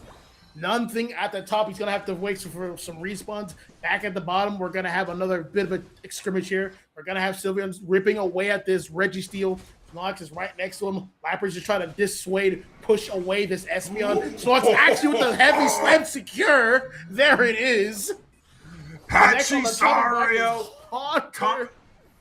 coming down, being like, yup, the heavy slam did that with both cheeks, able to lock it in, take it down, and now we have the blessing on our side. Now we got the Zacian heading up to the top with the Eldegoss. Lucario keeping that Gabite in check there as Pachysariyo is looking to collapse the Eldegoss in the center to go up with it in safety. Yep, this Gibble's almost level 9. He's still on decent pace. He's by himself at the top. There's going to be some knockdowns for him up there. Back at the center, there's getting more farm, more heavy slams, cheeks clenched, getting all the farm away from this Haunter, denying him level 9. Back at the top, Zacian's going to be there to back up, start ripping away this Reggie Misty. I believe that should be Reggie Lecky at the top. Yes, it is, ripping away at the objective. Lucario's now level 9, and this is a Mega Lucario. And now we have a Garchomp. It's time to fight. Mega Lucario is ready to go in the pocket, and there we go. The Aura Sphere comes out. Limit Outrage comes down, is looking for the Mega Lucario. Eject over the barrier. Thinks he gets away. Garchomp says, I got one too. Follows him, grabs the KO, and now that forces La Sieta to back off. They furthered their lead by a little bit, pushing themselves to 70 points. But overall, they maintained the level lead. 11 on Zacian, 10 on Espeon, and 9s for the rest of the team. All right, this Garchomp is not stopping for anyone. Actually, he's going to stop right there. He's going to back up. He doesn't want to keep running into that. You got a good KO, got a good pickup on Mega Lucario. That's going to will some experience. He's now level 10. He's now outpacing this Lucario. They have to go back to the drawing board. This is a bit of a different kind of a Snorlax than what we've seen from La Sieta. They have usually gone into the block with the heavy slam combo. And you know what? Now they said, it's time to sleep, guys. It's after midnight. It's almost 1 a.m. Time to take a yawn and go to sleep for good. There we go. The Lapras takes a little bit of a nap, but wakes up super quickly. Registeel is going to be on the board. We've got the heavy slam combo. Not able to stop it down as Espeon secures the Registeel. 4 members of La Sieta is now going to be pushing this basement pad. We have 76 to 27, 4 points on the pad. 44 points in the hands of the Zacian, but we're going for the 36 over to preserve it. Heavy slam into yawn into ult is such a grimy combo. You're not going to be able to play for like 3 to 4 seconds. You might as well just put down your phone or your controller at that moment. Especially with a Zacian backing him up.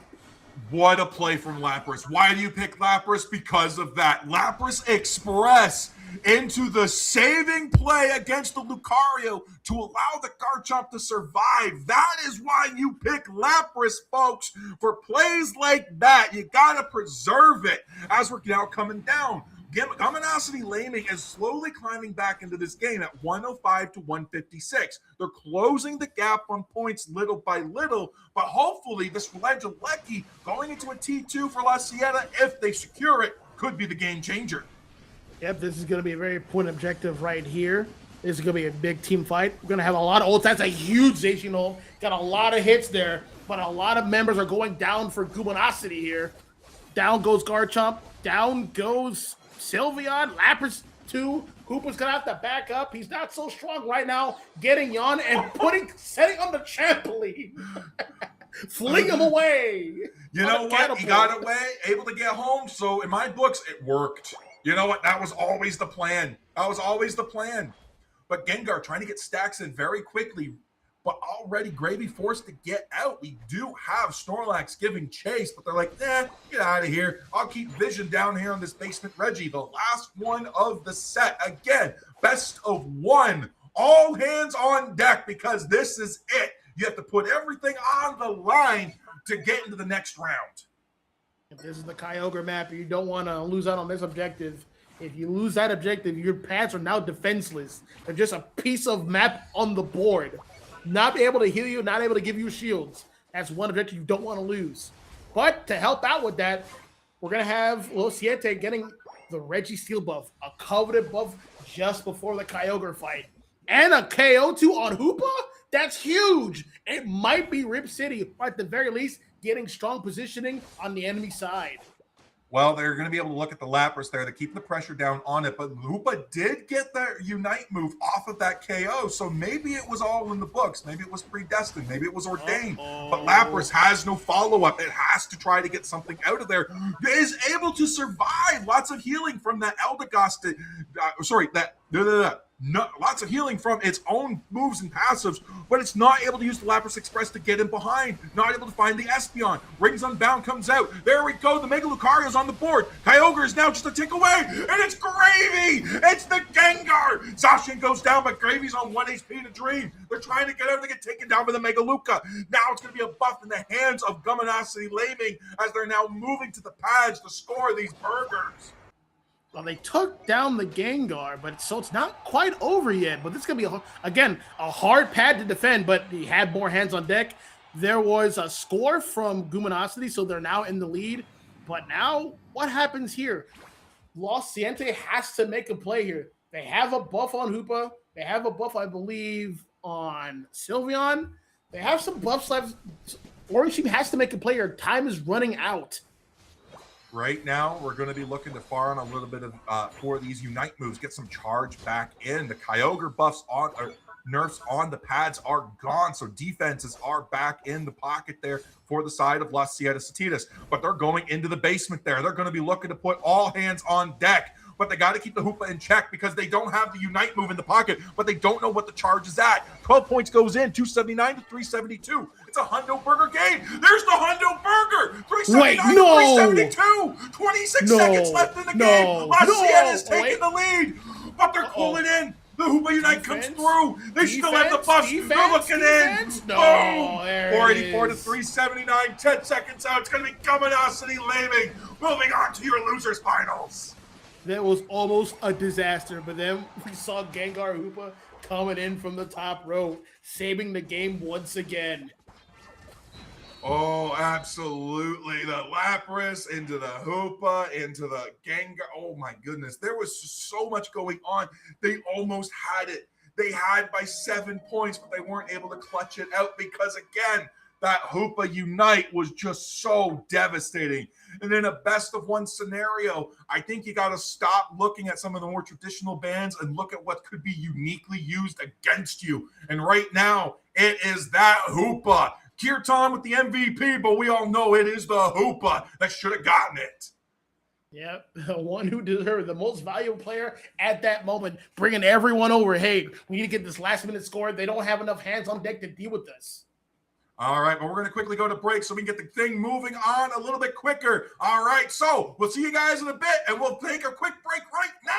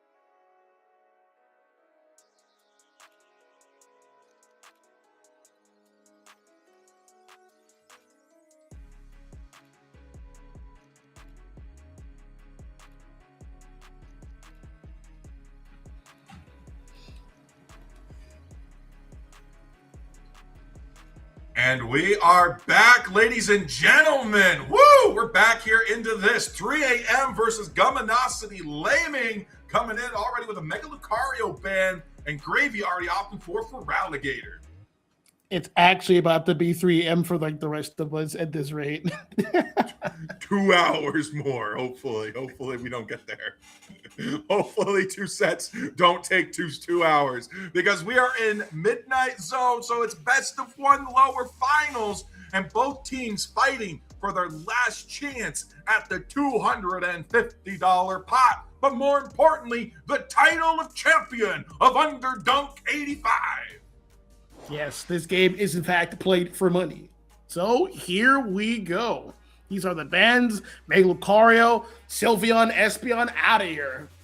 Blissey, out of here. Zacian, out of here. Get him out. I don't want to see him.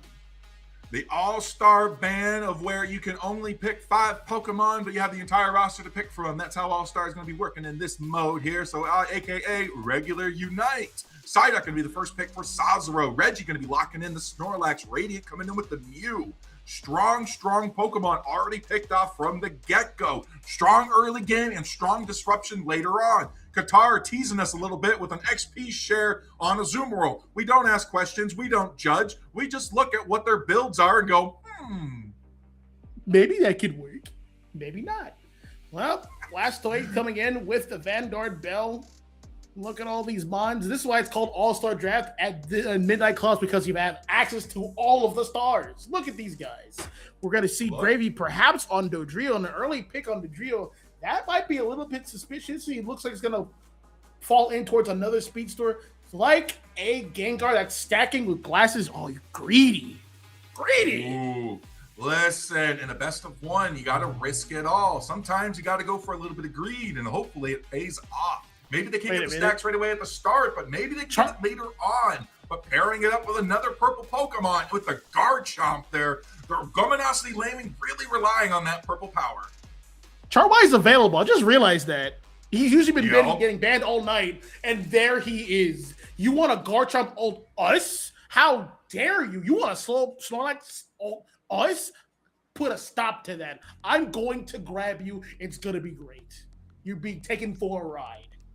All I'm saying is Gumminosity Gaming still has Slowbro on the table, but they're looking at that Eldegoss. They're like, you know what? No, we're going to out-heal you on this one. We're going to be throwing in the Eldegoss with that coming in. Surprised Alcremie isn't making an appearance here, because I feel like Alcremie would be a really solid option into the Charizard, so long as you Fluffy Cream Supreme after the Charizard goes up in the air as the Mega Evolution, because if you do it before, well, you're going to go flying with it. Well, they have to be careful. There is a funny interaction if Mew's in the ult and everyone's in the Mew ult. Charizard has no one to sure hit just yet. So he could get mollywopped in that one moment he can't grab them. That's an interaction for you guys. Be careful of that. That might happen. That might be a part of the plan. Who knows? We're going to have to see by 5 seconds left for final preparations here. Absolutely. All right. 2 seconds left now as we go into a bit of a buffer there, but that's all right. Goes into the load screen there. I'm excited to see how Rest is going to come in with the Inteleon. We haven't seen too many Inteleons be overall successful tonight since I've appeared on air. So maybe this will be a different option here for 3 a.m. gaming. And you know what? I think Kyle hooked up the kitchen sink properly this time, because we have the names on the correct sides for our teams. 3 a.m. going to be your purple team. Gumminosity Laming, still your orange. I know Kyle hooked up his kitchen sink super fast because he wanted to wash his hands of this because we're taking so long. No worries. That's all right. Gamers be gaming. Gamers be reading, I think. Learning up. There we go. But here we go. Best of 1, lose lower finals coming in. 3 a.m. your purple team, going to be Gumminosity Laming your orange team, as we're going to be seeing our central laners take the field. All right, take the field they shall. We're going to do some little predictive analysis. We're going to have, wait, what? Is that the legendary 113 I haven't seen since season 1? Listen, it could be an invade as well. We're not sure yet, but the 113 is the meta that I just want to see come back. You know, you never know what's going to happen. But no, the Psyduck's going for the invade on the Ghastly. If there is a Pokemon to invade and to out-secure, it will be the Ghastly. So this is a great choice from 3 a.m. So oddly enough, at the very beginning like this, Sonic actually beats most speedsters because he outranges them. They can't compete. Look at him get all that farm. Look at him get that blue buff. Look at him bully that little that little Ghastly away from his own jungle. He can't compete anymore. He's like, all right, big bro, you got it. I'm going to go to the bottom, get my levels there. No, see, that's absolutely okay, though, because Psyduck is not a strong ripper, but the Charmeleon is. They're going to go straight in there, and they're going to say, you know what? If that's still up, I'm going to take it. I'll take it a little bit for myself. That means Ghastly's still a Ghastly, but the 850s have now hit. It is now a 3v2 into the top side as Ghastly's still looking for that evolution in the bot side there. Not finding a whole lot of success, though. What is finding success is 3 a.m. into the top side. Buzzwall, too strong. Charmeleon, level 6. Almost a Charizard, and we're not even 2 minutes into the game yet. I would hope he's almost a Charizard. He had a jungle and a half, quite literally. Don't give away that experience, though. You got to get out of there, bud. You don't want to get KO'd. Backing off. 2A pressers that you're trying to go in close on. That is just a hard lane to go into, so already they're backing off. Charmeleon just saying, I'm going to take my top. Here, Drizzile, get your 7-2, buddy. Play around, get the blue. But no, they're also going to be backing off. Reggie Drago, non-existent from this map because we're paying attention, and it's Rayquaza. We're going rip and flip on this one, folks. They don't want to waste any time. This is Midnight Rules to the max. What if, like, at Midnight Rules, you just have to play Rayquaza? What if that was just de facto it? Force teams to rip and secure. I just missed the Fire Blast. Oh, he gets the pickup, though. That is a KO. Charizard's chasing him, though. The Drizzile with the delayed auto coming out, taking down the Haunter. Huge experience back in his pocket, but still not evolved. Charizard is on the table, but now we're still looking for the evolution on 2 of our starters. Both of them water type. Is there a connection? Maybe. Don't know. Stay tuned later on for the next episode of 720 Birds. All right, look at all these Swablu and Altaria go. Snorlax is like, I've taken a lot of damage. I've got to back up. That is a big E-ball. Misses the snipe shot here, but he's going to be able to back up. That is going to be one fully evolved water type. We need one more. We need the big man to join us. There we are, too. 7 minutes hits the board, as well as our first objectives going to be looking here. We're going to be looking to see which lane the Reggies are in. Steel in the basement. That means Lecky in the top there as well. Again, this is Rayquaza. I don't think they change rotations on this one, but here we go. We're going to be looking at there. We got the secure on the side of Gumminosity Laming, but Eldegoss no sooner gets it, has to lose it, as now 3 a.m. is putting the pressure on for the scoreboard. All right, I like the discipline from Charizard. Activate his ult from a good spot, a central spot. That's how his passive works in Shroud. He gets bonus damage in that circle. So you don't want it in like an off angle or an off spot. You want it at a highly contested spot, such as a goal pad. Great secure on that KO from the Buzzwole, taking down the Gabite there. Regieleki into the top side now as Gengar's trying to get online further. But Buzzwole's able to find the Snorlax, comes in with the superpower smackdown combo, being able to lock it down. But no, Snorlax just too bulky. Wearing a citrus berry, but this is facts, folks. Wearing a citrus berry outfit grants you more HP. You know, don't take it from me, though. Take it from the facts of what you just saw. It's in the patch notes, I swear. It's in the patch notes, I swear. It absolutely is. Garchomp comes in with the Livid Outrage, though, looking for a quick KO, trying to find the Gengar, but Gengar finds the Buzzwole instead. Now we're going to be taking down the Snorlax, though. We lose in trade for trade, but Snorlax for a Buzzwole, not a bad one. But Kaido going to be taken down as well. Huge grab onto that Garchomp. Gone. Deleted. Now we're going to be Regieleki playing for Gumminosity Laming, though, as now it's going to be looking to connect. Does it go in? No. What a clutch save. You're going to realize how much work Snorlax puts in and when he's gone. He's no longer in the front taking hits for you. Nice snipe from Resu, showing that Baltoy who's boss, water versus ground. That's exactly what you want to see. But Snorlax not letting up. Gumminosity still going in. As we do have the Snorlax get taken down, not able to stop it. Psyduck and Buzzwole able to take down Regieleki handily there. But now we're going to be seeing Qatar in the bottom lane, just kind of existing, just kind of vibing there as we got some more points looking to be dunked in for 3 a.m. That was an eject. He got spooked. He got jump skipped by Gengar. I don't think he needed to eject. If he got like caught with a surge, it would have been fine. But hey, we're here now. No, eject a Hydro Typhoon, but this is still a very good Hydro Typhoon. There's another serve. Secure from Gengar, getting the Reggie Rock. Charizard has an ult, but he's not ripping it just yet. I don't think it's in the cards yet. He's just actually going to get KO'd and save it for another time. I don't actually blame him. There's going to be more farm available if this pad breaks, but this team is holding down the line, though.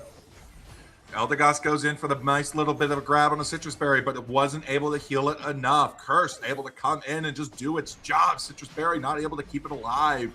Now we're going to be seeing Gumminosity Landing putting everything on the board, including Kyle's Kitchen Sink, right at that pad, but it's not going to be enough. They now have to pull back, and all of a sudden, 3 a.m. has flipped this around. Charizard Y goes for the Mega Evolution. Super effective shot from the Inteleon to take down the Garchomp, and all of a sudden, it's a power swing for 3 a.m. as they go 201 to 70. All right. Good Charizard Wild, creating a lot of space for his team. Didn't get a lot of KOs like he wanted, but he won the pad, he won the experience, he won the day, and that's what's important.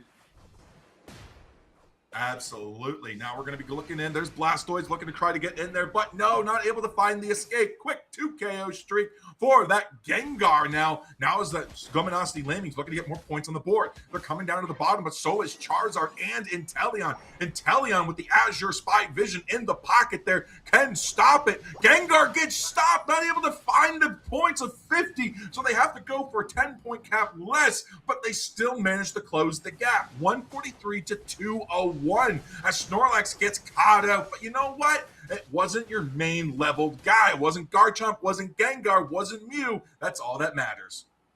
This Psyduck and Intel are such a dream team right now. Psychic into Snipe Shot, taking major damage, and they're lining up their shots correctly. This is a really strong combination that they're going to have to watch out for in about 25 seconds. Listen, it may have been, they may not have the Friday buff anymore, but they do have the power of the sun. It is probably 7 a.m. for the side of 3 a.m. They have been playing with much in the future of us, so now they got the power of the sun, the power of daylight. And that seems to be what's happening and helping them along. So, Gumminosity Landing still playing in the late hours of the Midnight Claws. Meanwhile, Gumminosity at 3 a.m. is like, we've already been past it. Rayquaza spawns in. They're going for the Hydro Typhoon. Limit Outrage comes out, but canceled by the Charizard. 1 and 2 down for Gumminosity Landing. Rayquaza down at 8.5 HP. Huge KO from that Inteleon taking down the Gengar. Now it's a dream team of Mew and Snorlax, but they keep getting zoned out. And Rayquaza goes to 3 a.m. Yep, this is the Rayquaza buff. It is scoring speed like all the rest, but it's also great damage as well, bonus damage, almost as much as Groudon. But this is pretty much all he wrote. You can't really defend against this. This is instant, near unimpeded scoring. That's the power of Rayquaza. You don't want to lose out on that buff. It is a primordial one. It is one of the strong ones for a reason. And yeah, that wraps it up. We have 3M taking this game, this best of one in losers finals, as they now move on to grands. Yeah, it's going to be 3 a.m. looking for that grudge match. They're looking to get that back end. They said, you know what? Listen, we got knocked down here by T2, but that's okay. We're going back up, and we're going to go say hi to them because we got a grudge match. But unlike this run in the lower bracket there, where it's been best of one, even with the Midnight Claws, 3 a.m. is still going into this grand finals in a best of 3 format. Now, it is with winner's advantage for T2, which means T2's coming into this in a best of one. T2 wins. It's over. They can all go to bed. They get the $250, and they get to have some breakfast money for the morning. But 3 a.m., they got 2 more games at least ahead of them if they want to win Underdunk 85. I'm not biased at all, I swear. Absolutely not. But we're going to take a quick break, chat, while we set that up. So, while we do, stick around.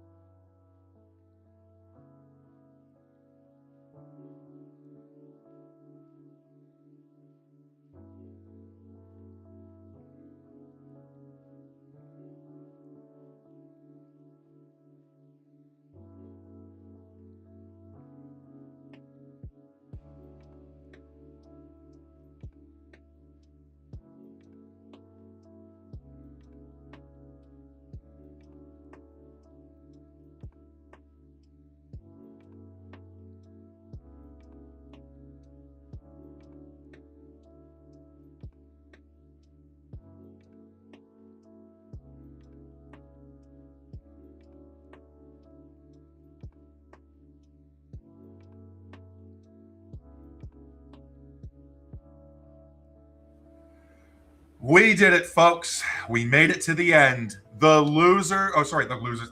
grand finals. Best of 3 with winner's advantage for T2. In a winners take all tournament for Underdunk 85 with a $250 prize pool courtesy of 2 anonymous donors and Faith and Love.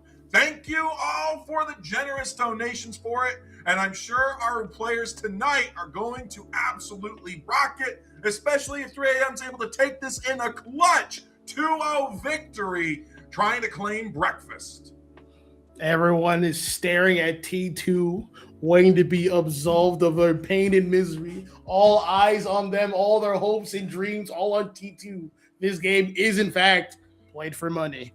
As we move on to this draft, we're going to have some usual prospects that we've been seeing all night. Sylveon, Espeon, Charizard Y, get them out of here. Mew, Zacian, Mega Lucario, get them out of here. They no longer belong here.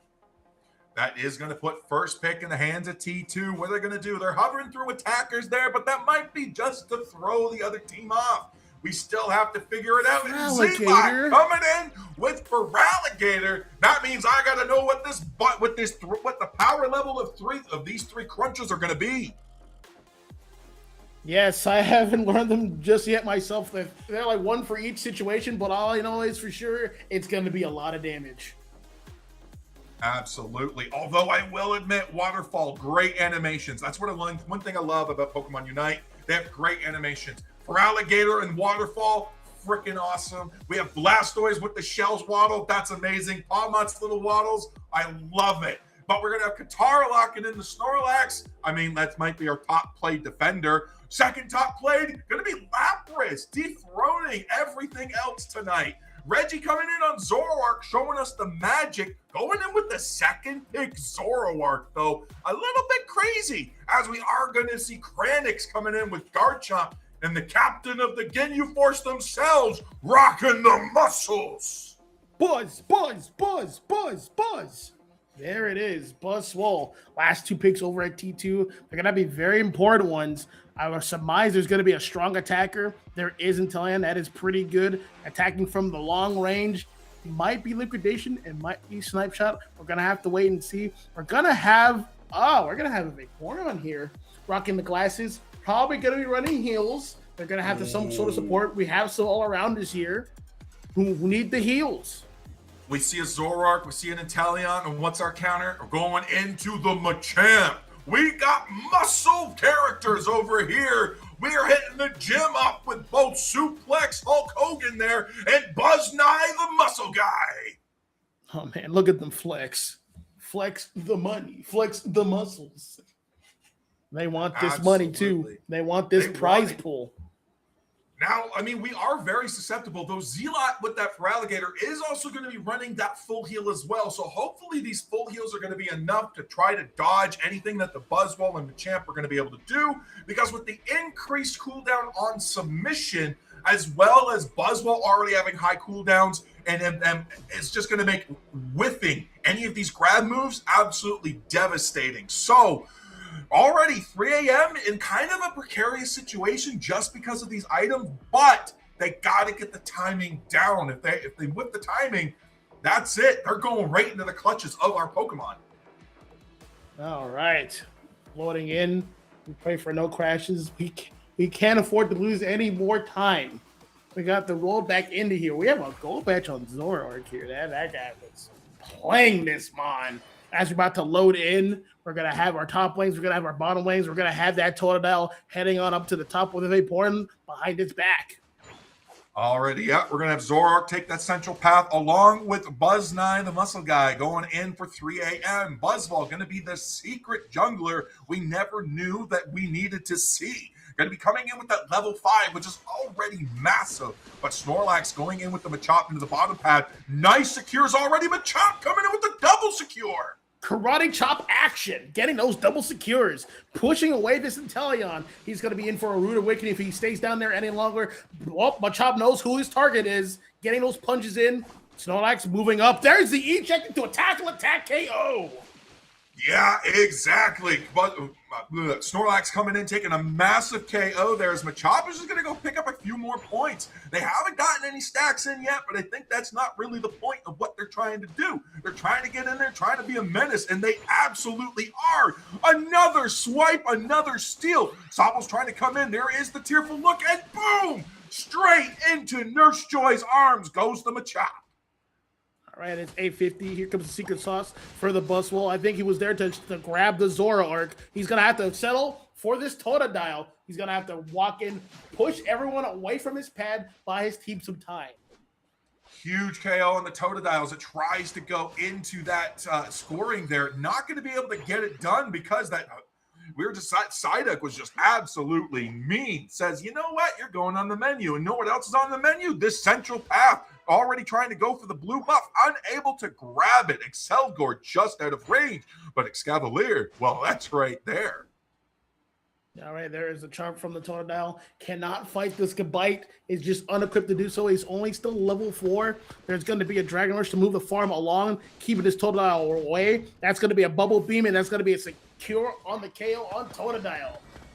Zoroark just hitting 7 now, but Buzzwole also coming up with level 7. Kranix is in a bad position, but Buzzwole almost was able to bait them in, but Zealot just said, nah, that's not going to happen there, as we're now coming up to try to get level 5 on him. But meanwhile, we do have Reggie on the Zoroark, going for the Reggie. Drago secure, takes it down, but we do have the smackdown grab on Vaporeon, able to get away. Snorlax comes in with the blocks, as we have the submission coming there in. The submission eject gets the KO!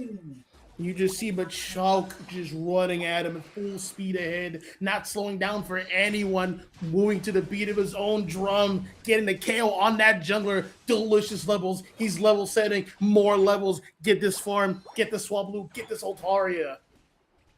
Snorlax already coming in, and I just want to mention that we have been seeing heavy slam Snorlaxes all night long, but you know what? 3 a.m. just says we're not at 3 a.m. anymore. It's time to lock in. What are we going to play? Flail. Flail-Lax coming in. This really is a muscle team for this side of 3 a.m. They're going in on that raw attack damage with a little itty-bitty special attack with the Psyduck. We have Fraligator here going on a one-way secret mission to get more experience. I think it was well worth it. He got those level 7 unimpeded, and he pulled aggression towards their farm and in their jungle, getting an easy secure on a Regieleki here.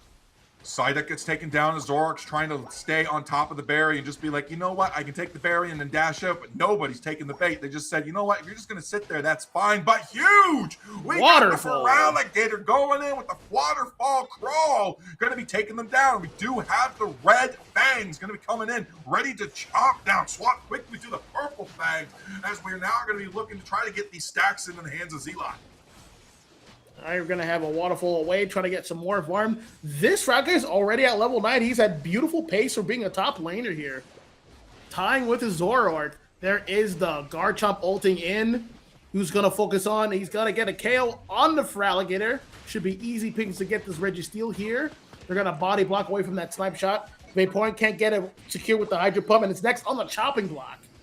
Already, we're going for the 40 cap in, and boom, that's going to go in. 40 more points from the Snorlax, pulling that pad down to 10. Machamp coming in, just going to break it with a quick dunk for an even break. No overdunks in the bottom, but they are going to be ahead by 13 points. 153 to 140 here. Now Reggie's going to be looking to base back, but there's an opportunity to get caught out, and they said, we're backing the heck out of there. We're getting out of dodge. Meanwhile, we already have the crunch up for this Feraligatr ready to come in. They're looking to brawl, but no, they got the waterfall in. They got to get out of dodge too. They said, too much damage, not enough follow-up. Yeah, speaking of too much damage, down goes Snorlax from the snipe shot, and here comes Machamp. Single KO. Oh, he ejected through it, and eject for an eject. That's what he gets. Machamp does not care. They're just breaking pads, scoring points. 167 to 181. They do not care about the overdunks. They don't have it there, but they live it. Outrage comes out. The Zoroark comes in. Not able to find anything with the Midnight Days. Able to get away, though, as Snorlax is chasing them down. They're dashing around, juking and zuking, but they're not able to find much, as Regieleki is starting to get hit now and going to be secured by 3 a.m. All right, we're moving towards the bottom here. They've secured Regieleki up at the top. Regidrago's going to spawn in about 15 seconds. There is some contested farm at the bottom. Is that going to be a submission? Oh, wait, no, he got enough spacing. That is a flail axe, and just to realize what that Snorlax was, not a heavy slam this time around. We're going to have Bustle heading towards the top lane, trying to probably contest that Feraligatr, who's there all by himself. He's going to have to be careful. Feraligatrs all alone, taking on the Regieleki. Buzzwole basing out of there. Psyduck gets taken down by the Inteleon. Huge snipe shot from way out of the middle field there. Going to be taking it down and sending it back. We're going to have the Regidrago going to be just completely uncontested as we have T2 moving into the top to take on the T1 pad. And there's no value much for the bottom line except for the Registeel. Oh, psych. You thought the Lapras was going to be able to take it, but it might. It's moving. It's in the Lapras Express, but it's just going straight to the T2. It's also going to score. Taking a leaf out of Machamp and just says, you know what? 16 points going in. And the swing for points, 260 to 181. These points are just dunking in. These teams are saying, we want the money. Time to get in the money. We're going to have a select on. Whoa, where did Buzzwole come from? Getting his eye up. That's it. He got squeezed. There's a submission right there. And all the muscle men, all the macho men are here. Huge KOs there as well, but they're not able to take the lead. Both front pads are open, not caring about the over dunks, and that's already coming to bite them. That's 80 points away from them now. 260 to 181. They could have had a massive point lead. If any of these pads were up, they could have gone for an overcap, but it's just not going to happen. Now we do have the top side here, Regieleki about to spawn in. It's not a win condition, but it might just be enough to put somebody in the lead if either team goes for it. But it looks like neither team is interested in it. Yeah, we're not even going to have a champ just farm his cross-shop stacks over at the top. He's got other plans. He wants to grab somebody right here, right now. Getting some vision towards the bottom. The rest of the team's over here towards the center by the choke point. Zoroark moving in, disguising himself as a champ. Here comes Buzzwole. He's going to face back as Captain Beauty. That's a massive snipe shot. Garchomp's going to go in, getting some major damage out. There is a Machamp getting a KO on the Zoroark. That's huge. Next is Vaporeon getting out of there. That's another one. Down goes Garchomp. There's a submission on Feraligatr. Another heavy slam. There it is. With Buzzwole. Things are flying over. There's the Psyduck to dissuade all the damage. This should be a wraps for this game one. Well, they still got to secure the ground on, and right now they don't really have that going in. They're trying to get it, and there it is. The Snorlax finally secures it for them, but they still have to hit the score pads. Feraligatr's back and far in 3 seconds there, and we have a Zoroark Unite, and we do have an Inteleon Unite as well. They only get damage buff increase and a small shield, and already the shield is broken on Buzzwole from Inteleon, just laying out the snipe shots. 3 a.m. is behind on points, although I don't think they know it quite yet. If they didn't know what the prompt was at the start of the 2-minute mark, they're going to know in 4 seconds. All right, 3, 2, 1. Yep. About every minute, the game like hints at who's in the lead and by what threshold. Now they know that 3M is behind. They have to make their final move here. They do have 2 Unites in the pocket themselves. Snorlax and Garchomp are going the straight grab. in. Suplex there for him, but the Machamp is the first to fall. But so is the Inteleon. 281 to 260. T2 has to score. We're going to a game 3. 1-2 down for T2 there as Vaporeon's got to go. It's only 21 points. Someone with 5 points or more, with 10 points or more, just go and score for T2. But Snorlax, clutch position. Snorlax heard the threshold's call too and much. said it's going to be me. Yep, that should do it. Now I know everyone's thinking and rolling their eyes right now. We have to watch more games, but it is what it is. We're in it for the long haul. One more game. 3 a.m. wants that $250 prize pool. T2 does not wanting it hard enough, but they did get a lot of Pokemon off the board. Inteleon, Lapras, Vaporeon, Zoroark, and the dreaded Feraligatr. Now they're not going to be able to, they don't have to focus their bans on any of these Pokemon. Instead, they can focus on what they want to bring in for game number 2. Such as Char X and Blastoise, there's still a lot of strong picks. A lot of things are available. We get to play draft again, All-Star draft. There's another round. Stay tuned for that. Absolutely. But great job from both teams. I really like what 3AM was doing. They knew exactly how to counter Zealot. Zealot kept going in for waterfalls to either escape or engage, but right there, they were ready to disrupt it, and they had the CC in the pockets of either Resu, Ginyu, or Sazero ready to take it down, ready to just say, you know what? Nah, you're just not going to play. 1, 2, 3. They were chaining on top of that thing, and they just said, you can't play. Oh, you got heals? No, you don't, because we're going to KO you much faster than you think. Yep, strong showing, especially from the champ. They always had an engage and a re-engage, which is a very key factor towards their success. It could have been either one. It could have been the bustle with the engage or the re-engage, or like vice versa with the Machamp, but they followed through that formula, and it was leading to much of their success, especially in that final fight. Garchomp got a good engage with his ultimate, making that Inteleon use some resources to move away. And then with the re-engage, what do we have? We had Machamp with the submission, taking care of not only that intel, but the Zoroark. Yeah, and just like T2's team is also off the roster, that means 3AM's is too. No more Machamp to worry about, no more Buzzwole to worry about, and that is also very important because these are crucial Pokemon that they use. Is it all that they have in the pockets? Absolutely not. We've seen some devastating Pokemon come out already from them, and with 10 Pokemon banned against them, we're going to see what's going to happen coming into game number 2, or game number 3, so to speak, because best of 3, winner's advantage, technically game 3 for point 3, but yeah, all together, coming into the next round, it's going to be interesting to see what teams are going to dive into, because unlike other best of 3 rounds, the pools don't have to be dived into as deep. Supporters and tanks are just still there because the winner's advantage point goes to T2. Yep, absolutely. I believe we're about to start up into the next match. We still got a lot of defenders available. We still got a lot of there's always all-arounders in this game, no matter what. No matter how many rounds of draft there will be, there will always be an all-arounder to take up the next spot. But let's see these bans here. I surmise there will be an Umbreon ban. I surmise there will also be a Mega Charizard Y ban. T2 back in the first spot, taking up the Espeon, followed by taking out that Gengar in the side of 3AM. Oh my gosh, my brain had a brain fart. It's almost 2 a.m. I guess that's why. Charizard Y is gone. You called it, GX. And we're going to be seeing, is it Zacian? Zacian. We're getting rid of the dog. No ripping and securing in one mon for free. You do one or the other.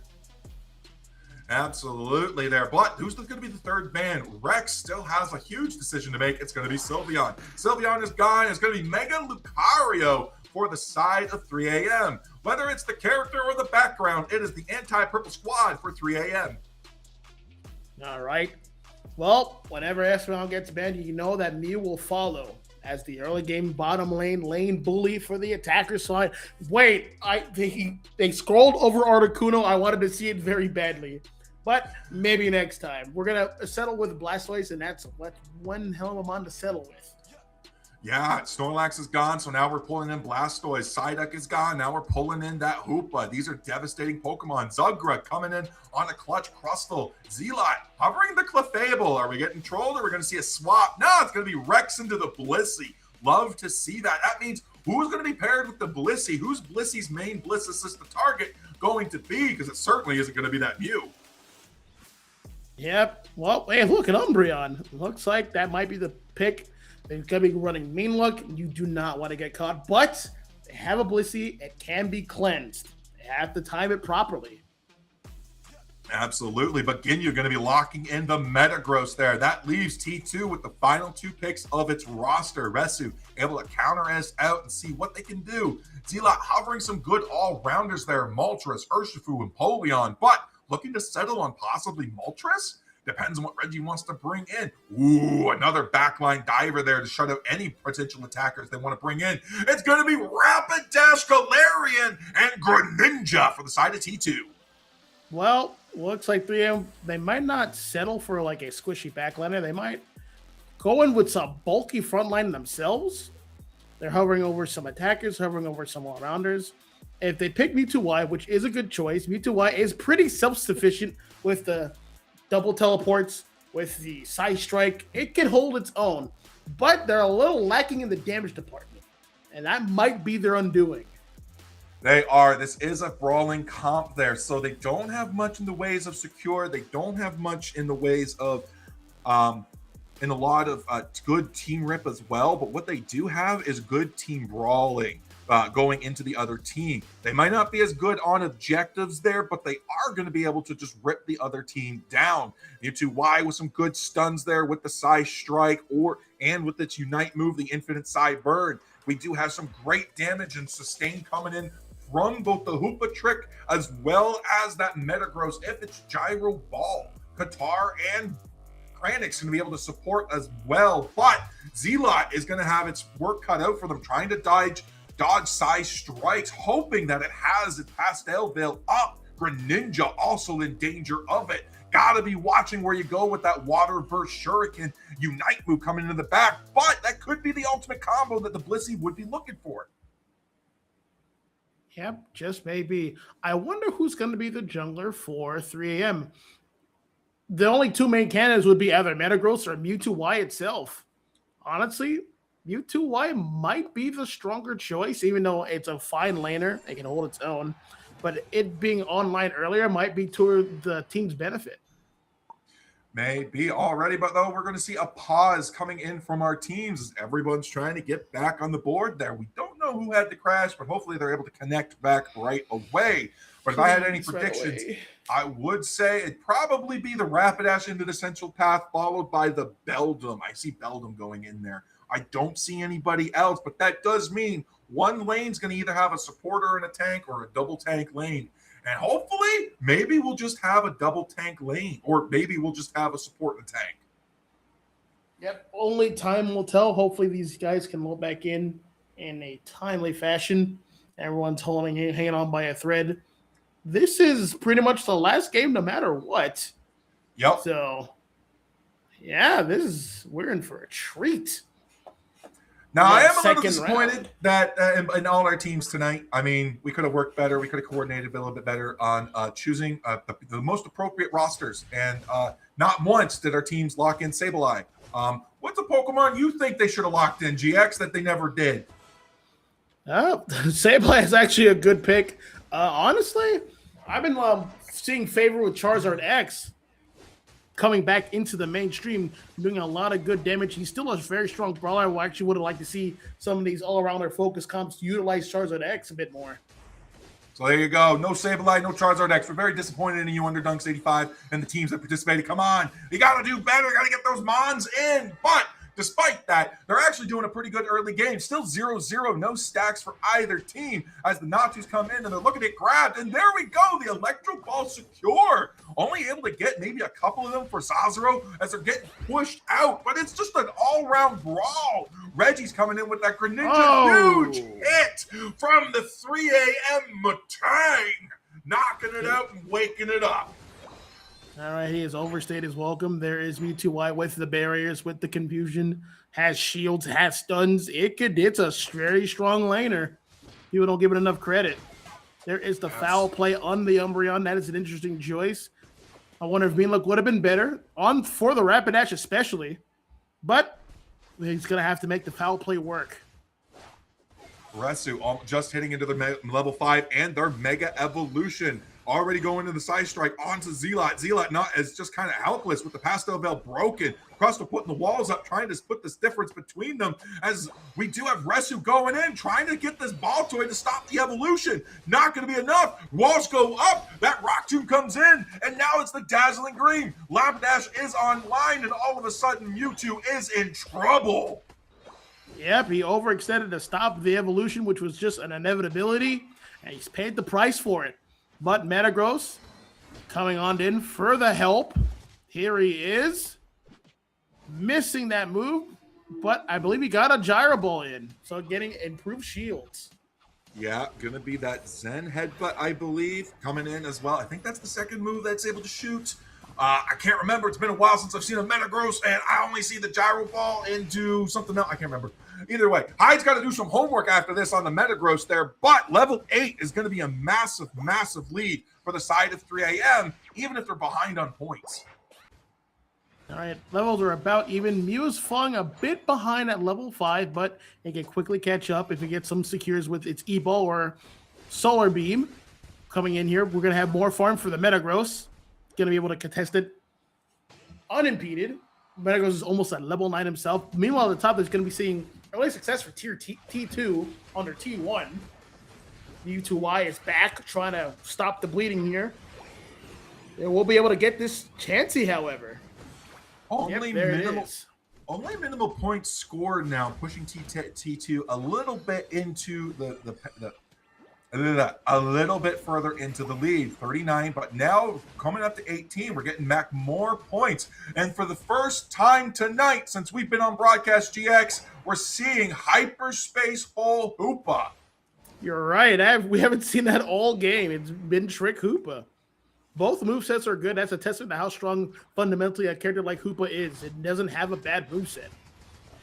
Yeah, absolutely. I love Hoopa for that because it's good. I do like the lack of a Phantom Force option sometimes coming out, but we're probably just going to see that every game. I don't see Shadow Ball coming out, but you know what? Like, listen, Hoopa's a good character. It's got a lot of mobility, and a lot of teams have been picking it up ever since NAIC. But despite the Mew, the Metagross goes for the KO. The Computing Crush is coming through. Picks up another KO with the Greninja as they're dunking more points and finally taking the lead in a massive storm. This team is very, like we said before, this team is really strong with team fighting. And since they can't really capitalize on like a squishy attack on the back like Mewtwo, who's just pretty self-sufficient, they lose some value there. They lose some value in two spots with the Greninja and the Galarian Rapidash. Yeah, Sazero ticked into level 9 though, so that means that it has its Unite move. Hydro Typhoon comes in as well as the Infinite Cyburn. Hoopa tries to portal the Blastoise away, but Blastoise says, I gotta surf, and misses the train. Now they're very susceptible. There goes the Triad Blitz, locking Sazero in. They're trying to get away with the Hoopa portals, and they're able to win at the last second. No, Hoopa got KO'd. Gets the KO. Oh my gosh. Egg Bomb all the way. 1, 4, 3. It's good. Wow, that was an egg. Listen, at the end of the day, Hoopa still went back to base. All right, it just took a little bit longer to come back. True, it's back and it has its ultimate. Hoopa Unbound, creating a lot of space for his team to try to get the secure on Regieleki.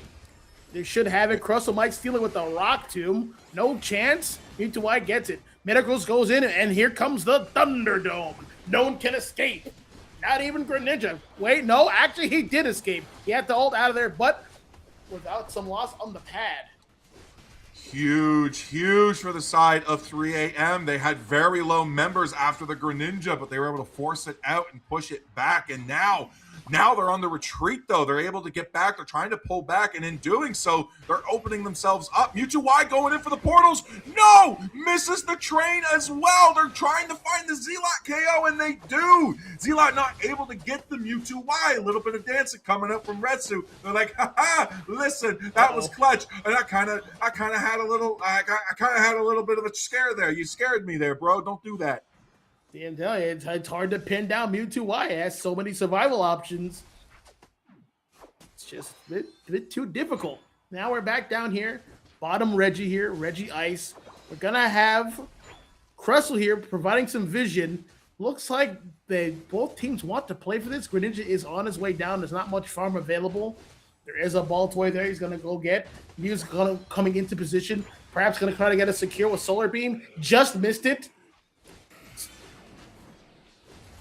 Listen, There we go. Boom. Here it goes. Metagross coming in with the Computing Crush again. And now we're diving in deeper. 3 minutes has hit the clock now. And this is a danger zone for using any Unite moves. You burn it now, and if you're not Pikachu or Delphox or Gardevoir, you're not really going to have it back. So now it becomes, can we bait them out? Can we get these gone? What can we do to try to stop this? Zealot is only level 11 on that Rapidash, and that's something you don't want to see. You kind of want to see it be that level 12, level 13, especially when we're only 30 seconds away from that Groudon. Yeah, speedsters really rely on their levels, but they rely on having a constant stream of experience from an enemy player. But who do they get that experience from? You can't get it from the Metagross, the Blastoise, or the Umbreon. They're just too bulky. Hoopa has hyperspace holes they can move around. Mewtwo, why? Too slippery. Look at the double teleports. Wait, he actually got him this time, but he had to overextend. He's in a dangerous position here, but that was a big pickup. Good thing Mewtwo showed the discipline of not using his ult just yet. Triad Blitz comes out. That means the Rapidash isn't going to have it for a clutch moment. But here we go. The Crusta comes out with the Rubble Rousers. The Rings Unbound comes through. We're locking the Greninja as the Bliss Assist comes through. Greninja still has it in the pocket. No, it's taken down into the Thunderdome. Now it's going to be Groudon. Huge secure for the side of 3 a.m. Hoopa said, I'm angry and this is going to be mine. That's why you don't use eggs to KO me, Blissey. Take this. Well, a very strong team fight from, you guessed it, 3 a.m. winning at almost 3 a.m. our time here. They couldn't. Team 10 wasn't in the cards for T2 to like rip or secure because 3 a.m. just forced a team fight immediately. Like, and I mean immediately. Absolutely. But 52 to 606. We have 1 KO down now, but we're just going back to get more points. Blastoise waiting to just go score. There's the Blissey. There's the Crustle. No one's checking bushes. There's the Greninja. They can't afford it. They can't Come on, afford just to go, check. Surf, bro, surf. There it is. There goes the Surf. Another Hundo Burger. The 706 into that. Now they're going to be able to get away. Greninja goes in for the fast track score for no more 200 points. even. But I think this is over. 40 seconds left to score 597 points minimum. Who left all that food on the floor? Look at all that candy. Who left that there? Pick that up. One last team fight. About 30 seconds left with 10 points, but who cares about that? They're just leaving it all out on the table. You might as well. Yeah, you might as well. You know what? It's 17 seconds left. Get whatever KOs you can. Zealot's doing whatever they can as well, putting those shields to use, putting that Pastel Veil to use. But Hoopa comes in and says, no, we're going to do the double auto boosted. And now 3 a.m. coming for the central pick as they are coming through. And there goes the Hoopa and the Metagross at the last second. Just gone. Here we are, What our a champions pose. from losers. 3 a.m. winning at the 2 a.m. Congratulations to 3 a.m. winning Underdunk 85 at 2 a.m. on the dot Eastern time. That's a feat and a half. They almost prophesized the 3 a.m. end time. Almost prophesized it. Unfortunately, we weren't able to do it, but that does mean these folks here are going to be able to get that $250 prize pool generously donated by 2 anonymous users, as well as Faith and Love. So thank you very much to the 3 donors for tonight's prize pool for Underdunk 85. GX2. Wow, what a series tonight. What a tournament. Set. Yeah, when we went to Midnight Rules, it was just rapid fire games, man. To be all the teams just leaving it on the lines, bring out their best mons, their best compositions, and even some sneaky and unique ones. So we got to see it all in this grand final set. Absolutely. No, but huge shout out to all the teams that participated tonight. Huge shout out to everybody in production that helped make the magic happen. Bina, Lordy, Steel Agent Kyle, Husky, who are casting tonight earlier, and GX2, who's tonight. And we got Kyle with us tonight as well. Kyle, what a finish.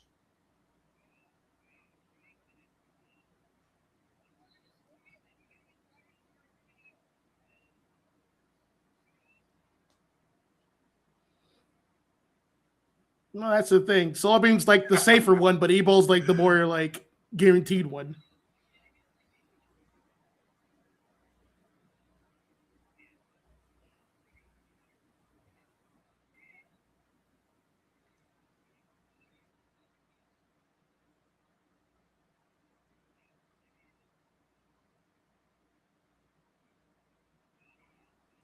Yeah.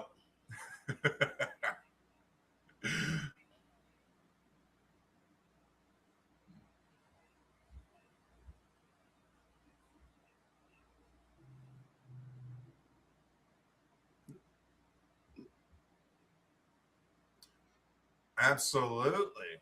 Especially, Still I mean, hear you. listen, even if you're not going to be celebrating this weekend because either you don't live in the US or you just don't do it, I mean, that's still Pokemon Center money in the pocket right there. You know, if you're definitely going and you got that travel voucher in the pocket, at least there's Pokemon Center change right there. I blame my cat. I was muted on stream. I think we're working now. He You are. stepped on a ton of buttons. He is Oh, very no. cute. Oh Look my at gosh, look at him. Hello. But all that said, Black CH Meowry, all I said was congrats to BH3/3 a.m. Well-deserved win. It's super late for them. It's super late for us. Congrats to $50, $250. I have my Invisalign in already. I'm like ready to go to bed. So yeah, let's wrap it up. And let's send us, we'll find a raid target. Any final thoughts? Let's go around the room. GX, any final thoughts on the day? I love All-Star Draft. I hope this becomes the competitive standard. All you people with your one tricks, you will about to be exposed. This is the new era. Get ready. Yeah, that's exactly right. Jonathan Hyde, any final thoughts as we decide on wrapping it up in a raid target? Absolutely. I love the fact that we were able to get into All-Star. I love that we did a tournament around it. I hope that this becomes the competitive standard, as GX stated. All the teams that participated, I love to see all the different strategies, all the different things. Guys, here's a strategy to think about. If you're ever in a best of 3 and you don't want to deal with something, just give up game 1. 5 supporters. That's 5 supporters. Just auto-ban game 1. That's the strat. Once those supporters are gone, you just get the lock-in with whatever you want. Don't like supporters? That's fine. You can double into tanks too. The rosters are that limited. Give it a try. That's what I'm saying. All right, everybody. Well, appreciate everybody for tuning in today. Hope everybody has a very safe and fun holiday weekend. Hope everybody who's watching the World Cup has a lot of fun. That's what I'll be doing the entire weekend. And yeah, until then, reminder that we'll be having our volleyball open qualifier next week. Make sure to tune into that broadcast, as well as stay tuned to our socials as we post all the details that will be upcoming. Until then, everybody, we will see you next time, and goodbye. Bye. Adios.